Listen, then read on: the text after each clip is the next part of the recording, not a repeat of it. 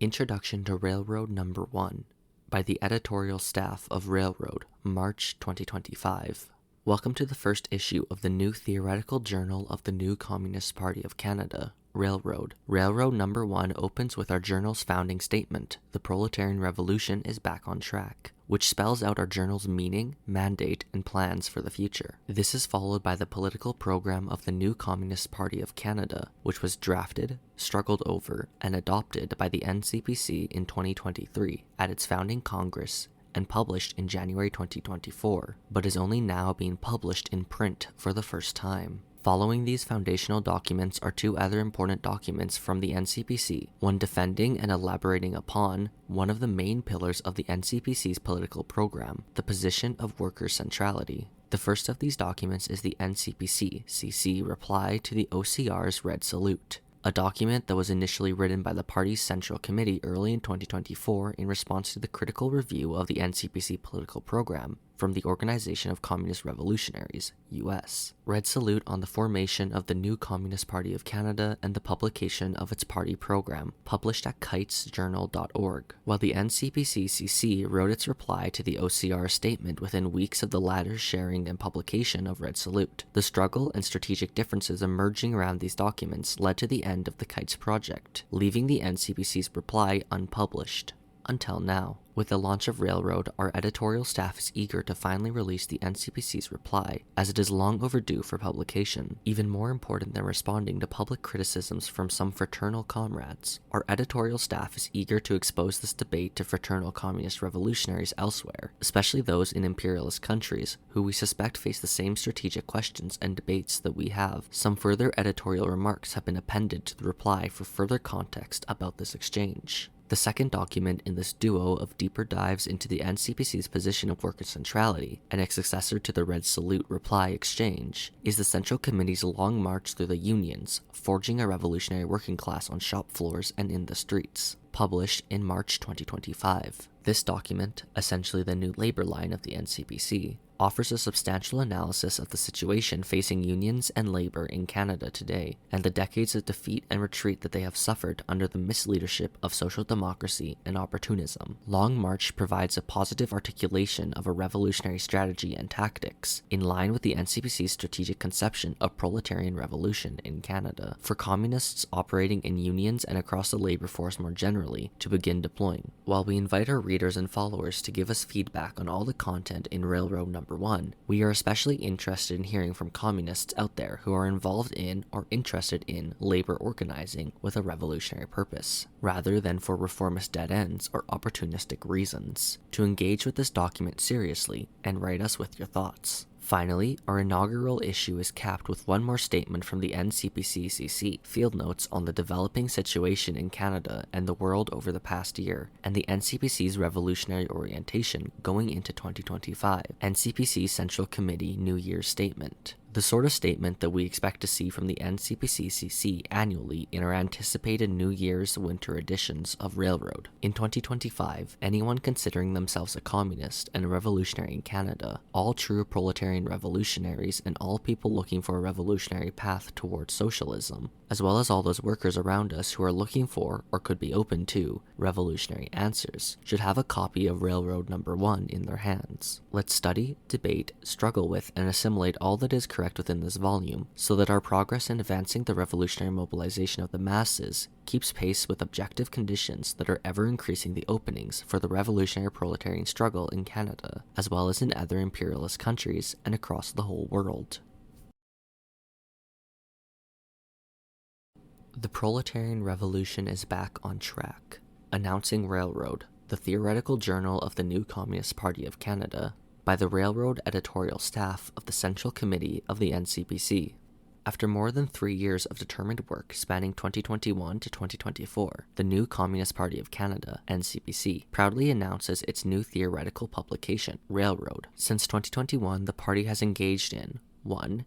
Regrouping and rectifying what remained of the collapsed Maoist party building organizations in Canada from the 2000s and 2010s. 2. Consolidating and training a new generation of proletarian revolutionaries. 3. Embarking on new political work among the masses. 4. forging the beginnings of a revolutionary strategy. And finally, 5. Drafting, debating, and adopting the political program of the new Communist Party of Canada, all of which came together in 6. The founding Congress of the NCPC in 2023. While we continue to consolidate and expand on this preliminary work, the party now sets an objective of further sharpening and broadening the theoretical and ideological tools that must be developed in order to advance proletarian revolution in this country. Hence, the NCPC mandates Railroad to assume the tasks of theoretical elaboration and ideological propagation for the party, with the dual aims of advancing a theory of proletarian revolution in Canada and raising a new generation of proletarian revolutionaries. Putting the revolution back on track.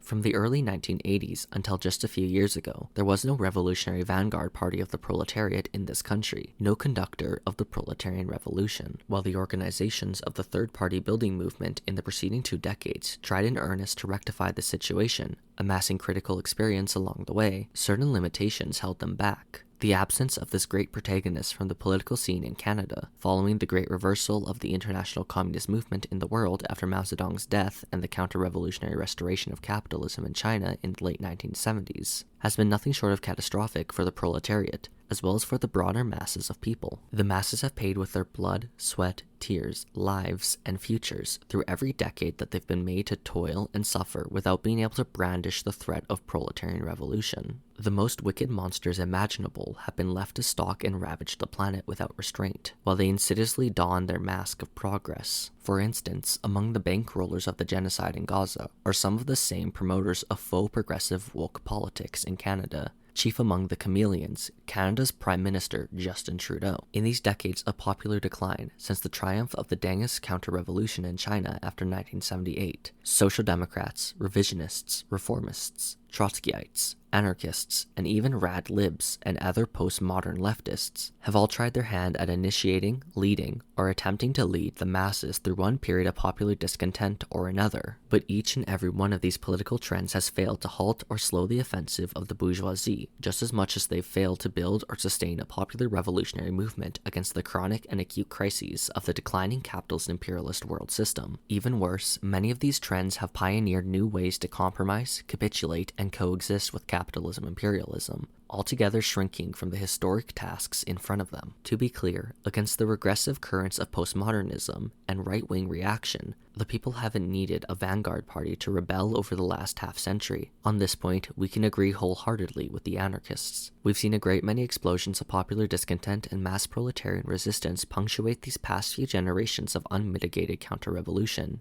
From the Mohawk uprising at Oka in 1990, not to mention subsequent militant native standoffs at Burnt Church, Ipperwash Provincial Park, and Gustafson Lake, to the anti-globalization protests of the late 90s and early 2000s, the resurgence of workers' labor militancy in recent years, and the great popular movement for the liberation of Palestine that has continuously filled the streets over the past year. The masses are propelled into spontaneous action, sometimes remarkably sustained and determined action, regardless of the presence or absence of viable class leadership and political direction. What the masses have needed and been without, however, is a vehicle to cohere and guide their movements into a scientific, strategic, and necessarily conscious revolutionary process. Such a vehicle is a genuine proletarian communist vanguard party, the only vehicle capable of navigating through the twists and turns, advances and retreats on the road to a proletarian-led popular seizure of power. Railroad lays the theoretical tracks for the NCPC to seriously and soberly take up such a monumental task.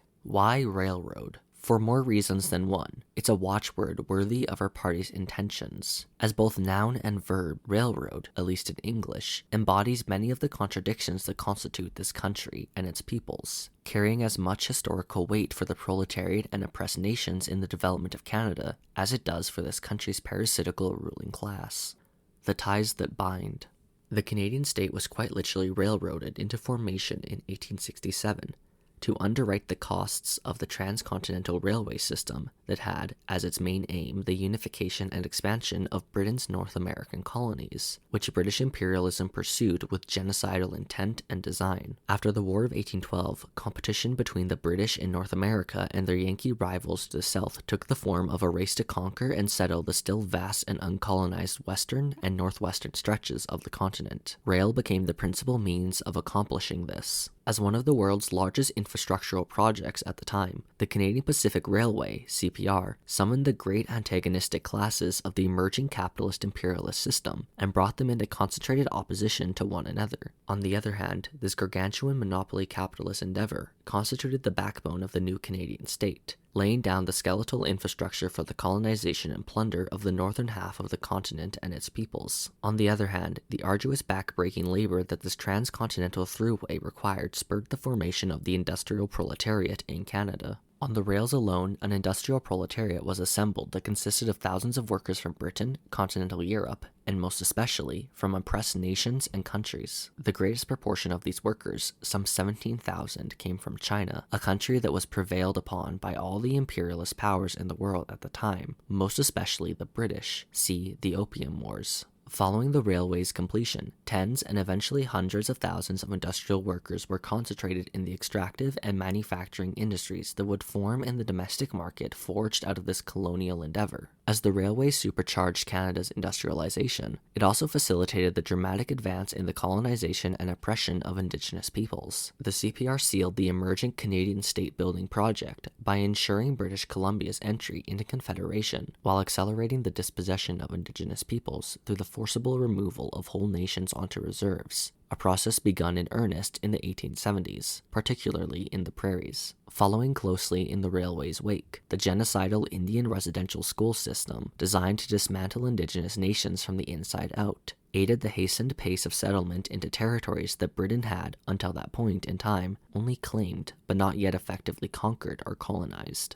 This transportation infrastructure proved decisive in facilitating the Canadian state's defeat of the Northwest Resistance of 1885, which it suppressed by deploying 5,000 militiamen, leading to the defeat of the resistance and the execution of its Métis leader, Louis Riel, among others. By comparison, the new Canadian state faced much greater difficulty in suppressing the Red River Resistance a decade and a half earlier, in 1869, in the time before the completion of the transcontinental railway system. Along with the colonization, confederation, and counter-revolution, of utmost concern for British financiers and the new Canadian bourgeoisie in the development of the transcontinental railway system was, of course, capital accumulation. Rail was then, and remains today, even if supplemented by the rest of Canada's logistics industry, a linchpin of Canada's extraction-heavy economy. Canada now ranks among the mineral and energy superpowers of the world, a feature of its economy that helped Canada clinch and maintain its status among the world's imperialist powers, albeit in the second tier, and locked in strategic alliance under the command of US imperialism. The navies are taking over. Yet, rail hasn't been the tool and weapon of the capitalist imperialist ruling class exclusively. As Marx and Engels famously wrote in the Communist Manifesto, the bourgeoisie raises its own gravediggers, but we could add that it also furnishes them with many of the tools and weapons necessary to dig the bourgeoisie's grave. Native rebellion in the country has shown us time and time again how vulnerable Canada's expensive and mostly unprotected inland logistics and energy infrastructure is to popular disruption. In early 2020, the Wet'suwet'en people rose in opposition to the Coastal GasLink liquefied natural gas pipeline that was being, well, railroaded through their unceded ancestral lands, sparking solidarity protests and blockades all across the country, including one very significant blockade by the Mohawks of Tyendinaga on the CN Rail. Other popular resistance movements in recent years have also deployed the tactics of taking to the rails and roads in protest. We are thinking of the rebellious young people in Malton, a proletarian region of Mississauga, just west of Toronto's Pearson International Airport, who in June 2020 blocked a railway, a major intersection, and almost took over a highway in the wake of Peel police shooting to death a mentally distressed older man, Ijaz Choudhury, as well as those rail and road blockades and disruptions organized by the popular movement in support of the liberation of Palestine and against the genocide in Gaza. Tracing back further in Canadian history to a time when the proletariat was led by a revolutionary vanguard, there was also a time when workers took to the rails with an equally insurrectionary zeal, not with blockades, but in boxcars. In 1935, after months of unemployed workers protesting the deplorable conditions in Canada's labour camps, the euphemistically named unemployment relief camps, The communist-led Workers' Unity League upped their ante with their On to Ottawa trek. The trek was a bold tactical escalation in the proletarian struggle of unemployed workers at the time, one that saw over 1,000 workers commandeer freight trains in Vancouver on June 3, 1935, with the intention of converging thousands of militant workers onto Canada's capital. Despite failing to reach Ottawa, the trek furnished the proletariat in Canada with invaluable experience in confronting the Canadian state. What the sum of these examples reveal is that people's struggles in this country, time and time again, continue awakening to the historical necessity of coercing our class enemies, railroading them into submission. This is a vulnerability that the Canadian state and its repressive apparatus knows very well and has been working to mitigate in recent years. Off the rails.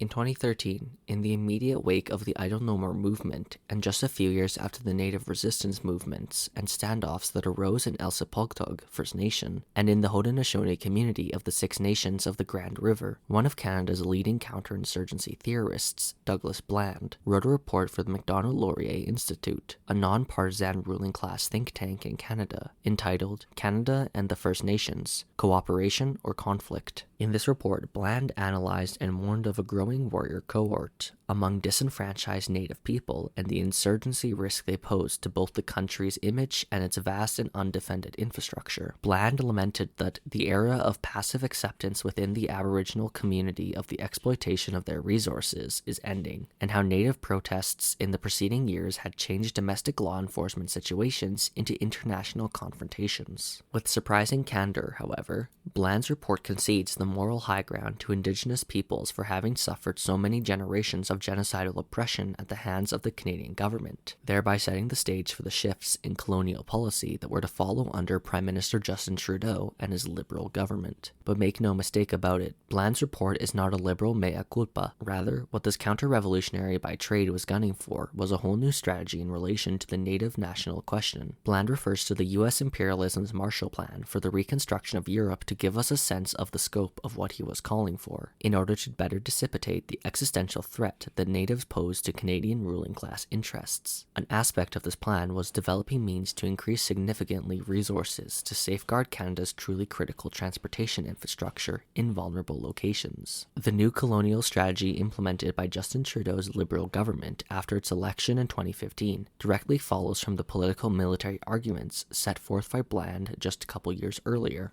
Many activists in recent years have become more aware of and condemned the blood-soaked and brutally constitutive component of Canadian history that the railway has amounted to. But what the postmodern influenced among them fail to apprehend, however, is that forces of production are not moral categories or mere symbolic representations. We communists, by contrast, as dialectical and historical materialists, fully agree with what the highest echelons of the regime of preventative counter-revolution in this country conveniently admitted to us in Bland's report: the great liability that exists for the bourgeoisie, and the great opportunity for the proletariat and oppressed nations, in the vast infrastructure that has been press-ganged into existence. However, that strategic possibility will not be realized by one section of the people or another rising in isolation. The demographic reality of this country and its interspersed multinational character, as the political program of the NCPC argues, require that the multinational proletariat act in unison if we are to overthrow the imperialist bourgeoisie, rather than just making a moral show of force from time to time that only mildly inconveniences the bourgeoisie. Both the native and non-native proletariat and popular masses in this country have given us a history replete with resistance that we can and must draw upon and learn from if we are to orchestrate the multinational revolutionary unity of popular forces that will be required to conquer proletarian revolution. In this spirit, we must not overlook the tracks of multinational unity already embedded in this continent, in spite of reactionary efforts to rewrite this people's history. In the 19th century, hundreds of thousands of enslaved Africans fled slavery in the U.S. South via the Underground Railroad, a network of safe houses enabling escaped slaves to make their way to emancipation in northern states across the Dixie Line. Escapees often traveled at night, following the North Star for guidance from one safe house to the next. Tens of thousands of escapees traveled further and made Canada, or what would become Canada, their final destination. This chapter of solidarity and struggle against exploitation and oppression is remarkable, not only for its role in liberating 500,000 Africans from human bondage in the US alone, but also for the historic part it played in hastening the demise of that hideous institution from the US, the hemisphere, and the world. As with that revolutionary underground movement for liberation, ours too follows a North Star, the North Star of communism, that beacon of total human liberation, which guides us on the tracks of proletarian socialist revolution. To put it all together then, Railroad's editorial line will be guided by the two main tracks of the NCPC's political program, worker centrality and the multinational socialist confederacy, orienting us to the task of liberating both the forces of production and the exploited and oppressed masses who are currently trapped and contained by the prison house of nations that presently constitute capitalist imperialist Canada. Immediate plans for Railroad.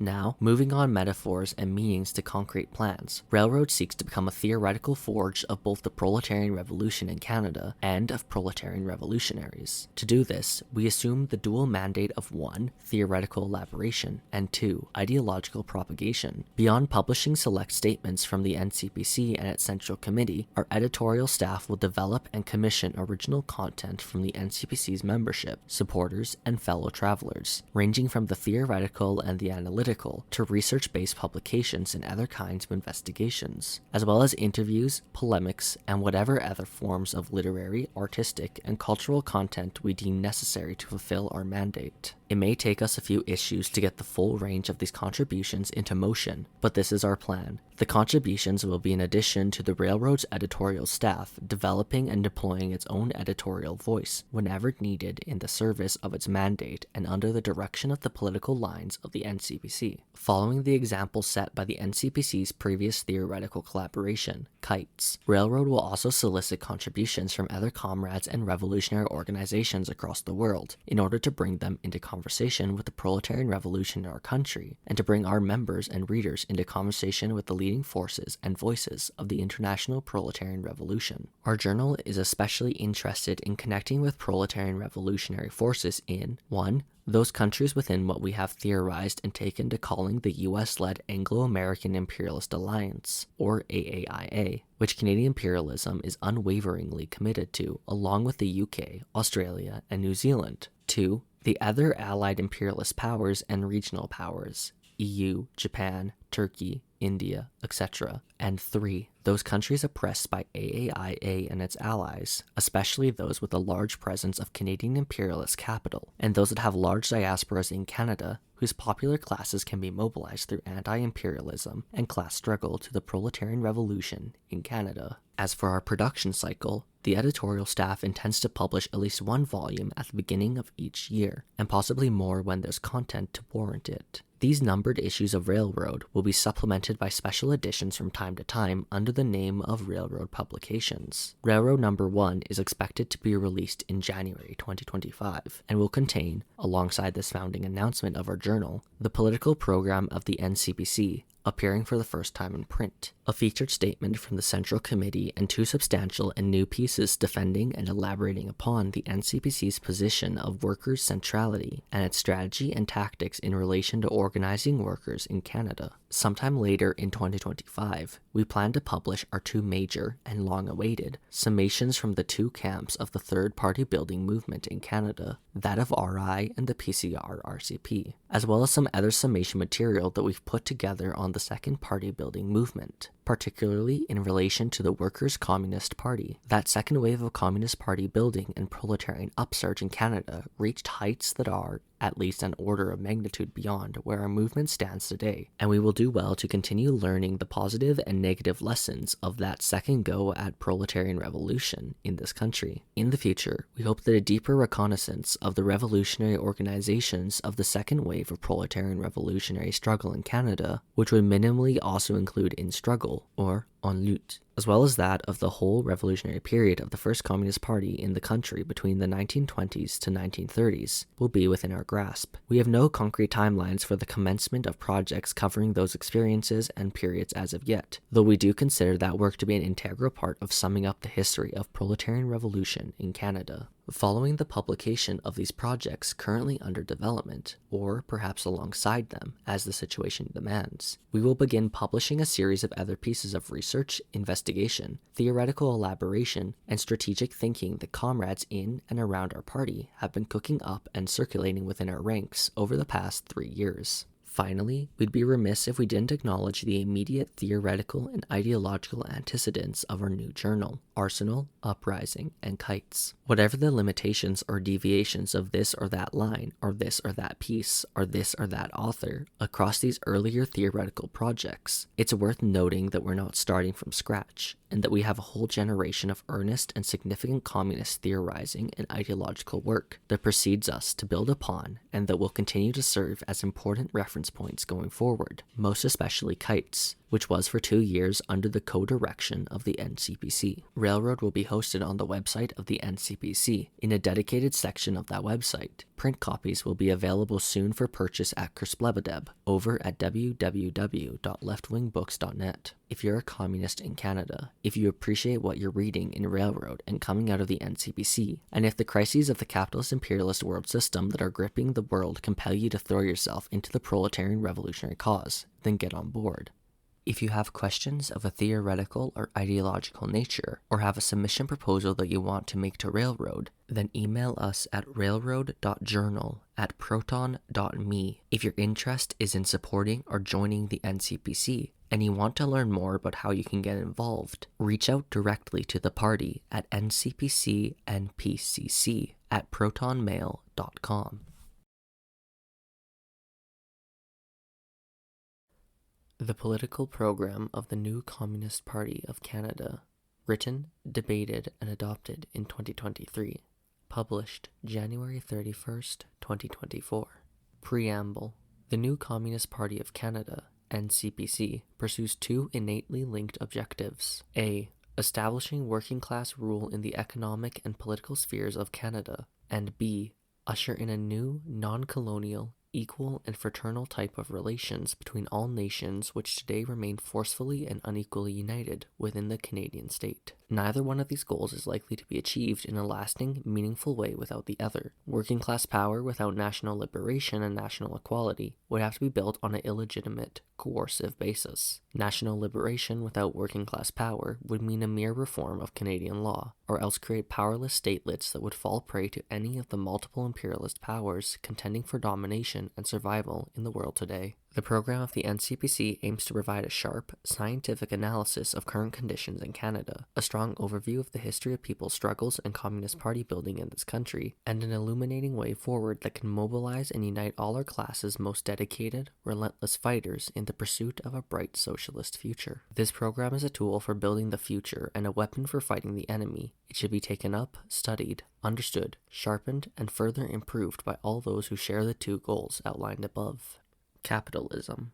We are living in an epoch that has seen a far-reaching, though temporary, triumph of capitalism. Capitalism is a mode of production based on the private ownership of the means of production, factories, tools, land, infrastructure, in the hands of a small elite owning class, capitalists. Virtually all production under capitalism is commodity production, that is to say, production for the sake of exchange on the market, producing commodities with the sole purpose of selling them in the market and realizing a profit, thereby accumulating an ever greater quantity of wealth. Capital accumulation is the only purpose of all production under capitalism. In order to produce commodities, however, the capitalist must exploit the labor of the vast swaths of the world population that own nothing and have nothing to sell except their labor, since the use of the highly developed means of production available today requires collective labor. Thus, wage labor becomes the generalized form of exploitation and of extracting surplus value from the workers. proletariat. Capitalist relations of production have prevailed the world over, even in those regions where pre-capitalist relations of production have been maintained. These relations have been subsumed and integrated into the world capitalist economy. Capitalism relies on and continuously creates two main classes: the proletariat or working class, and the bourgeoisie or capitalist class. The proletariat, dispossessed to various degrees, is forced to either work for the capitalist benefit or fall into abject poverty and death. The capitalist class, in order to remain viable, must continuously expand its operations and compete with itself. The proletariat could very well use the means of production and run society as a whole on its own. It does not need the bourgeoisie. It can work by itself, for itself, to fulfill all its needs. Schematically, this is what creates the potential for socialist revolution. Such a revolution, however, must contend with the vast apparatuses that the bourgeoisie has put in place to protect its property and its status and maintain rule. Imperialism. We presently live in the era of modern imperialism, the highest stage of capitalism. In this era, the immense concentration of production has led to the domination of the markets by huge monopolies, cartels, and syndicates, signaling the closure of world markets and the end of the free competition stage of capitalism. The large concentration of production and capital has led to the merger of bank and industrial capital, giving rise to finance capital and consequently a new parasitic section of the monopoly bourgeoisie, the financial oligarchy, which has overwhelming control over the political and economic spheres of life. The concentration of capital leads to overproduction and surplus capital, which must be invested abroad in order to remain profitable. Thus, the export of capital, as distinct from the export of commodities, gains considerable importance in the present imperialist stage. This drive to export capital inevitably leads to the division of the world both among the monopolies in the economic field and among a few countries, the imperialist great powers, in the political, military field. The monopolies and the imperialist states which represent them politically and serve as their purveyors of brute force are engaged in a never-ending struggle to continuously redivide the world among themselves, with each faction of monopoly capitalists and state powers aiming to come out on top as the dominant, hegemonic power. This struggle for the redivision of the world is always playing out in economic, political, and diplomatic ways. Often, this rivalry carries out into actual military confrontations. As the world economy faces pressure from climate change, pandemics, and natural disasters, all either provoked or made exponentially worse by capital's imperialism itself, and as new great powers are entering the fray, confrontation between rival imperialist camps becomes more likely and more intense. These clashes between the contending imperialists are the cause of the displacement of hundreds of millions of people who have left their home countries for no reason other than trying to climb out the poverty imposed on much of the world, or trying to escape war and simply survive, who then end up packed into camps or slums, and are subject to abject exploitation if they do ever reach their promised land. When the struggle to redivide the world takes the form of open conflict, it kills and maims tens or hundreds of thousands of working class people. When these inter-imperialist conflicts blow up into a world war, as they did twice in the 20th century, tens of millions perish, and such a war today between two or more of the imperialist great powers would, by reason of their nuclear stockpiles, pose a direct existential threat to human civilization as a whole. The imperialist world system is, in short, an unmitigated disaster which we must get out of and do our utmost to stop. The powerful and economic forces which endeavor to preserve this system and to prosper within it are the greatest criminals of human history, their hands stained with the blood of hundreds of millions. Caring only about their profits and the supremacy of their social class, they are jeopardizing the future of humanity itself and condemning the coming generations to untold suffering if they are not stopped. The great powers and the periphery. All in all, there are four imperialist great powers in the world today. They are divided into two groups: the new, up-and-coming great powers and the old, well-established ones. The two new great powers are China and Russia, formerly socialist countries which were under working-class rule for many years, only to have the bourgeoisie take back power and return to the capitalist path. Russia re-entered the capitalist path with only a limited area of influence among former Eastern Bloc countries. Russia is a great military power, but its economic power relies mainly on a small number of energy sector monopolies and on a modest periphery of Eastern European and Central Asian countries, where its monopoly finance capital is being challenged by European and American capital's ever-encroaching influence. Russia aims to consolidate and expand this area of influence in the face of Western challenges to it, and is therefore willing to commit to military action. China, a formerly colonized country, re-entered the capitalist path with virtually no foreign holdings. China is both an economic and a military powerhouse, but it is still in the process of shedding its former role as the factory of the world, asserting its new role as a full-fledged imperialist power, and moving to build up its influence in many areas, notably Southeast Asia and Africa. It is therefore still wary of open confrontation, though it is visibly preparing for it. Russia and China are neither the evil totalitarian great powers of the world as liberals and reactionaries would have us believe, nor are they some kind of alternative to Western imperialists. Rather, they are merely up-and-comers challenging the established masters of the world for supremacy and economic dominance. The old, well-established imperialist blocs are the European Union, EU, and the Anglo-American Imperialist Alliance, AAIA, often referred together as the Western imperialist powers, but we should note the competing interests among them. The European Union is a supranational union of former European colonial powers, headed by Germany and France. It is dominated by powerful monopolies and relies on an internal periphery in southern and eastern Europe, and on a neo-colonial relationship with its former colonies and other peripheral countries. Militarily, however, it is divided, used as a staging ground by US troops, mainly in Germany and Italy, and is relatively speaking less powerful overall than the three other great powers. It is, therefore, like China, wary of open conflict. The AAIA is the main imperialist alliance in the world today, a loose alliance of powerful countries coming out of the former British Empire and consolidated around the United States of America, US, after its emergence as a hegemonic power following the end of World War II. The leading power in this alliance is the US, followed by the United Kingdom and Canada. Its next few layers include other regionally powerful countries that have been in close alliance with the AAIA over many decades, such as Australia, New Zealand, Israel, and Saudi Arabia, the last two being largely propped up by the AAIA as outposts of its imperialist policy in the Middle East. Japan, one of Asia's two major imperialist powers, is also closely associated with this alliance and serves as a forward military base of US imperialism. The AAIA is the political expression of the main monopolies in the world today. It holds sway over key transnational institutions, the UN, NATO, the World Bank, the IMF, the Commonwealth, etc., and it maintains its own central institutions, such as the Five Eyes global mass surveillance system. As the main imperialist bloc, it stands to lose the most from the rise of new great powers and imperialist competitors, hence its active and open preparation for military confrontation with Russia and China, while trying to consolidate its alliance with the EU. Under these four main great powers, there are lesser imperialist or sub-imperialist regional powers, certain non-EU European countries, certain developing powers such as Brazil, India, or Turkey, etc. Such countries are to various degrees beholden to the main imperialist powers, while also pursuing their own interests and attempting to become major players in their own right. In doing so, they usually exert influence over and dominate small areas of influence, usually made up of neighboring countries. One example being India's influence over Nepal. Regional powers and major satellites of the main imperialist powers fall into this category. Below all the above, we find the oppressed countries and nations of the world. When the world is being redivided, the great powers are doing the dividing, and these countries are being divided, because their resources and their people's labor power is absolutely necessary for the imperialist system to survive. They form the absolute majority of all countries, and their subordination is key to the imperialists' continued power. Their local ruling class either collaborate with one great power or another, or else they try to carve out some limited measure of independence by slipping into cracks between the powers' areas of influence. Some of these countries are fully capitalist,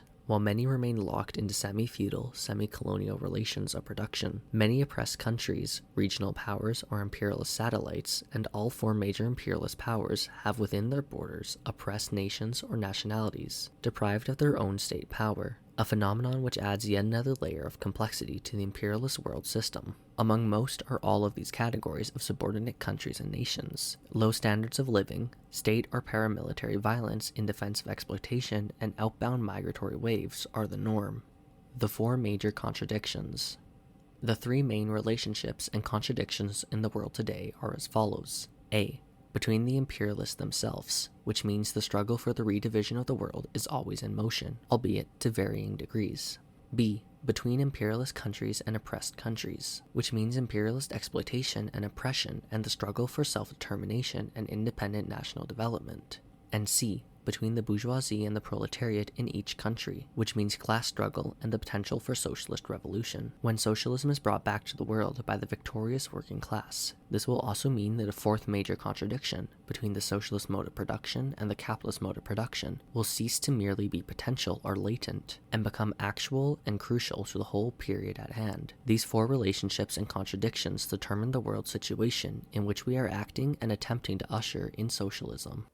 Canada in an imperialist world. As we have stated above, Canada is an integral part of the AAIA. It is a fully fledged, though relatively small, military and economic partner of the US and the UK. Militarily, Canada maintains a fairly small, fully professional army that is, by its own admission, specialized in counterinsurgency, for reasons both international and domestic, as we shall see. While Canada is no heavy hitter, it has, since its founding, been a subordinate to the lead power in the AAIA, which has been the US since 1945. Despite its attempt to portray itself as a peacekeeper and its infrequent but highly theatrical and wholly disingenuous withdrawals from a select few AAIA military initiatives, Canada is closely integrated with the AAIA military apparatus. It is committed to the AAIA as a military alliance aimed at containing, defeating, or eliminating the up-and-coming new imperialist powers, as well as thoroughly invested in NATO as the organizational expression of this military alliance. Economically, Canadian monopolies benefit from the AIA's World Economic Network to rack up profits abroad. Canada is home to major institutions of imperialist monopoly finance capital, namely the Big Five Canadian banks. Along with significant foreign holdings in manufacturing and logistics, Canada specializes in resource extraction, particularly in the mining and fossil fuel sectors. Canadian mining monopolies such as Barrick Gold,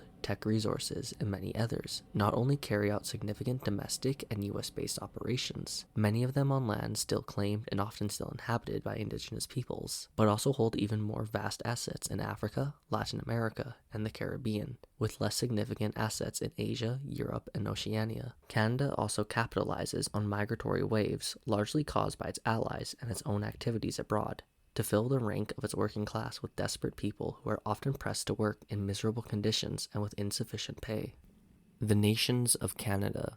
Canada is not a nation-state. It is a country firstborn of the earliest waves of European colonization and consolidated through the process of the development of capitalism imperialism. There is no single Canadian nation. Instead, within its own borders, Canada constitutes a vast territorial empire, a prison house of nations that has been built on the violent oppression of indigenous peoples, and which still deprives francophones and various other national minorities of certain national rights. This empire was built over a half-millennium of colonization and territorial expansion, driven first by the struggle between France and England for the division of the so-called New World, and later by the Canadian bourgeoisie's need for new economic frontiers. This process started with the establishment of the French colony of New France. It continued with conquest by the British Empire and the annexation of neighboring British colonies. It went into high gear with Confederation in 1867 and the following westward expansion. Canada only assumed its current shape in 1949 upon the absorption of the British colony of Newfoundland. Even to this day, the Canadian ruling class is working to consolidate its grip on the Indigenous majority, resource-rich North. The gradual expansion of Canada under the bourgeoisie's rule has created a situation where some nations are openly, violently oppressed and denied their collective rights, while the proletariat of all others are subjected to the ruling class's power and whims. The people of modern-day Canada can be divided into two distinct categories in two different ways. The first of these divisions consists in separating the historical national groups of Canada from the national minorities stemming from recent immigration. The historic groups are historically anchored in more or less delineated territories, with shared languages and usually a common economy, forming stable national minorities and full-fledged nations.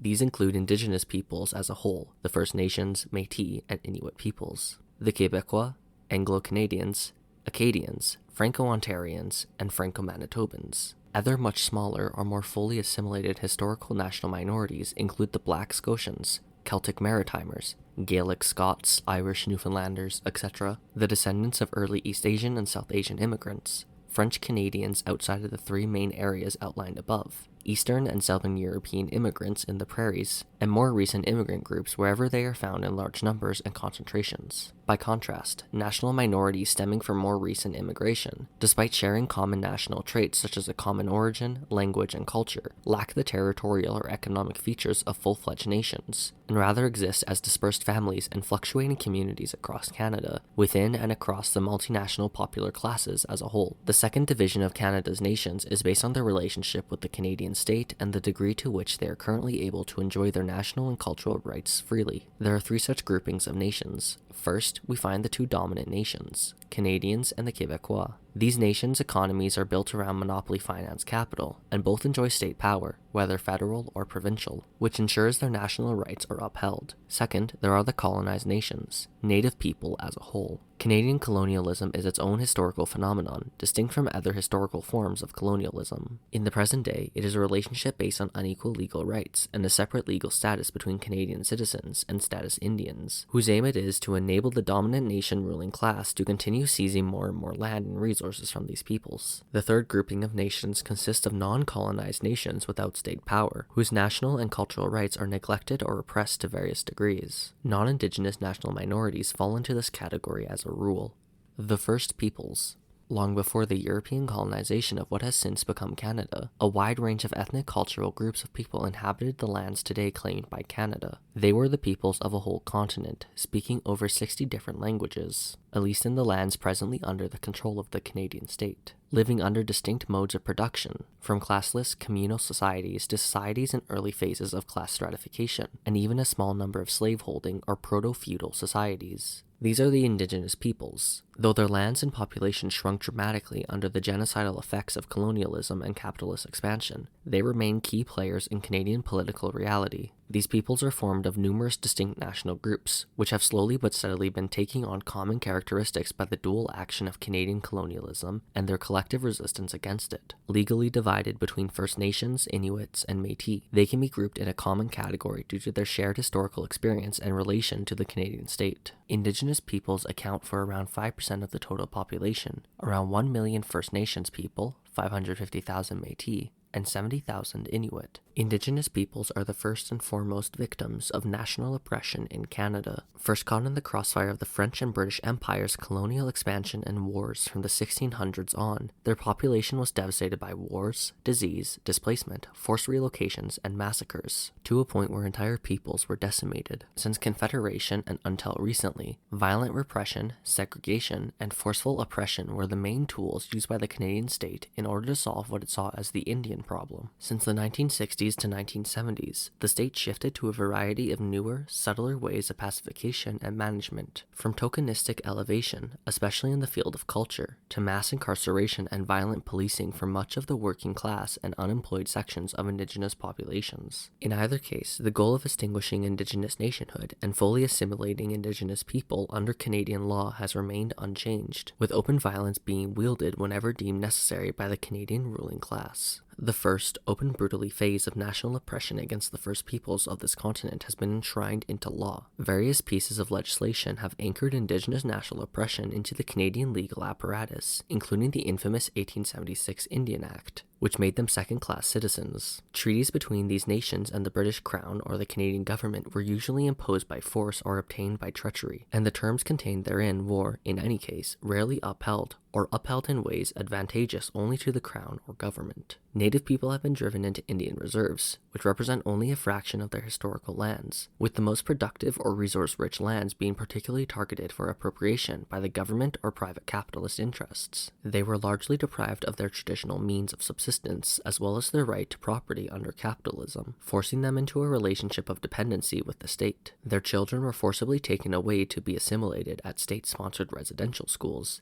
operated by the major churches, where many thousands died, making these schools slogans of killing the Indian and the child terrifyingly literal. These facts paint a grim picture, that of a full-fledged genocide orchestrated by the Canadian ruling class and state in order to appropriate lands and resources, by trampling whole peoples underfoot in their march toward ever-growing profits. Today's new, more democratic phase of national oppression may be less openly violent, but it serves the same purposes as the earlier one. Despite the huge gestures of reconciliation that have been promulgated throughout Canada since the election of Justin Trudeau in 2015, by virtually all levels of government and a wide swath of the Canadian bourgeoisie, Indigenous peoples are still denied their right to self-determination. The Canadian ruling class's policy in the last few decades since the release of Pierre Elliott Trudeau's 1969 White Paper remains full assimilation. In trying to achieve this, the Canadian state uses new land agreements as attempts to municipalize reserves and Indigenous governance while employing armed forces to quell any national struggles that resist this assimilation agenda. The Canadian ruling class is a world leader in hypocrisy, which it has elevated to never-before-seen heights. The discrepancy between standards of living between Indigenous people and non-Indigenous Canadians remains severe and is characterized by limited access to education, faulty infrastructure, often including a lack of resources as fundamental as clean drinking water, unemployment, generalized poverty, sky-high suicide rates, 8 times higher than the national average, disproportionate rates of imprisonment, etc. Moreover, the Canadian ruling class's colonial tactics have created a new barrier to Indigenous national liberation, the emergence of a comprador Indigenous bourgeoisie aligned with the Canadian monopoly bourgeoisie. This growing class, which wields disproportionate influence in the official institutions, is an important colonial tool to sow division and tame popular resentment. Lower in the pecking order, an Indigenous petty bourgeoisie and intelligentsia have also been fostered by the state as part of its counter-revolutionary strategy. The revolutionary camp will have to cautiously navigate in building a class alliance that unites the broadest interests of the Indigenous peoples, while isolating and struggling against these new reactionary classes. Indigenous national struggle in Canada faces a series of serious dilemmas. The unequal, often fraudulent treaties which make up a large part of Canada's legal framework for dispossession of these peoples are also the one barrier preventing them from losing their remaining lands and resources. The infantilizing segregationist Indian status, which sets them apart from, and puts them below, Canadian citizens is also the only thing at present holding back the complete extinguishment of their nationhood under the existing laws. The cultural traditionalist forms of struggle, which are often used to affirm their distinct rights and oppose foreign encroachment on their lands, are insufficient for them to acquire true sovereignty, or carry out all-round national economic development and achieve emancipation from the Canadian state and Canadian monopolies. The only way to cut the proverbial Gordian knot is for the Indigenous national struggle to link up with the proletarian struggle for socialism in overthrowing the extant Canadian state. Once it is overthrown, new agreements can be reached over the use of land, resources, and their sharing between nations. True sovereignty can be enshrined in a new multinational constitution. This sovereignty can ensure full, distinct national rights without the need for any Indian status, which would be replaced by full citizenship in a sovereign nation. Full independence can be achieved by those nations who want it and have the resources needed to sustain it. Self-directed economic and social development will allow the First Peoples to move forward into a non-colonial future, rather than trying to defend what few shreds remain of their pre-colonial past. Native cultures will find a second wind under conditions of political freedom and economic development. This is the path that has been followed by oppressed and colonized peoples the world over, and it is high time for it to finally reach North America and tear up the two imperialist monsters from inside out. The New Peoples. The colonization of North America by the British and French has transformed the national landscape of the continent, destroying and displacing hundreds of distinct indigenous peoples and giving birth to new, full-fledged nations. Unlike many historical colonial societies, the British Raj in India, French Algeria before the Algerian Revolution, and many others, the colonizing nations of Canada have developed into genuine nations with ruling and working classes of their own. They now make up the vast majority of the Canadian population, and their proletariat is today the main force for socialist revolution in this country. These new peoples of North America comprise the nations of Quebec, English Canada, Francophone and other historical minority groups, and immigrant national minorities. The Quebecois are one of the two dominant nations in Canada, numbering around 7 million people and forming the vast majority of the population in the province of Quebec. Though sharing common origins with other French Canadians, the Quebecois have developed into a distinct nation, which has only language and some cultural elements in common with them. Following their conquest by the British, the Quebecois people suffered varying degrees of national oppression and were deprived of linguistic and cultural rights. For a long time, their economy was dominated by the Anglo-Canadian and U.S. monopoly bourgeoisies, with the countryside stuck in anachronistic semi-feudal conditions. Beginning in the 1960s,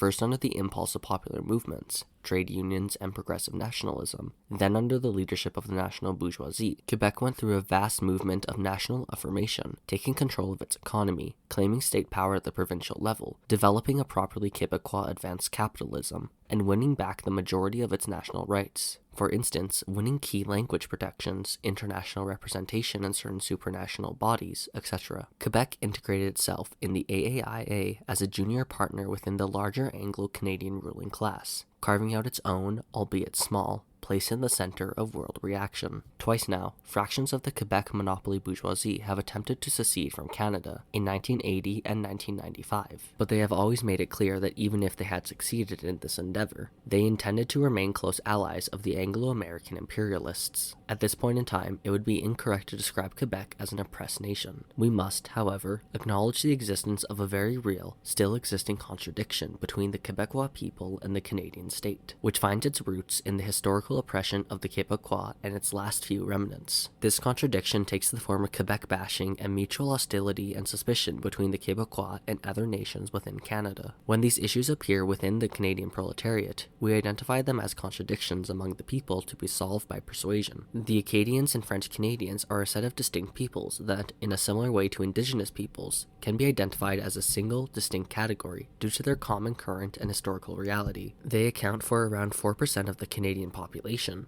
or 1.1 million people, 300,000 Acadians in the Maritimes, most of whom are located in New Brunswick, and 800,000 French Canadians, mainly in Ontario and Manitoba, with much smaller groups elsewhere in Western Canada. All of these groups constitute national minorities within their respective provinces. Acadians have historically suffered from the highest degree of national oppression ever faced by non-Indigenous people in Canadian history, undergoing a mass deportation during the events known as the Grand Dérangement from 1755 to 1763, during which around a third of the Acadian population died in shipwrecks, famines, and massacres, and from disease. For a long time they suffered from severe inequalities in development, which were, however, considerably reduced over time. Unlike the Quebecois, Acadians have to this day never developed a properly Acadian advanced capitalism or national state power, even at the provincial level. French-Canadian historical minorities spread through the country first by settling in, as yet non-colonized areas, before Confederation, and later through internal migration. They were once significant minorities in most provinces, but ongoing processes of assimilation have gradually chipped away at them, eliminating their national distinctiveness in some areas and restricting their cultural and linguistic rights everywhere outside of Quebec. Today, they are mostly present in a few areas of Ontario and Manitoba, with much smaller communities surviving elsewhere in the country. Both Acadians and French Canadians still face cultural and linguistic inequalities. French-speaking minorities struggle to access basic services in their own language, a reality which hinders their fulfillment and possibilities for social ascension. For French Canadians and Acadians outside of New Brunswick, the danger of total assimilation remains very real. Anglo-Canadians, the Canadian nation, now make up slightly less than 50% of the total population. They are the largest national historic group and the main dominant nation in Canada, though its dominance and Canada's official policy of multiculturalism make it easy to imagine that it is not a nation at all. It nonetheless possesses all the characteristics of a nation: a common territory, language, economic life, and culture. Our tasks as communists is to recognize it as a nation equal to all others, and to bring forward the deeply buried progressive and revolutionary strands in its history and contemporary life. Tracing its roots to the old British colonies and the loyalists fleeing the American Revolution, the Anglo-Canadian nation was shaped and constantly reshaped by mass migration, first mainly by settlers and immigrant proletarians from the British Isles, principally Irish and Scottish people, or elsewhere from Western Europe and the US, including many black people, then from Eastern and Southern Europe, as well as Asia in the early and mid-20th century. Nowadays, the Anglo-Canadian nation is once again being reshaped by mass migratory waves, mainly from Asia, but also from Central and South America and Africa. Quebec, as the other dominant nation of Canada, is also evolving in a similar way. English Canada has historically been dominated by Ontario and its ancestor, Upper Canada, with massive differences in development geographically. The Greater Toronto Area in southern Ontario remains by far the most populous and economically developed region in Canada, and the stronghold of Canadian finance capital. The Atlantic provinces, as well as many rural regions throughout the country, such as in the prairies, remain relatively poor and underdeveloped. In addition to this, in every Anglo-Canadian region, from major metropolitan areas to flyover country, it is crucial to draw a clear distinction within the Anglo-Canadian population between the working class and the ruling class, since their ultimate interests are completely at odds with each other. The unity of the Canadian nation must be broken along class lines if we hope to ever rebuild this country on new foundations. Contrary to the historical constituted national groups mentioned above, national minorities stemming from recent immigration exist as more dispersed and fluctuating communities. They nonetheless exert significant influence on the national landscape. Nowadays, over 20% of all Canadians are people who were born abroad, a number which has varied over time but has always remained relatively high. An additional 22% of all Canadians were born to immigrant parents, bringing those belonging to immigrant families to nearly half of the total population. The ruling class uses immigration in order to 1. Shift the balance around the national question, 2. Constantly replenish and recompose the proletariat as a more docile and exploitable force that sees itself as a people with few to no rights, and 3. A source of economic added value, as immigrants arrive ready to sell their labor power, having been raised from childhood and educated elsewhere and at others' expense. Starting from the 1960s under Pierre Elliott Trudeau, the Canadian ruling class has muted its former national doctrine of Orangism, Anglo-Protestant supremacism, and replaced it with an official policy of multiculturalism, which consists broadly of importing a whole world of bourgeois and petty bourgeois immigrants from the oppressed countries, sprinkling them across Canadian society and elevating enough of them into the political, cultural, and intellectual superstructure of Canadian society to be able to present the colonial and imperialist regime to the masses as some kind of never-before-seen multicultural wonderland. For the immigrant proletariat, however, things are not so promising. Various administrative and legal barriers can leave them stranded in the lowest layers of the proletariat, facing segregation, imprisonment, deportation, and exploitation, and living in inhumane housing conditions. Among the ruling class's most devious methods for exploiting working-class immigrants are the various temporary immigration programs, which have been growing over the past couple decades and have massively increased in the 2020s, surpassing the annual number of permanent residencies granted. Temporary foreign workers, under various forms of work permits, often lack basic democratic rights, such as the right to mobility and to change employers, or access to social programs and assistance. Once, these programs were targeted only to a few specific industries, agriculture being one of the most important. Now, new industries, restaurants, construction, logistics, food processing, etc., make increasing use of them, and temporary foreign workers are increasingly pushed to work in faraway areas to increase the population and maintain the economic output of small towns and rural areas. Rampant with human trafficking, fraud, and other formerly illegal yet tolerated forms of abuse, the temporary foreign work programs have more and more become akin to a modern-day form of slavery. The workers escaping these systems fuel the constant mass of non-status immigrants, who have no legal rights at all and are subject to even worse forms of oppression and exploitation. A new Canada.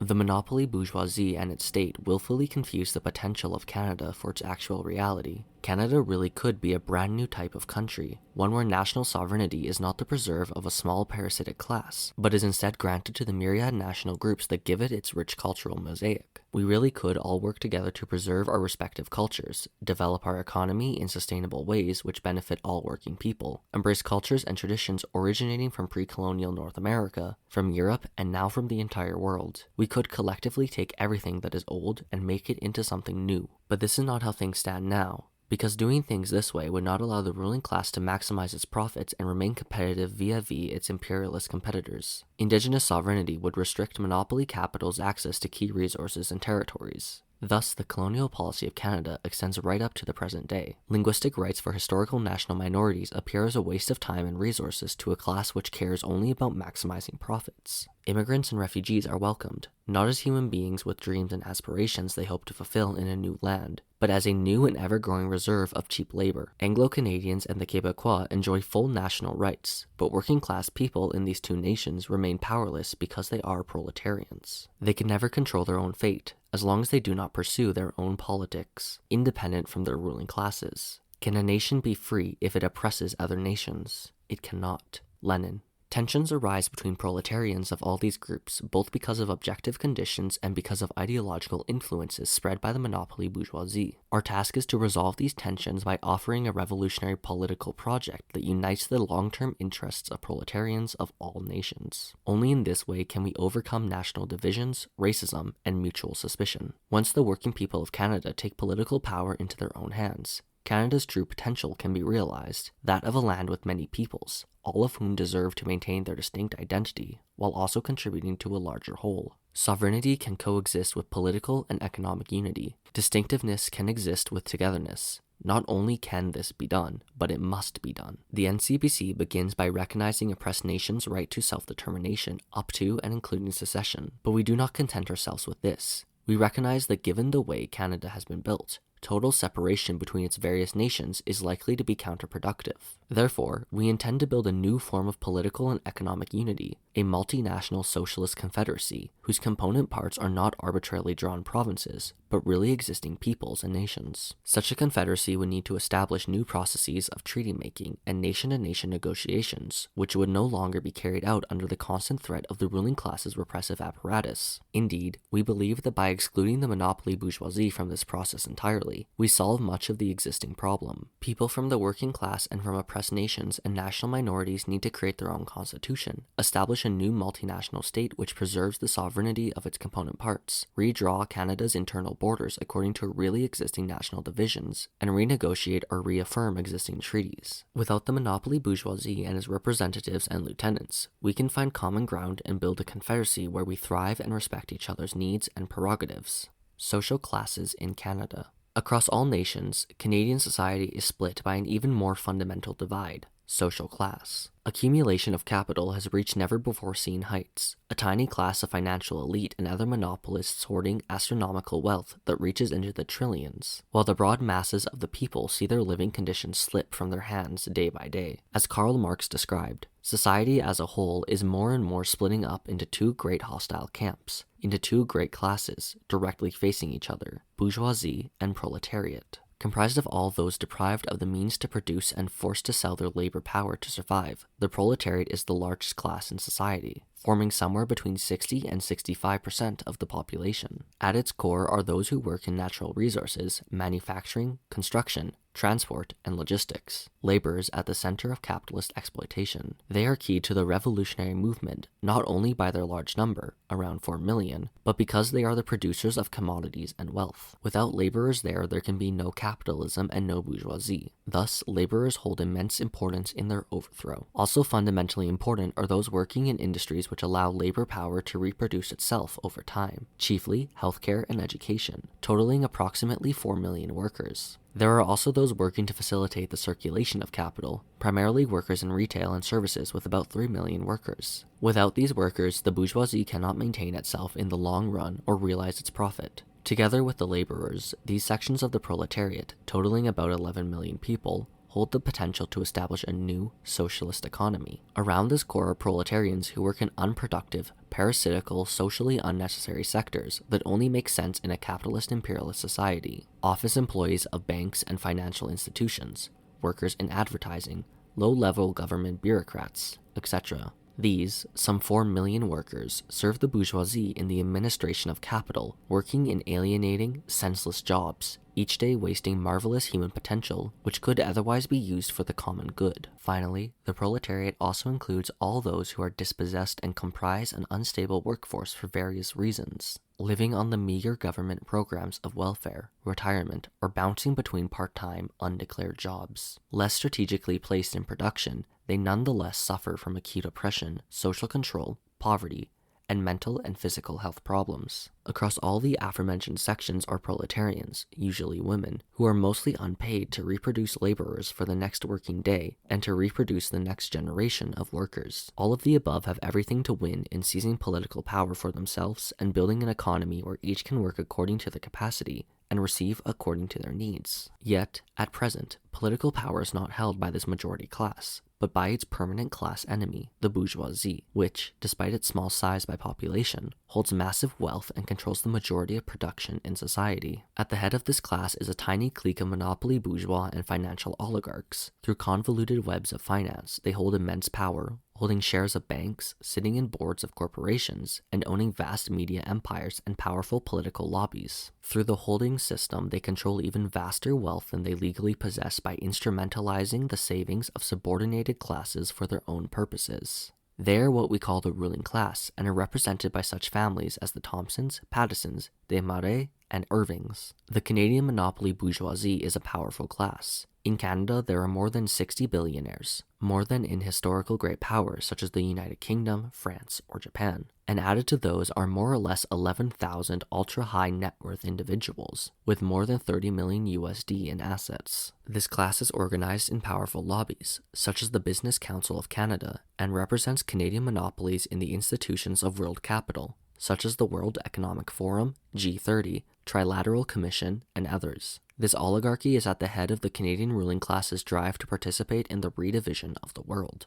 Below them is a much vaster section of the bourgeois class, those who own means of production and exploit labor power, but not to the extent of monopolies, within which we can count minor industrialists, small shareholders with no ensuing decision power, and the whole array of small and medium-sized business owners. They are a significant class in Canada, representing about 5 to 10% of the total population, and serving as the main base for the open ideological and political defense of capitalist free market policies. Also part of the bourgeoisie are the lieutenants of capital, who have amassed their wealth on indirect exploitation by serving as intermediates, senior managers, major technocrats, ideologues, and politicians, working in defense of bourgeois class interests for the bourgeoisie. They are those who lead the state-owned monopolies and government ministries, those who act as the upper executive structure of large corporations, as well as those hired to protect capital, such as non-rank-and-file policemen and soldiers. Though the middle bourgeoisie and the lieutenants of the bourgeoisie hold less power than the financial oligarchs, they often appear as the front line or most immediate enemies of the proletariat on the field of economic and political struggle. As a whole, the bourgeoisie can be described as the class accumulating wealth within the present capitalist imperialist system. They are the ones profiting from, directly and indirectly, the exploitation and suffering of the world's majority. Between the bourgeoisie and the proletariat lies a vast, oscillating class, the petty bourgeoisie, numbering around 25 to 35% of the total population, but who are difficult to quantify precisely. Neither exploiter nor exploited, the petty bourgeoisie is comprised of a diverse array of middle-class positions within society overall, including the self-employed and family small business owners, as well as salaried professionals with considerable control over their work.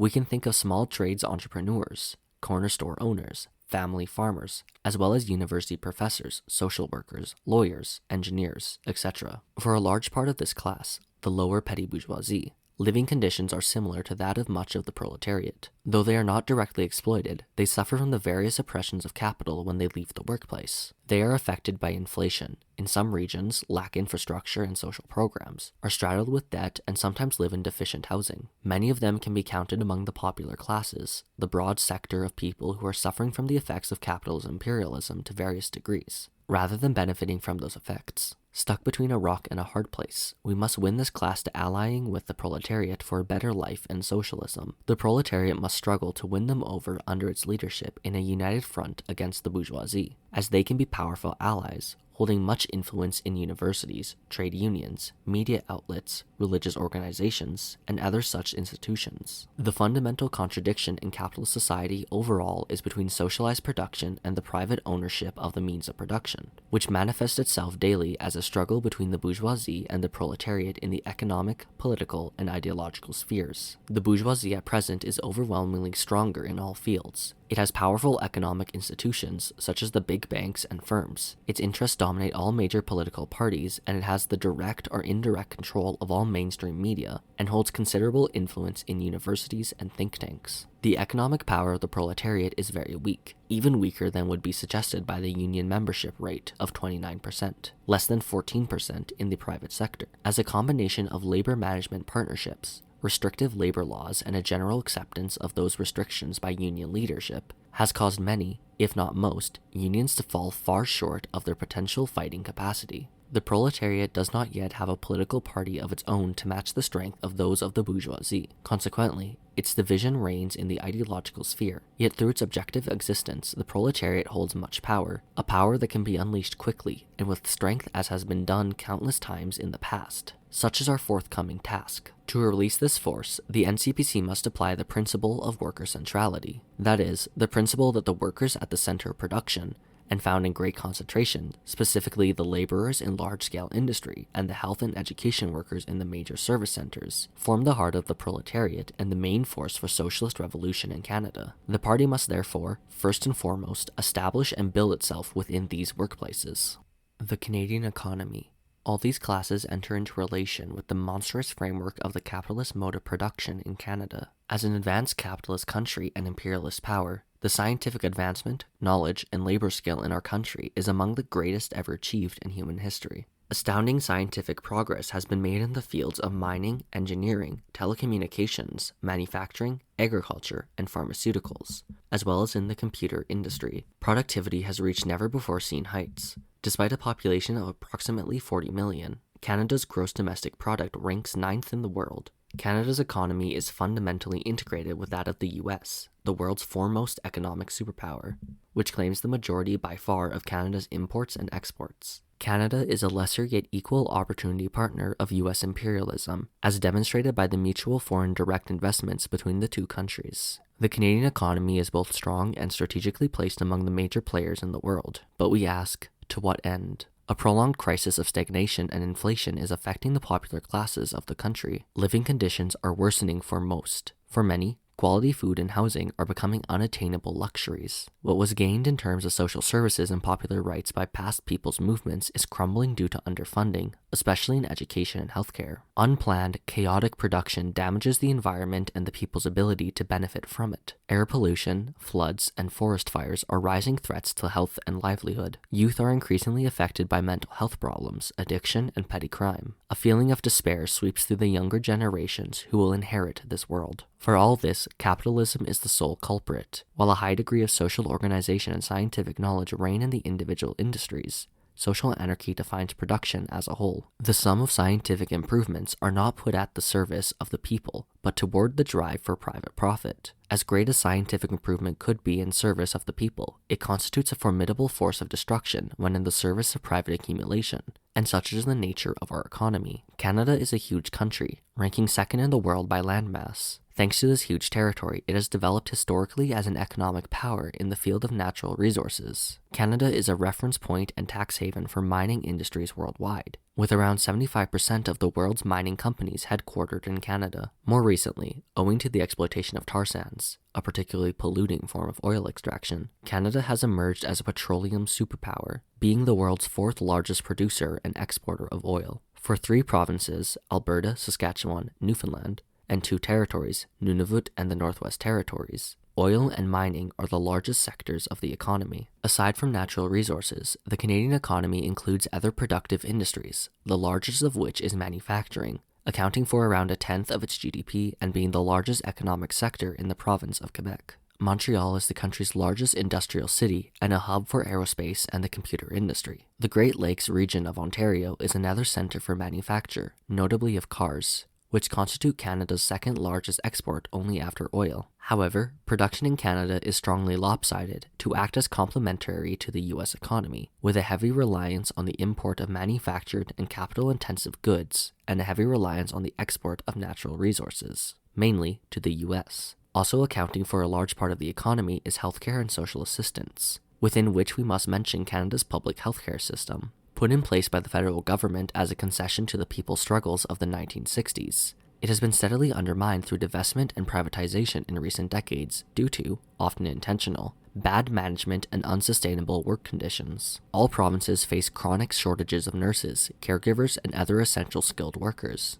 The COVID-19 pandemic has shed light on how horrible the situation was, with elderly working-class people being the first victims. The treatment of older working-class people in Canada is shocking. Once they are unfit to fend for themselves, they are forced to spend up to their last pennies in rent, only to be isolated in austere nursing homes with little to no gratifying work or leisure accessible to them, with only a chair to sit on while they wait to die. Just as the capitalists have no interest in putting to use the wisdom and experience of elders for the common good if it does not translate to money in their pockets, so too do they have no interest in high-quality healthcare beyond what is needed to reproduce and maintain a docile workforce. For the new multinational socialist confederacy, healthcare and other fields such as education and culture will not be treated as regrettable necessities to keep working-class people alive, but rather as a central goal of its economic planning. The right to free, high-quality healthcare and education will be implemented and will be made possible thanks to the submission of production to human need, rather than to the accumulation of private profit. Once we cut off the dead weight of capital accumulation, there will be no lack of factories, materials, knowledge, and skills in this country to build and run our hospitals and schools. Among the first dead weights to cut away from the Canadian proletariat and the popular classes will be the astonishing 50% of GDP allocated to the unproductive, parasitic sectors of the economy: finance, insurance, and real estate.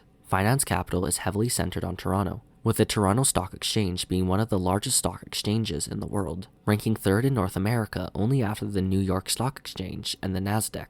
Leading the powerful financial institutions in the country are the big 5 Canadian banks, as well as asset management and insurance firms such as Brookfield Asset Management, Power Corporation, and Manulife. To these we can add the foreign, mainly US-based financial institutions with assets in Canada, which also exert significant influence, such as BlackRock. More and more embedded with finance are the markets of housing and real estate. Housing, one of the most fundamental human needs, has been perverted into a sector of purely parasitical accumulation from the money that banks and finance capital make from mortgages, insurance premiums, rent, and the selling of real estate. In consequence, the Canadian dream of personal home ownership has faded quickly in recent years. House prices have gone up 42% faster than wages between 2015 and 2023. Home ownership is on a steady decline while the number of renters has steadily risen. In this exploding rental market, usury of the highest degree is on the rise, with more and more rental properties owned by real estate investment trusts, REITs, while the market of personal or single-family homes, banks profit from lifelong mortgages. Through the housing market, an ever-growing portion of workers' paychecks are transferred back to the bourgeoisie in the form of rent or interest. Either enslaved to mortgages or rents, workers are often one step away from the streets. Homeless encampments are on the rise throughout the country and have become a permanent reality in big cities. Even the bourgeois press and bourgeois politicians have been forced to admit the existence of a persistent and worsening housing crisis. But they only ever implement policies that serve big developers and the real estate industry. Meanwhile, there's no shortage of luxury condos, homes, even office buildings, which the big capitalists increasingly buy and sell as assets, too often with no one even living in them. In the anarchy of capitalist society, condo towers sit half empty and filled with Airbnb rental units, while people die frostbitten at their doorsteps. Socialist society will free housing from the grip of capitalist greed and ensure the right to a decent home for all. Finance, insurance, and real estate are the archetypes of capitalist anarchy and the most parasitical forms taken on by capital today. Specialized economists, computer engineers, and various other skilled workers waste their potential by helping the big bourgeoisie squeeze out the most possible wealth from the working class. In the past couple of years, wholly absurd and environmentally destructive forms of speculation have arisen, such as the trade of cryptocurrency, in which even the nominal link between speculation and real-life use values has been abolished. Finance is presented to us as a god, an outside force living above and beyond our control. Yet this system has been put in place by the financial oligarchy and the larger ruling class. The abolition of speculation and usury, and the setting up of a rational trade and monetary system will be one of the first great acts of the socialist revolution. For a socialist, democratic, and scientific economy, from its first day in power, the revolutionary government will proceed to the expropriation without compensation of the monopolist bourgeoisie, followed by the socialization of all major industries in natural resources, construction, manufacture,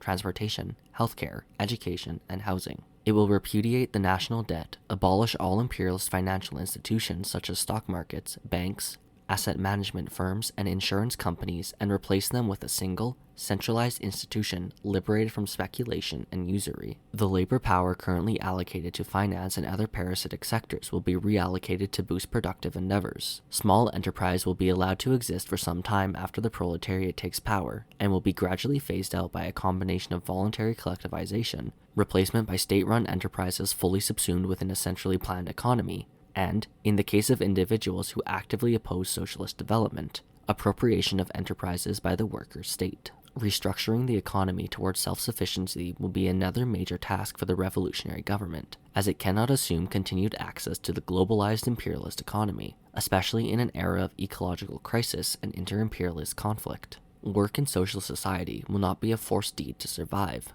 but a right. a right to contribute in whatever capacity a person has to the collective edification of socialism, the living conditions of our species, and the ecological sustainability of our planet. Life will not follow the depressing cycle of surplus value producers in training, surplus value producers, waiting to die, but will rather be, from birth to death, a gratifying exchange between society and the individual. The watchword and goal of our new society will be, from each according to their capacity, to each according to their need. In the capitalist liberal democracy, one has formal rights, yet those rights do not account for much in the workplace. The average worker has no right to vote or to speak. He is befuddled as a beast. Under socialism, democracy will be instilled in workplaces. Manual workers will be invited to speak and think, and intellectual workers will be invited to get on solid ground. Simultaneously, anarchy in production will be abolished. Individual factories, mines, hospitals, etc. will not be left to themselves, but will have to work within the frameworks of central plans decided upon democratically by the higher organs of working class power, following the recommendations of scientists and experts. Democratization of the economy will be the order of the day.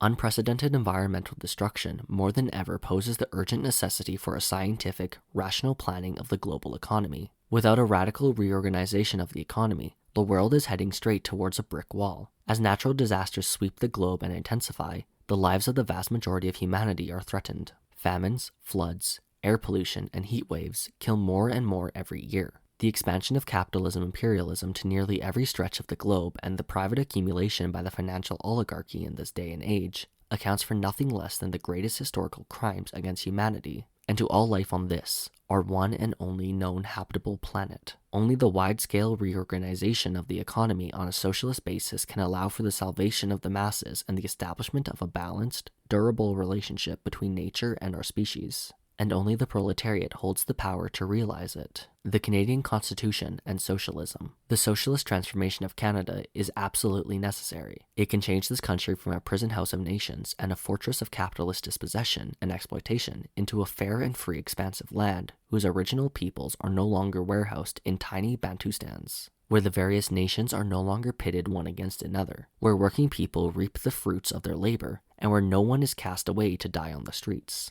However, the entire legal, constitutional, and political framework of Canada is built to ensure this doesn't happen in an easy, peaceful fashion. Canada, as a country, is built on the right of conquest. Under direct European rule, parts of the Canadian landmass were more or less arbitrarily annexed, through disingenuous and duplicitous negotiations with their original peoples at best, or else open bloodshed and genocide at worst. The desperately poor of Europe, peasants, artisans, and workers, were roped into forming the rank and file of the initial colonial project in Canada. The European monarchies exercised direct rule over these colonies and pitted them against one another in support of their wars at home. It is through such wars that the British colonialists ultimately prevailed and built up the core of what would go on to become Canada. Despite attempts at anti-colonial resistance from Indigenous nations on the one hand, and attempts at Republican uprisings from both the colonial popular classes, 1837 to 1838, and the Métis, 1869 to 1870, and 1885. British rule prevailed and the right of conquest was maintained even after Confederation, 1867, and was used to build Canada as a continental power from the Atlantic Ocean to the Pacific shores. The British North America Act of 1867,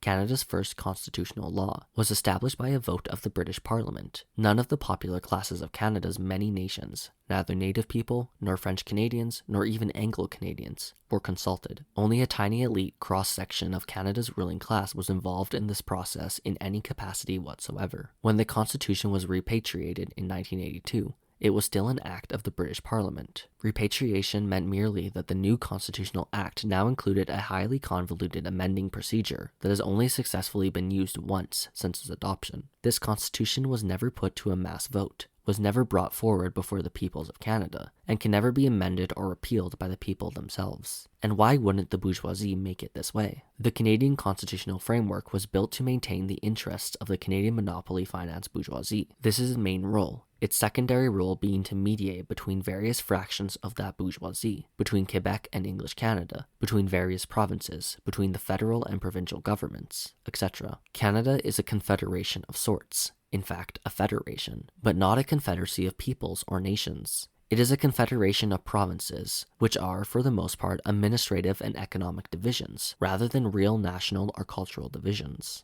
It is a confederation of various ruling class fractions and forces. What must replace it, in our view, is a multinational socialist confederacy made up of Canada's various nations under the guidance of Canada's working class. Formal rights versus real rights.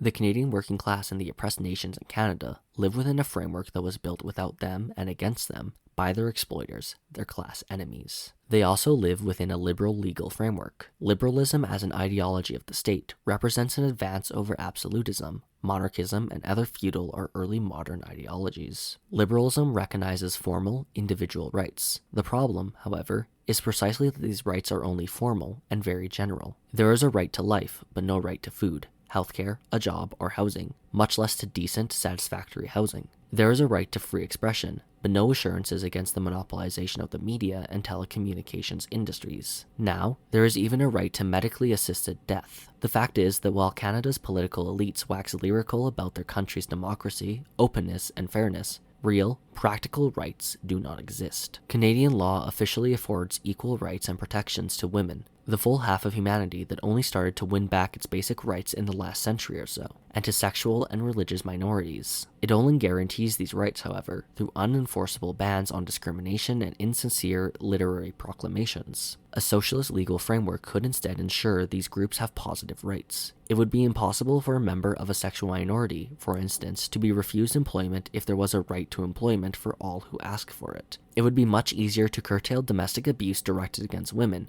if there was a universal right to housing that could enable them to leave a dangerous partner at any time without risking homelessness, poverty, or having to rely on charities. The list could go on like this forever. There are two groups in Canadian society, however, who don't even enjoy formal equal rights. These are Indigenous people, specifically status Indians, and non-citizens, in particular undocumented immigrants and temporary foreign workers. The only conceivable way to resolve the separate legal status of Indigenous peoples without liquidating Indigenous nations as legal entities is collective rights under the banner of the full right to self-determination, up to and including secession. As citizens of truly sovereign nations, Native people would enjoy equal status under the law without putting their nationhood in jeopardy. As for immigrants, they will enjoy full citizenship if they contribute work to the betterment of society, labor which the vast majority are doing today, many of them without enjoying equal rights. With the exception of the elderly, the retired, who choose not to work any longer, and children, citizenship in the new society will be based on making a productive contribution to the whole of society and the people. Finally, we must underline that real, practical rights are not only a concern of specific minority groups, an idea that the culture wars play into in an attempt to divide the people into identity groups pursuing narrow interests and preventing them from uniting on a broad class basis, but of the entire working class. For instance, opening up the floodgates that are, in practice, limiting the people's rights to free speech to the outlets controlled by the tech and media monopolies would benefit the whole people. The right to housing, the right to a job,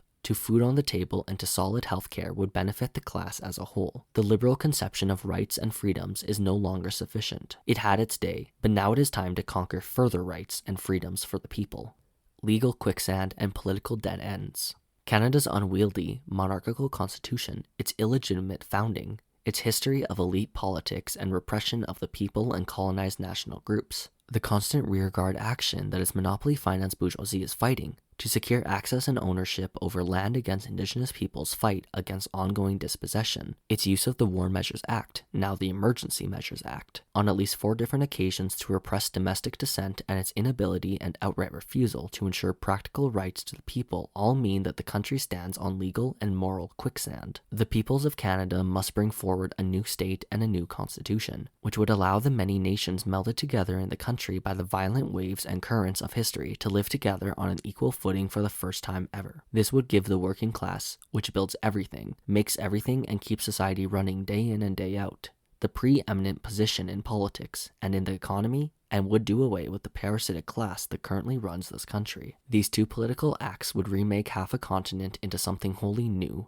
beautiful, and worth fighting for. This is what must be done, and this is what we are now proposing. But our call doesn't exist in a vacuum. It must contend with competing, opposing political ideologies and their class projects. Among these, the main ones for us to contend with are A. Big L liberalism, which inherits the despicable baggage of the last 100 years of capitalist class rule in Canada and paints it over with a smiley face and a meaningless, diverse, multicultural varnish. that doesn't get anyone out of poverty or out of paycheck-to-paycheck living. B. Conservatism and libertarianism, which, respectively and in tandem, try to convince the people that the problems of our society are reducible to the moral shortcomings of human nature, and that our economic problems would be solved by giving capitalists even more free rein to do what they will, which is blatantly false. C. Fascism, which proposes to maintain the colonial, exploitative, anti-worker status quo through open violence, rather than through the trickery and persuasion that the first two trends deploy. Though we are not implying that liberals and conservatives are opposed to the use of state-sanctioned violent coercion from time to time. Of course, they are fully in favor of that.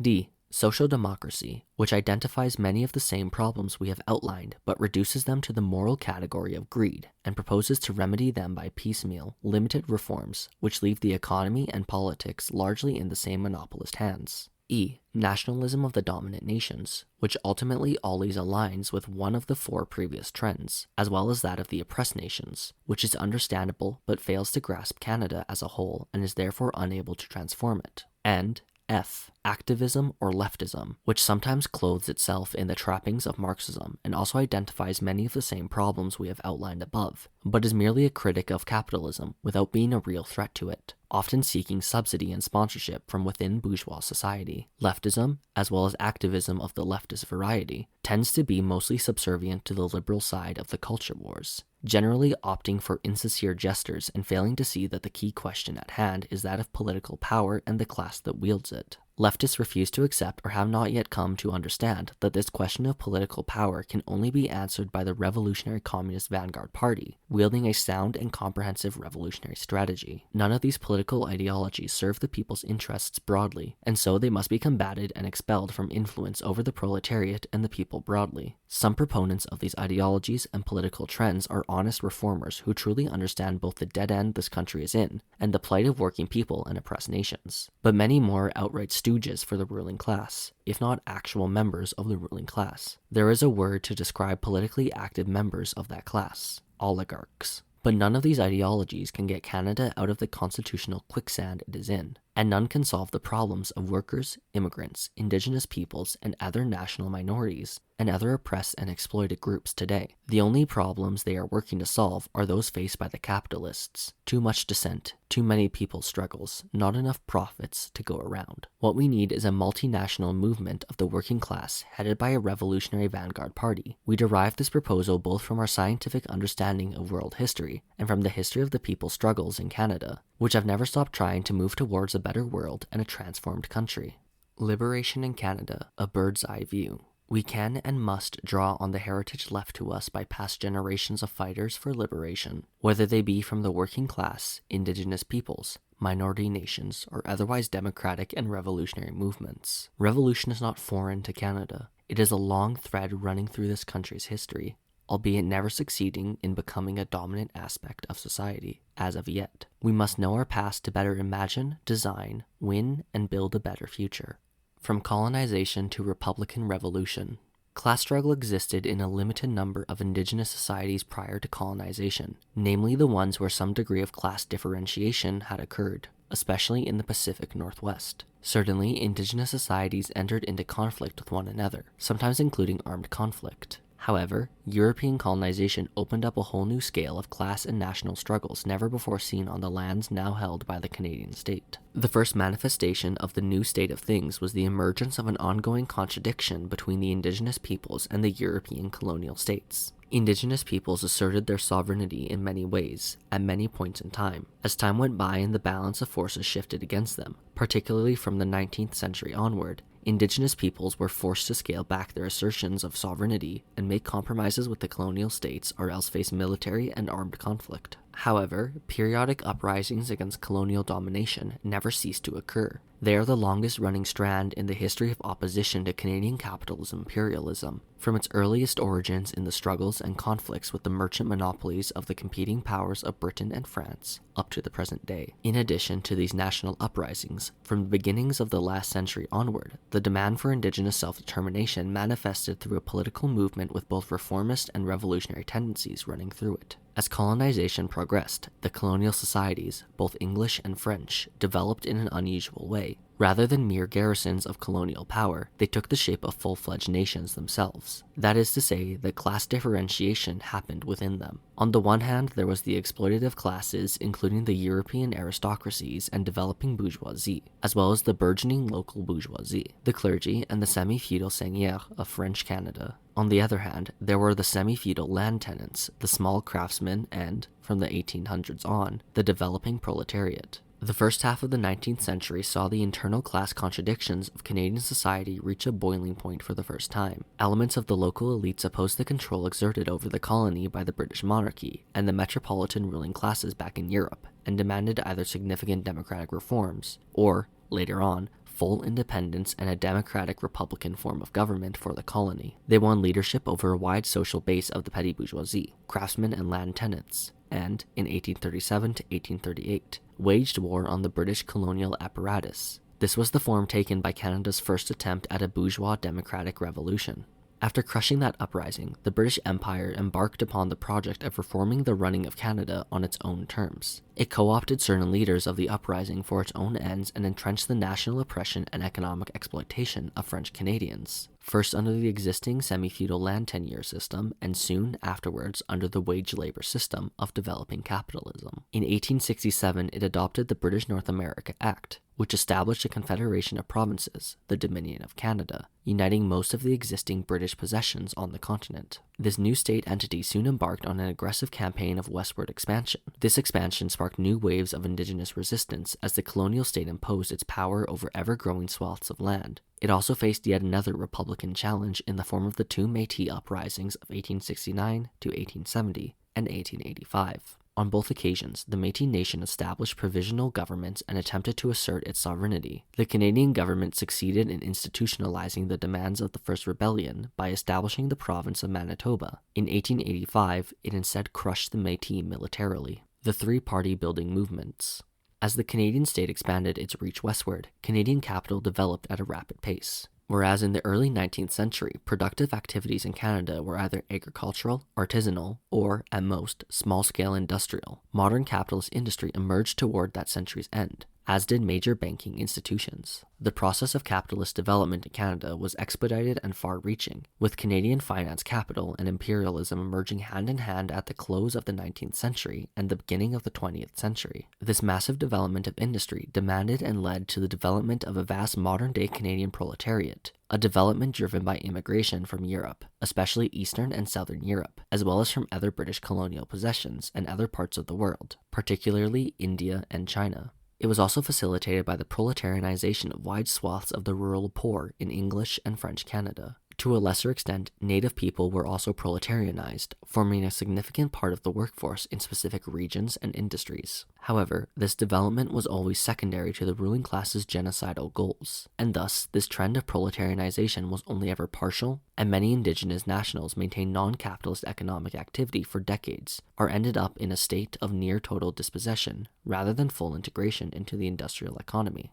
This rapid development of the proletariat, in addition to the importation of revolutionary theory and politics into the country through immigration, led to a significant wave of labor unrest at the close of the 1910s, which included, at its apex, the Winnipeg General Strike. This wave of proletarian struggle in turn led to the founding of the Communist Party of Canada, the main actor of what we have called the first party-building movement. The Communist Party of Canada grew to very significant proportions, mobilizing tens of thousands of members and many thousands more sympathizers, leading them in major struggles in the areas of labor, unemployment, housing, etc. It failed, however, to develop a significant and correct position on the national question, as it concerned colonialism and as it concerned other forms of national oppression. The Communist Party of Canada was the largest revolutionary organization ever built in this country, and it represented a real proletarian vanguard party. However, mismanaged internal line struggle and changing external conditions at the close of the 1930s and throughout the 1940s led to this party's gradual abandonment of a revolutionary line,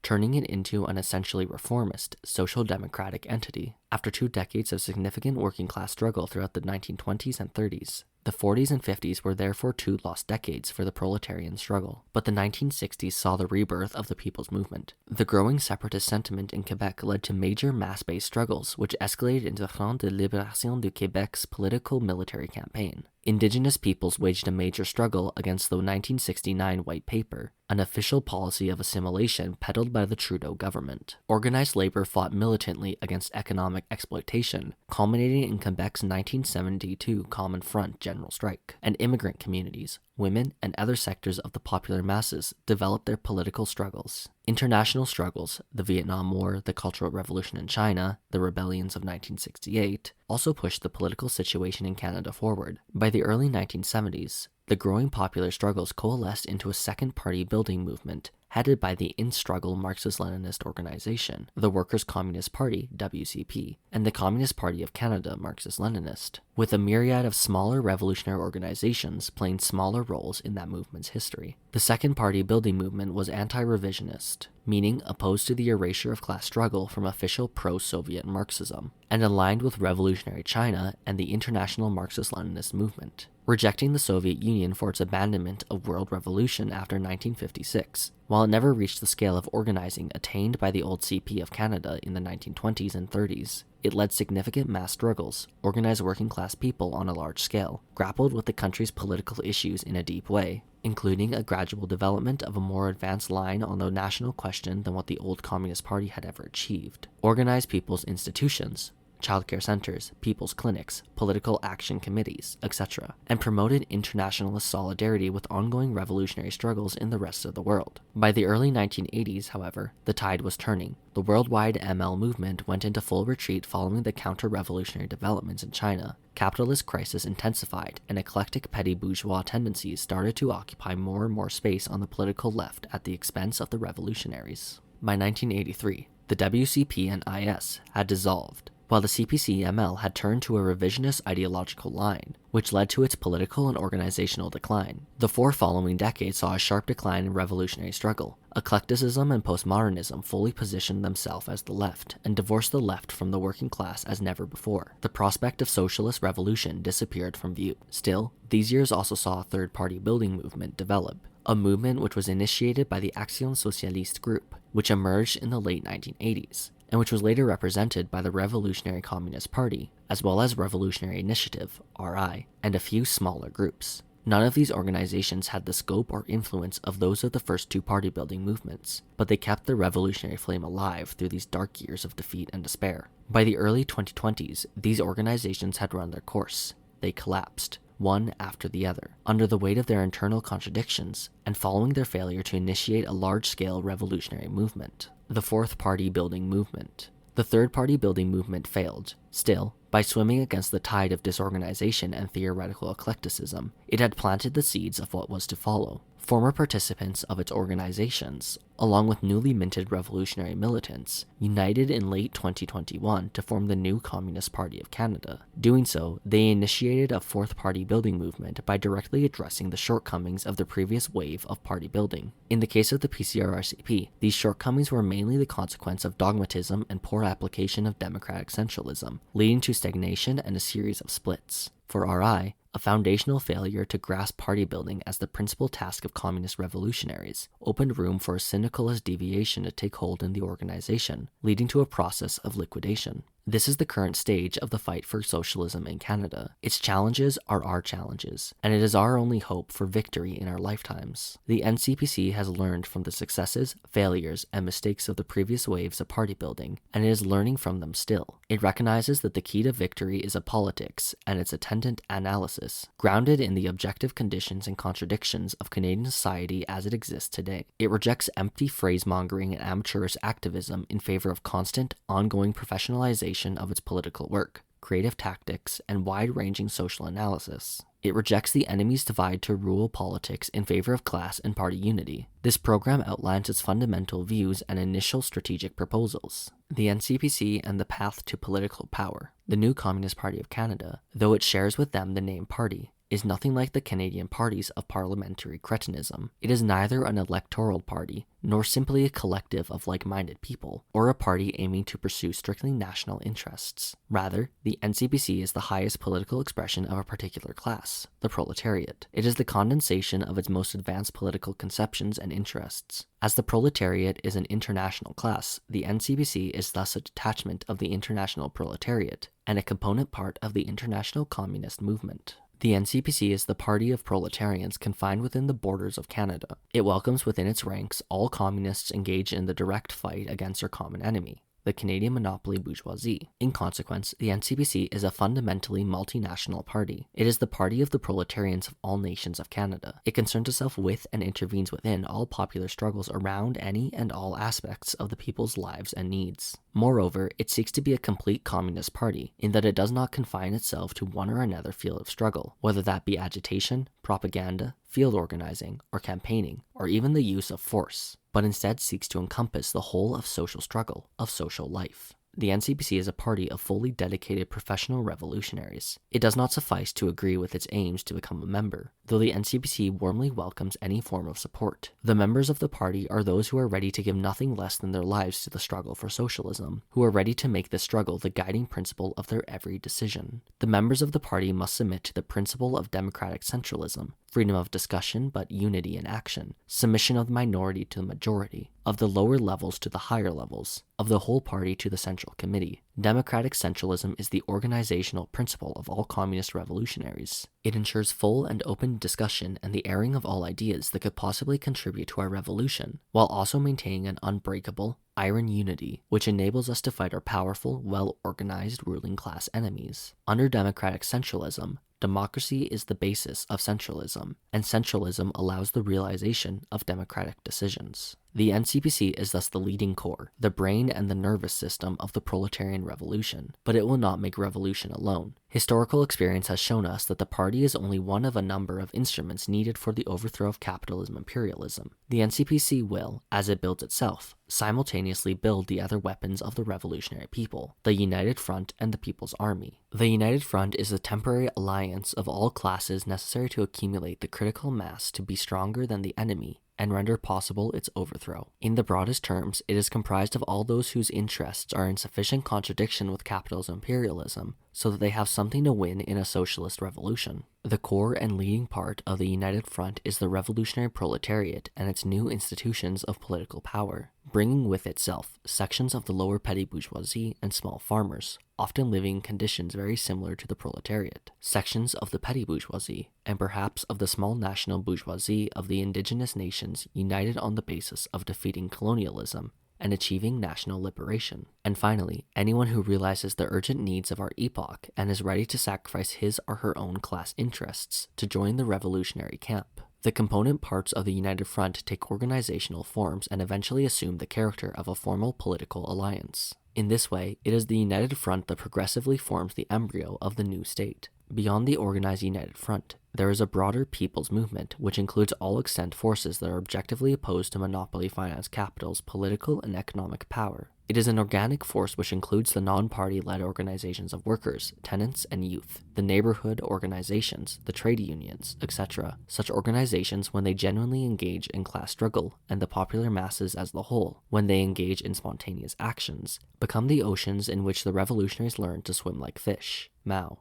This broad people's movement is the wider whole within which the NCPC and the United Front intervene, and which they seek to lead towards active struggle for socialism and a decisive break with its current purely defensive, reformist character. Finally, the history of revolutions teaches us that, without a people's army, the people have nothing. Mao. We know the bourgeoisie will not let the people peacefully transition into power, but that it will all come down to a showdown of brute force between the forces of revolution and the forces of reaction. To face a modern army, a professional people's army will have to be set up as a separate organization from the party, but under its leadership. The specific form that a people's army must take in a highly developed imperialist country such as Canada is yet to be discovered. It will most likely not look like the revolutionary armies acting in semi-feudal, semi-colonial countries. However, the need for a people's army can never be circumvented. This point is what distinguishes the NCPC from all the so-called socialists and phony communists in this country. Moreover, the party and its people's army will have to equip and support the broad masses for the struggles to come and the building of the new power, a support which we can summarize in the phrase general arming of the masses, so that they are never again left defenseless against their enemies. These are the tools necessary to set in motion our great historical task. Now, knowing which pieces we need on our chessboard, the next question that arises is how to build them and how they should move, the question of revolutionary strategy. It needs to be said that the NCPC does not place any hope in the parliamentary system of Canada, which was precisely set up to legitimize the colonial capitalist regime. Revolutionary proletarian political power cannot be seized merely by running in elections. The NCPC does not content itself with the mainly open and reformist political work while waiting for faraway hypothetical revolutionary crises to be gifted to us from heaven above. At the same time, the NCPC does not endorse mindless adventurism and the beginning of armed confrontation when the forces for revolution are still a fringe minority and have little to no support from the popular masses as a whole. Therefore, the broad outlines of our revolutionary strategy can be summarized as 1. Accumulating forces in the revolutionary movement. We conceive of the period preceding armed confrontation not as a wholly distinct period, but as a preparatory period for the next, a period of accumulation of forces. This implies that from the onset, the party remains clandestine, conceiving itself as being at war with the enemy, even long before the first bullet is fired. To be able to face open war with a force so mighty as the AIA, tens, if not hundreds of thousands of people need to be recruited to the party and its people's army, constituting the core of its revolutionary firepower. 2. Building the organs of political power. The transformation of the political order cannot happen overnight, even if reaction faces military defeat. History teaches us that the proletariat needs to be thoroughly prepared to wield power, as socialism is only a new phase in the class struggle. Before political power is conquered, the institutions that will form the new power need to be built at least in their preliminary forms, and the people need to have gained political experience in wielding those institutions. These are mainly comprised of workers, and more broadly proletarians, assemblies, and councils, what were known in the October Revolution as Soviets, based on geographical areas or workplaces, as well as all the political expressions of the United Front, revolutionary representative associations of indigenous peoples, for example. 3. Acting on the objective conditions to precipitate them towards revolutionary crisis. We will not stand idle and wait for these conditions to appear,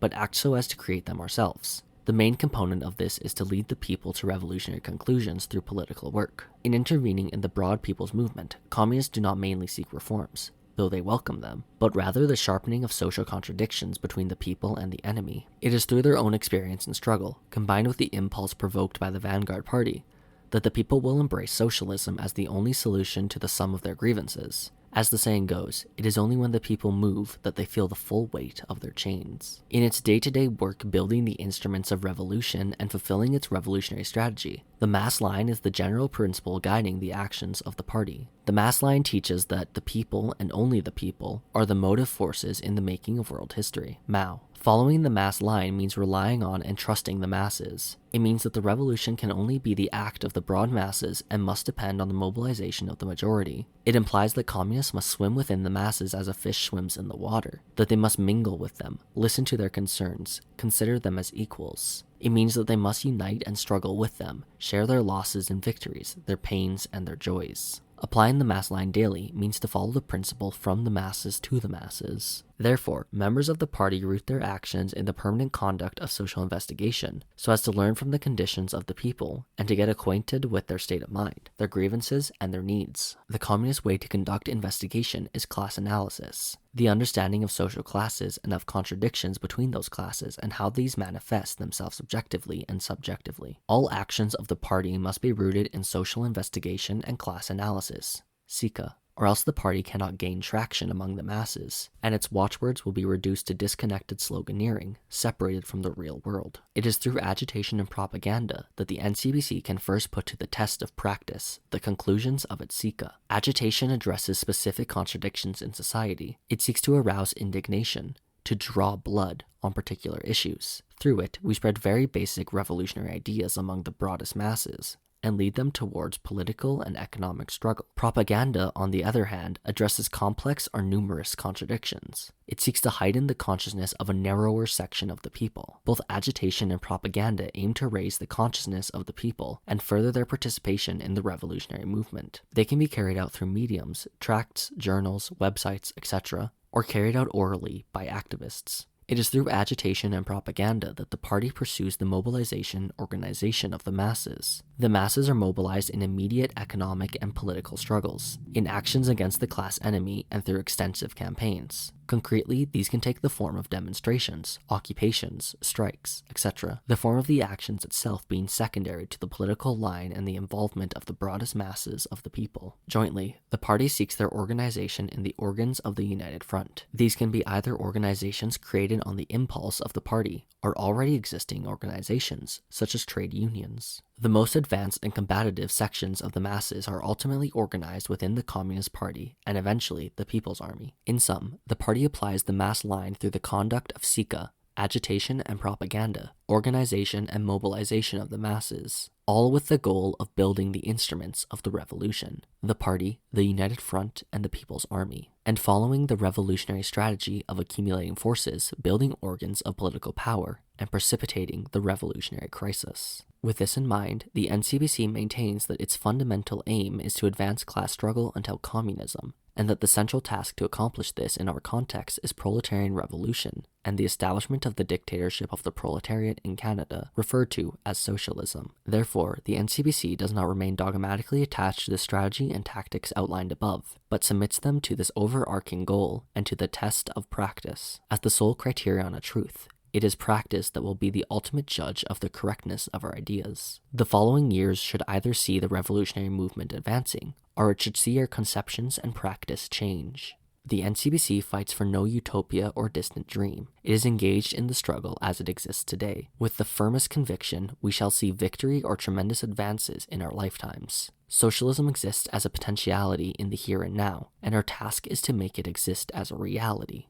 Socialist transition. The victory of the revolution will not mean the end of class struggle, but the beginning of a new phase, one where we are no longer fighting for political power, but where we are fighting as the new ruling majority class to maintain the achievements of the revolution and to pursue our class interests until the complete elimination of class society and imperialism from the globe. History teaches us that this phase, which our tradition names socialism or the dictatorship of the proletariat, will last for an entire historical epoch. As Lenin wrote following the victory of the October Revolution in Russia, the dictatorship of the proletariat means a most determined and most ruthless war waged by the new class against a more powerful enemy, the bourgeoisie, whose resistance is increased tenfold by their overthrow, even if only in a single country, and whose power lies not only in the strength of international capital, the strength and durability of their international connections, but also in the force of habit, in the strength of small-scale production. There is no crystal ball we can look into to know what this whole epoch will look like, yet with ample examples from past revolutionary experiences and our own experience and knowledge of class struggle in Canada as outlined above, we can determine the general tasks of the revolutionary government, from the seizures of political power to the ensuing few decades. The following does not constitute an exhaustive list, but rather a set of guidelines to follow and apply to the specific conditions that will arise. First, revolutionary measures. In the political sphere, the revolution will immediately dissolve all major bourgeois political institutions, the House of Commons, Senate, the monarchy in Canada, provincial parliaments, municipalities, band councils, etc.,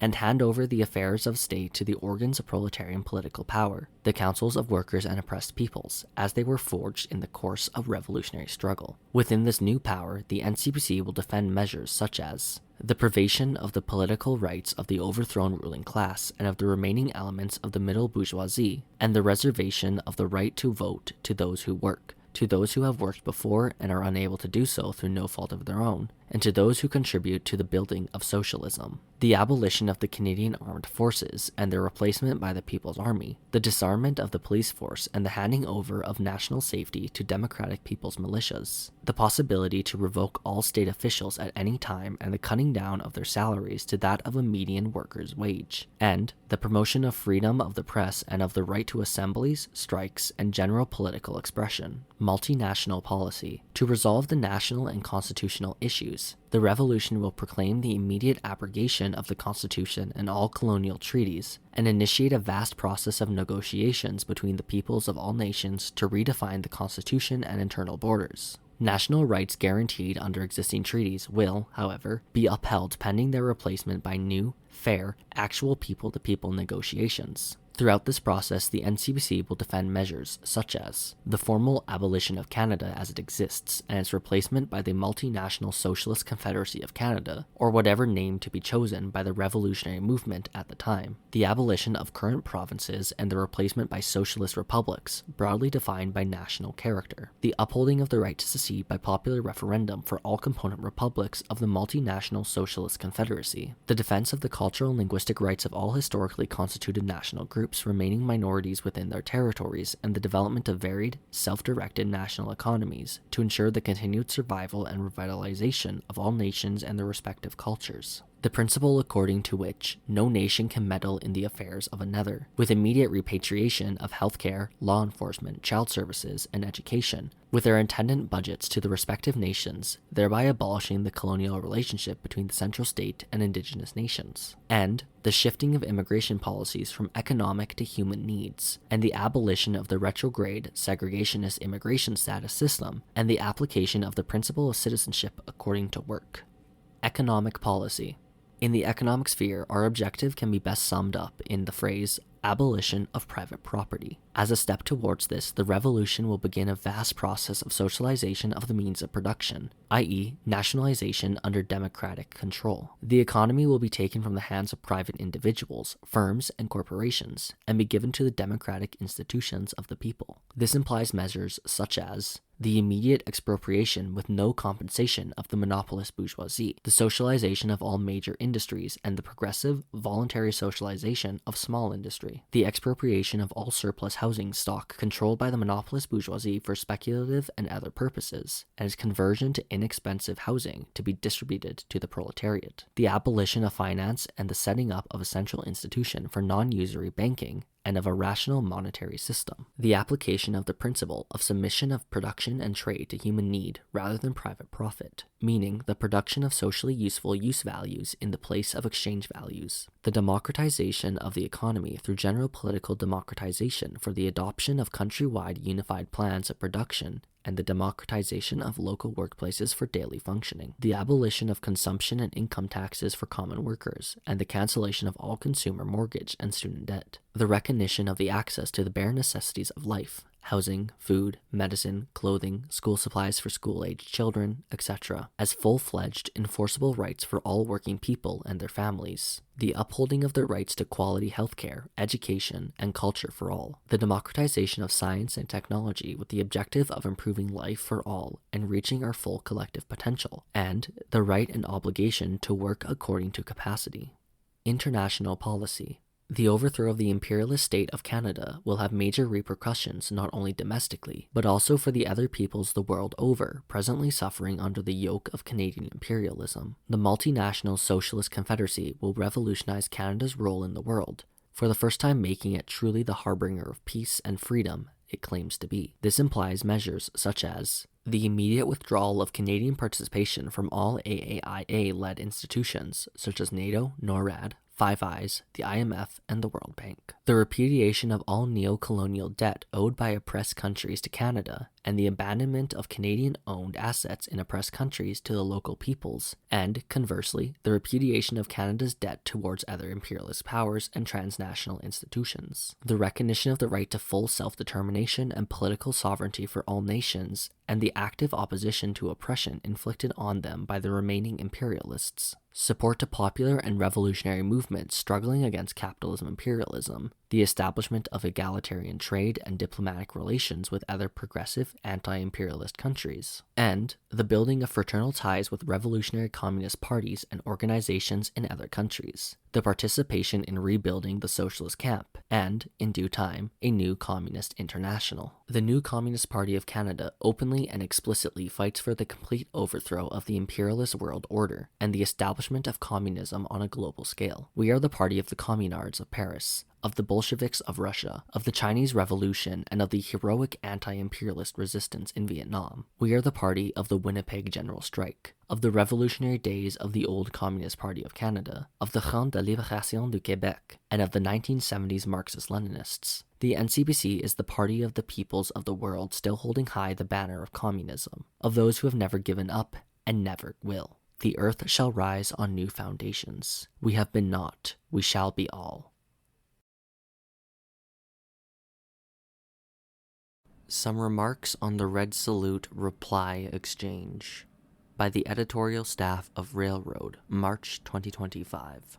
Some contextualizing remarks are in order for our publication of NCPC-CC reply to the OCR's Red Salute. NCPC-CC reply to the OCR's Red Salute was produced as a response to the Organization of Communist Revolutionaries, US's, Red Salute on the formation of the new Communist Party of Canada and the publication of its party program, which was published at kitesjournal.org in February 2024. When the NCPC published its political program in January 2024, the OCR's Red Salute followed within a couple weeks of it. While a laudatory statement in many ways, Red Salute also constituted a serious intellectual and political challenge to foundational aspects of the just-released political program of the NCPC. Furthermore, Red Salute was not only a public criticism, but one published by the theoretical collaboration that the NCPC was associated with, and it came from fraternal comrades. Red Salute warranted a comprehensive and equally public response. Only its reply triggered the end of the KITES project, closing off the debate, at least in KITES, and leaving the outstanding public criticisms unaddressed, not the outcome that the NCPC had intended or hoped for. With the publication of the NCPC's political program in January 2025, the OCR was eager to differentiate itself from certain lines in the new political program of the NCPC that were in tension with strategic lines of OCRs that had been running through previous volumes of KITES, and that differentiation came in the form of a public criticism of the program. What comrades of the OCR perhaps did not expect was that the NCPC might actually have a fulsome response to the criticisms issued to it. In the process of the exchange that ensued, unity could not be found on how to carry on with the theoretical collaboration of KITES, given the very distinct political lines that had emerged from within it. And so, it is here, in the inaugural issue of Railroad,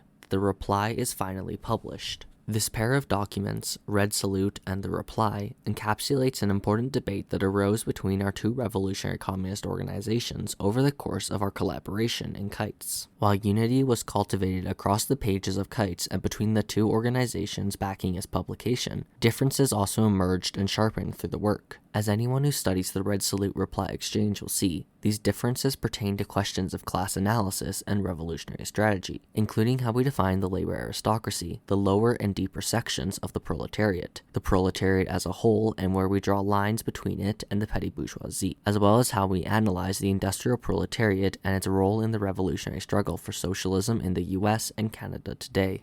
Basically, entirely legitimate questions to be up for debate among revolutionaries today. Our editorial staff has waited until now to release the NCPC's reply, not only so that Railroad was launched and operational, but also for when material was available from the NCPC that addressed some of the key questions and matters arising in the Red Salute reply exchange. Topmost among these is the question of worker centrality, which we now have a much deeper elaboration about in the form of the NCPC-CC's new labor line, Long March Through the Unions, Forging a Revolutionary Working Class on Shop Floors and the Streets. Whereas our party's reply laid down its positions within the long-running labor aristocracy debate, staking the position that communist revolutionaries can and must begin contesting the domination of the labor aristocracy over the working class. The new labor line from the NCPC is the materialization of the will toward that revolutionary task. Long March builds on the reply by advancing the analysis, strategy, and tactics to orient communists towards their revolutionary tasks in the labor force, unions, industry, and the working class struggle for power. The editorial staff of Railroad appreciates that each side of the KITES project has given rise to new communist organizations that seem equally oriented toward proletarian revolution in North America.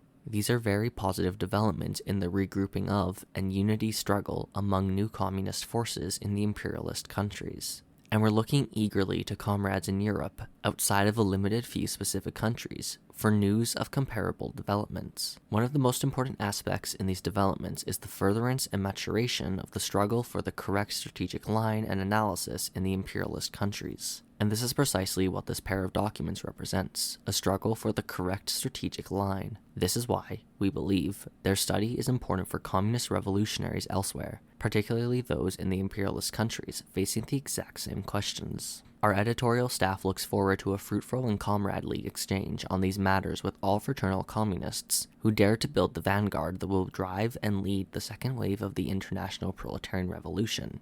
which precisely means to make proletarian revolution for the first time ever in the declining, crisis-ridden Western imperialist countries and the Anglo-American imperialist alliance once and for all. NCPC-CC reply to the OCR's Red Salute, produced early 2024, published February 2025 by the NCPC-CC. To the comrades of the OCR, as proletarian internationalists who have assumed the duty of walking the long and arduous road toward the overthrow of our respective imperialist powers by proletarian revolution, it follows as a matter of principle that we are duty-bound to make a critical scrutiny of one another's political lines to ensure that we are mutually working toward that objective. After all, we can agree that the political future of the proletarian classes of our respective countries is greatly intertwined in the common overthrow of the Anglo-American imperialist alliance. In that spirit, we have received your congratulatory note and critical remarks on the new political program of the new Communist Party of Canada with a welcome and high regard. Notwithstanding our pre-existing level of political unity concerning the necessity of building and fighting for the dictatorship of the proletariat in our respective countries, your critical reading of the political program raises some questions that must be answered, and in doing so opens up an important exchange between us and for communist revolutionaries across North America in general. The question of revolutionary strategy in our respective imperialist countries. Your criticisms of our political program have brought to the surface some of the strategic and theoretical points of difference between our organizations at this point in time. As we enter into this public exchange, let us just say in advance that we seek to avoid both dogmatic sectarianism and keep the peace liberalism. Too often, those who've come before us have erred in one of these directions or the other. We consider you to be serious communist revolutionaries, fraternal comrades in the International Communist Movement, ICM, and, more importantly, we share a geopolitical reality that the proletarian classes of our respective countries will likely have to conquer together in some intertwined way for socialism. So the NCPC salutes your efforts, accomplishments, and progress to date, and we commit to carry on alongside you in unity and struggle, as well as with all other genuinely revolutionary communists and communist parties in the world. From the top, we'll concede that, concerning among some of the theoretical and political points you've raised, certain of these things we have yet to develop a formal line or a deeper theoretical elaboration around that we're prepared to bring forward publicly, such as around the labor aristocracy and the women's question. But these concessions are minor and secondary to what is principal in a reply, which is that we have some major disagreements with a number of the overall criticisms from the OCR, and thus believe it necessary to respond publicly to these. In any case, your statement turns out to be a welcome medium to address what are ultimately fundamental questions for communist revolutionaries in the imperialist countries. Our response, in turn, raises some questions we have about your conception of revolutionary strategy as well. Some of these questions will serve to counter some of the criticisms you've laid out in your statement, and many of our questions may only be able to be answered through expanded practice and further investigation. The main strategic difference that this exchange has surfaced between our organizations, at this point in time at least, is how we conceive of the role of the lower and deeper sections of the proletariat in the proletarian revolution of an imperialist country. At least since the time of Lenin and the emergence of modern capitalist imperialism, this has been a matter of great strategic significance for communist revolutionaries in the imperialist countries.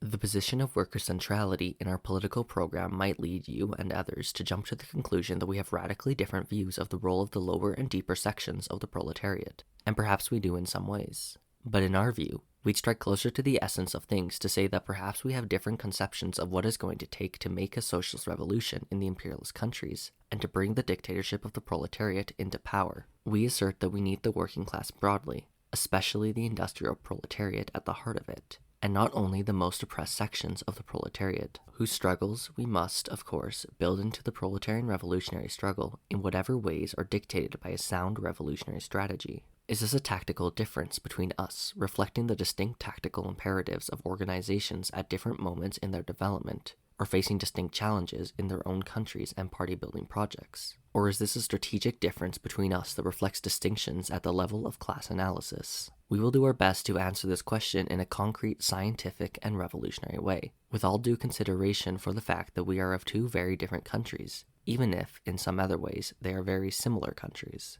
And that to be concrete here means to have a comprehensive class analysis of our respective countries, analyses that, as far as we can tell, we both have some ways to go to more fully account for. Of utmost concern to each of our organizations is how to conquer the dictatorship of the proletariat and socialism in our respective countries. This is what differentiates us from the revisionists, the social democrats, and the rest of the left.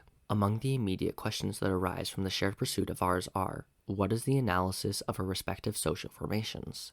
And what is the alliance of classes capable of truly defeating the bourgeoisie? Surely we must have a correct and up-to-date conception of class forces and objective conditions to prevail in the revolutionary struggle in our countries. Struggling for and arriving at these political truths has been the content of our shared theoretical collaboration so far, which we have cherished to date and look forward to advancing much further, in unity and struggle. Correct us if we are wrong in our impressions, but according to the understanding we've arrived at about the OCR's political line, based on your published writings and our exchanges, the OCR is arguing for the construction of a communist party along and across the lower and deeper sections of the proletariat. Why? In some previous exchanges, you've raised that this section of the proletariat brings the strategic strength of a nothing-to-lose spirit and material reality that has been responsible for many of the sharpest class struggles in imperialist countries, especially urban rebellions, which we can readily agree with. But while this may be true, you have yet to account for how this leads to the overthrow of the imperialist bourgeoisie. We don't expect you to have an answer for that quite yet.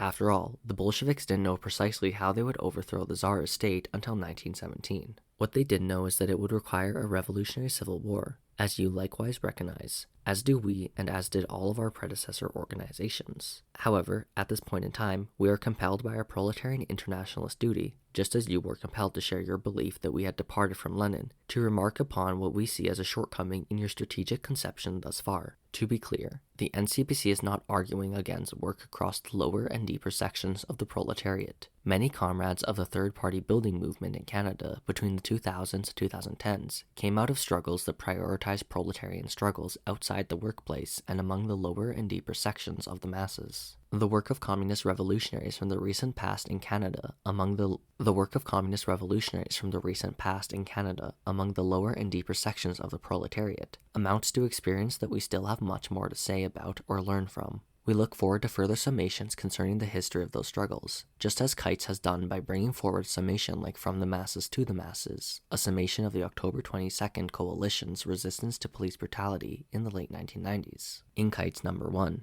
So, this is a matter of real-time debate and continued practice and experimentation in our organization, and there's still further social investigation and class analysis to be done. We are not underestimating the rebelliousness or indignation that can be aroused among those sections of the proletariat who are living on the razor's edge of the bourgeoisie's dispossessing force, imperialist war and plunder, mass layoffs, evictions. And we are not suggesting that those sections of the proletariat will not play an important role in the revolution. What we are saying, however, is that a socialist revolution cannot be made without the working class, especially but not only the industrial proletariat, and that we must come to appreciate things in their correct proportions. Many of us in our party have read your contribution in Kites number 8 and have glowed with pride at learning more about the past century of militant, proletarian revolutionary traditions in the US, as well as appreciated getting to know your critical summation of that history. These are historical experiences that vindicate our shared Leninist outlook that the epoch of imperialism is also the epoch of proletarian revolution, and that communism springs from the pores of bourgeois society. In our country, we also seek to recover and build upon the legacy of the previous revolutionary militant labor traditions of Canada, the 1930s to 1920s,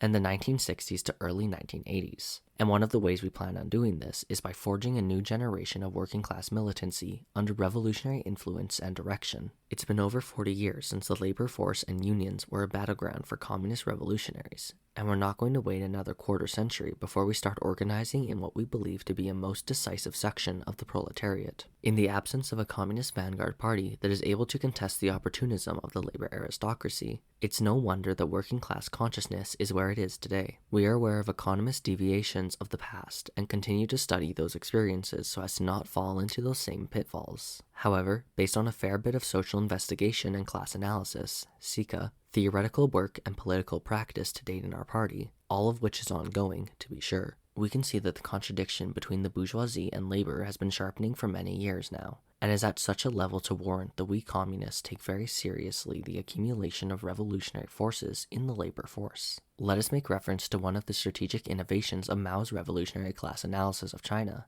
in order to advance the argument we're trying to make. The linchpin of Mao's strategic conception of protracted people's war, as applied to China in that period, was a correct conception of the strategic distinction between the leading versus main classes required to resolve the principal contradiction of the then semi-feudal, semi-colonial China. Mao's answer to the contradictions of Chinese society was the new democratic revolution. In his class analysis, Mao assigned the proletariat the place of the leading role, even though it was a very small minority of the popular classes in China at the time. Despite the main class of the 1949 Chinese Revolution being the peasantry, the numerical majority, the leading class ideologically speaking and in terms of the future of China was the proletariat. As Mao said, though not very numerous, the industrial proletariat represents China's new productive forces, is the most progressive class in modern China, and has become the leading force in the revolutionary movement. As we know, Mao then further subdivided these classes by further distinguishing their relations to production and, by extension, to the revolution. For example, being clear about the differences between and among landless peasants, small peasants, and rich peasants was a conceptual prerequisite for being able to correctly lead the masses through the agrarian revolution, which was an integral part of the People's War, and mobilizing them for the historical task of socialist revolution ahead. Now, we in the NCPC haven't made any explicit arguments about leading versus main forces as of yet. That requires further investigation and practice on our part, but we do believe that comrades in our party have made sufficient investigation into the conditions of the working class in Canada, not to mention our studies of Marxism-Leninism-Maoism, to warrant the position that workers will have to play a central role in the socialist revolution in Canada, and that there can be no socialist revolution without them. This is why we stand by the position of workers' centrality in our political program. Now, had we taken the position of workers' centrality with no substantial elaboration on the national question in Canada, a country with a significant colonial contradiction at the core of its existence, then that would warrant scrutiny and maybe criticism.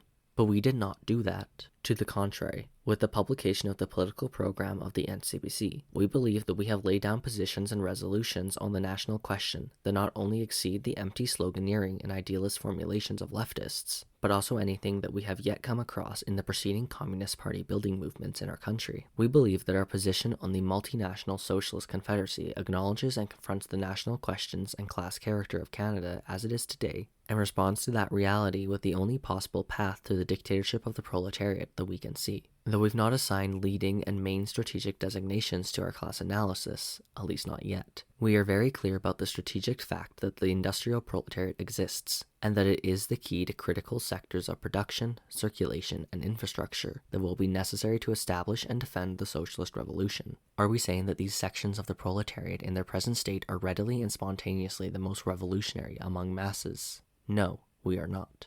To suggest that would be a blatant disregard for how the institutions of class peace and counter-revolution work in our and many other imperialist countries. We'll readily admit that the proletariat in Canada is stratified, and that its upper strata can be more conservative, but we must ask, to what extent does the conservatism reflect the decades of complete absence of communists from the working class? The Sika that our comrades have been carrying out in the working class and popular masses in the past few years reveals a very real sharpening of contradictions between workers and capital, or the state, everywhere we look. Frankly, our party is trying to keep up with the pace of the struggles unfolding around us, which speaks to the fact that mass resistance and workers' resistance is an objective fact that exists, at least to a certain extent independent of us communists. It's clear to us, therefore, that the labor force is already ripe for revolutionary intervention. Class struggles are already breaking out across them, in both union and non-union settings, and too often workers are left feeling frustrated or betrayed by union bureaucrats. This objectively existing resistance is ripe for revolutionary intervention, but left alone, or rather, left to the omnipresence of bourgeois ideology, it will only become cynicism and despair, becoming wrought for reaction instead. These are the conditions that we're seeing in the working class, which we believe must be seized upon to create footings for the revolutionary option in the labor force in the years to come. The NCPC is moving beyond the third-party building movement's limitation of having no presence within, or even disavowing, political work among workers and in unions. For all these aforementioned reasons, we can no longer defer the return of revolutionary communists to the working class in Canada where they work. We are not saying this to the exclusion of the role, contribution, and stakes of other segments of the proletariat in the proletarian revolution. That would be a deviation, but we are still working out precisely what this means with respect to our social formation, and we suspect you are as well. We also know that our countries are distinct social formations with their own distinct national questions and contradictions, which will come to bear on our respective proletarian revolutions in necessarily distinct distinct ways. These distinctions are both necessary to apprehend and very fascinating to understand.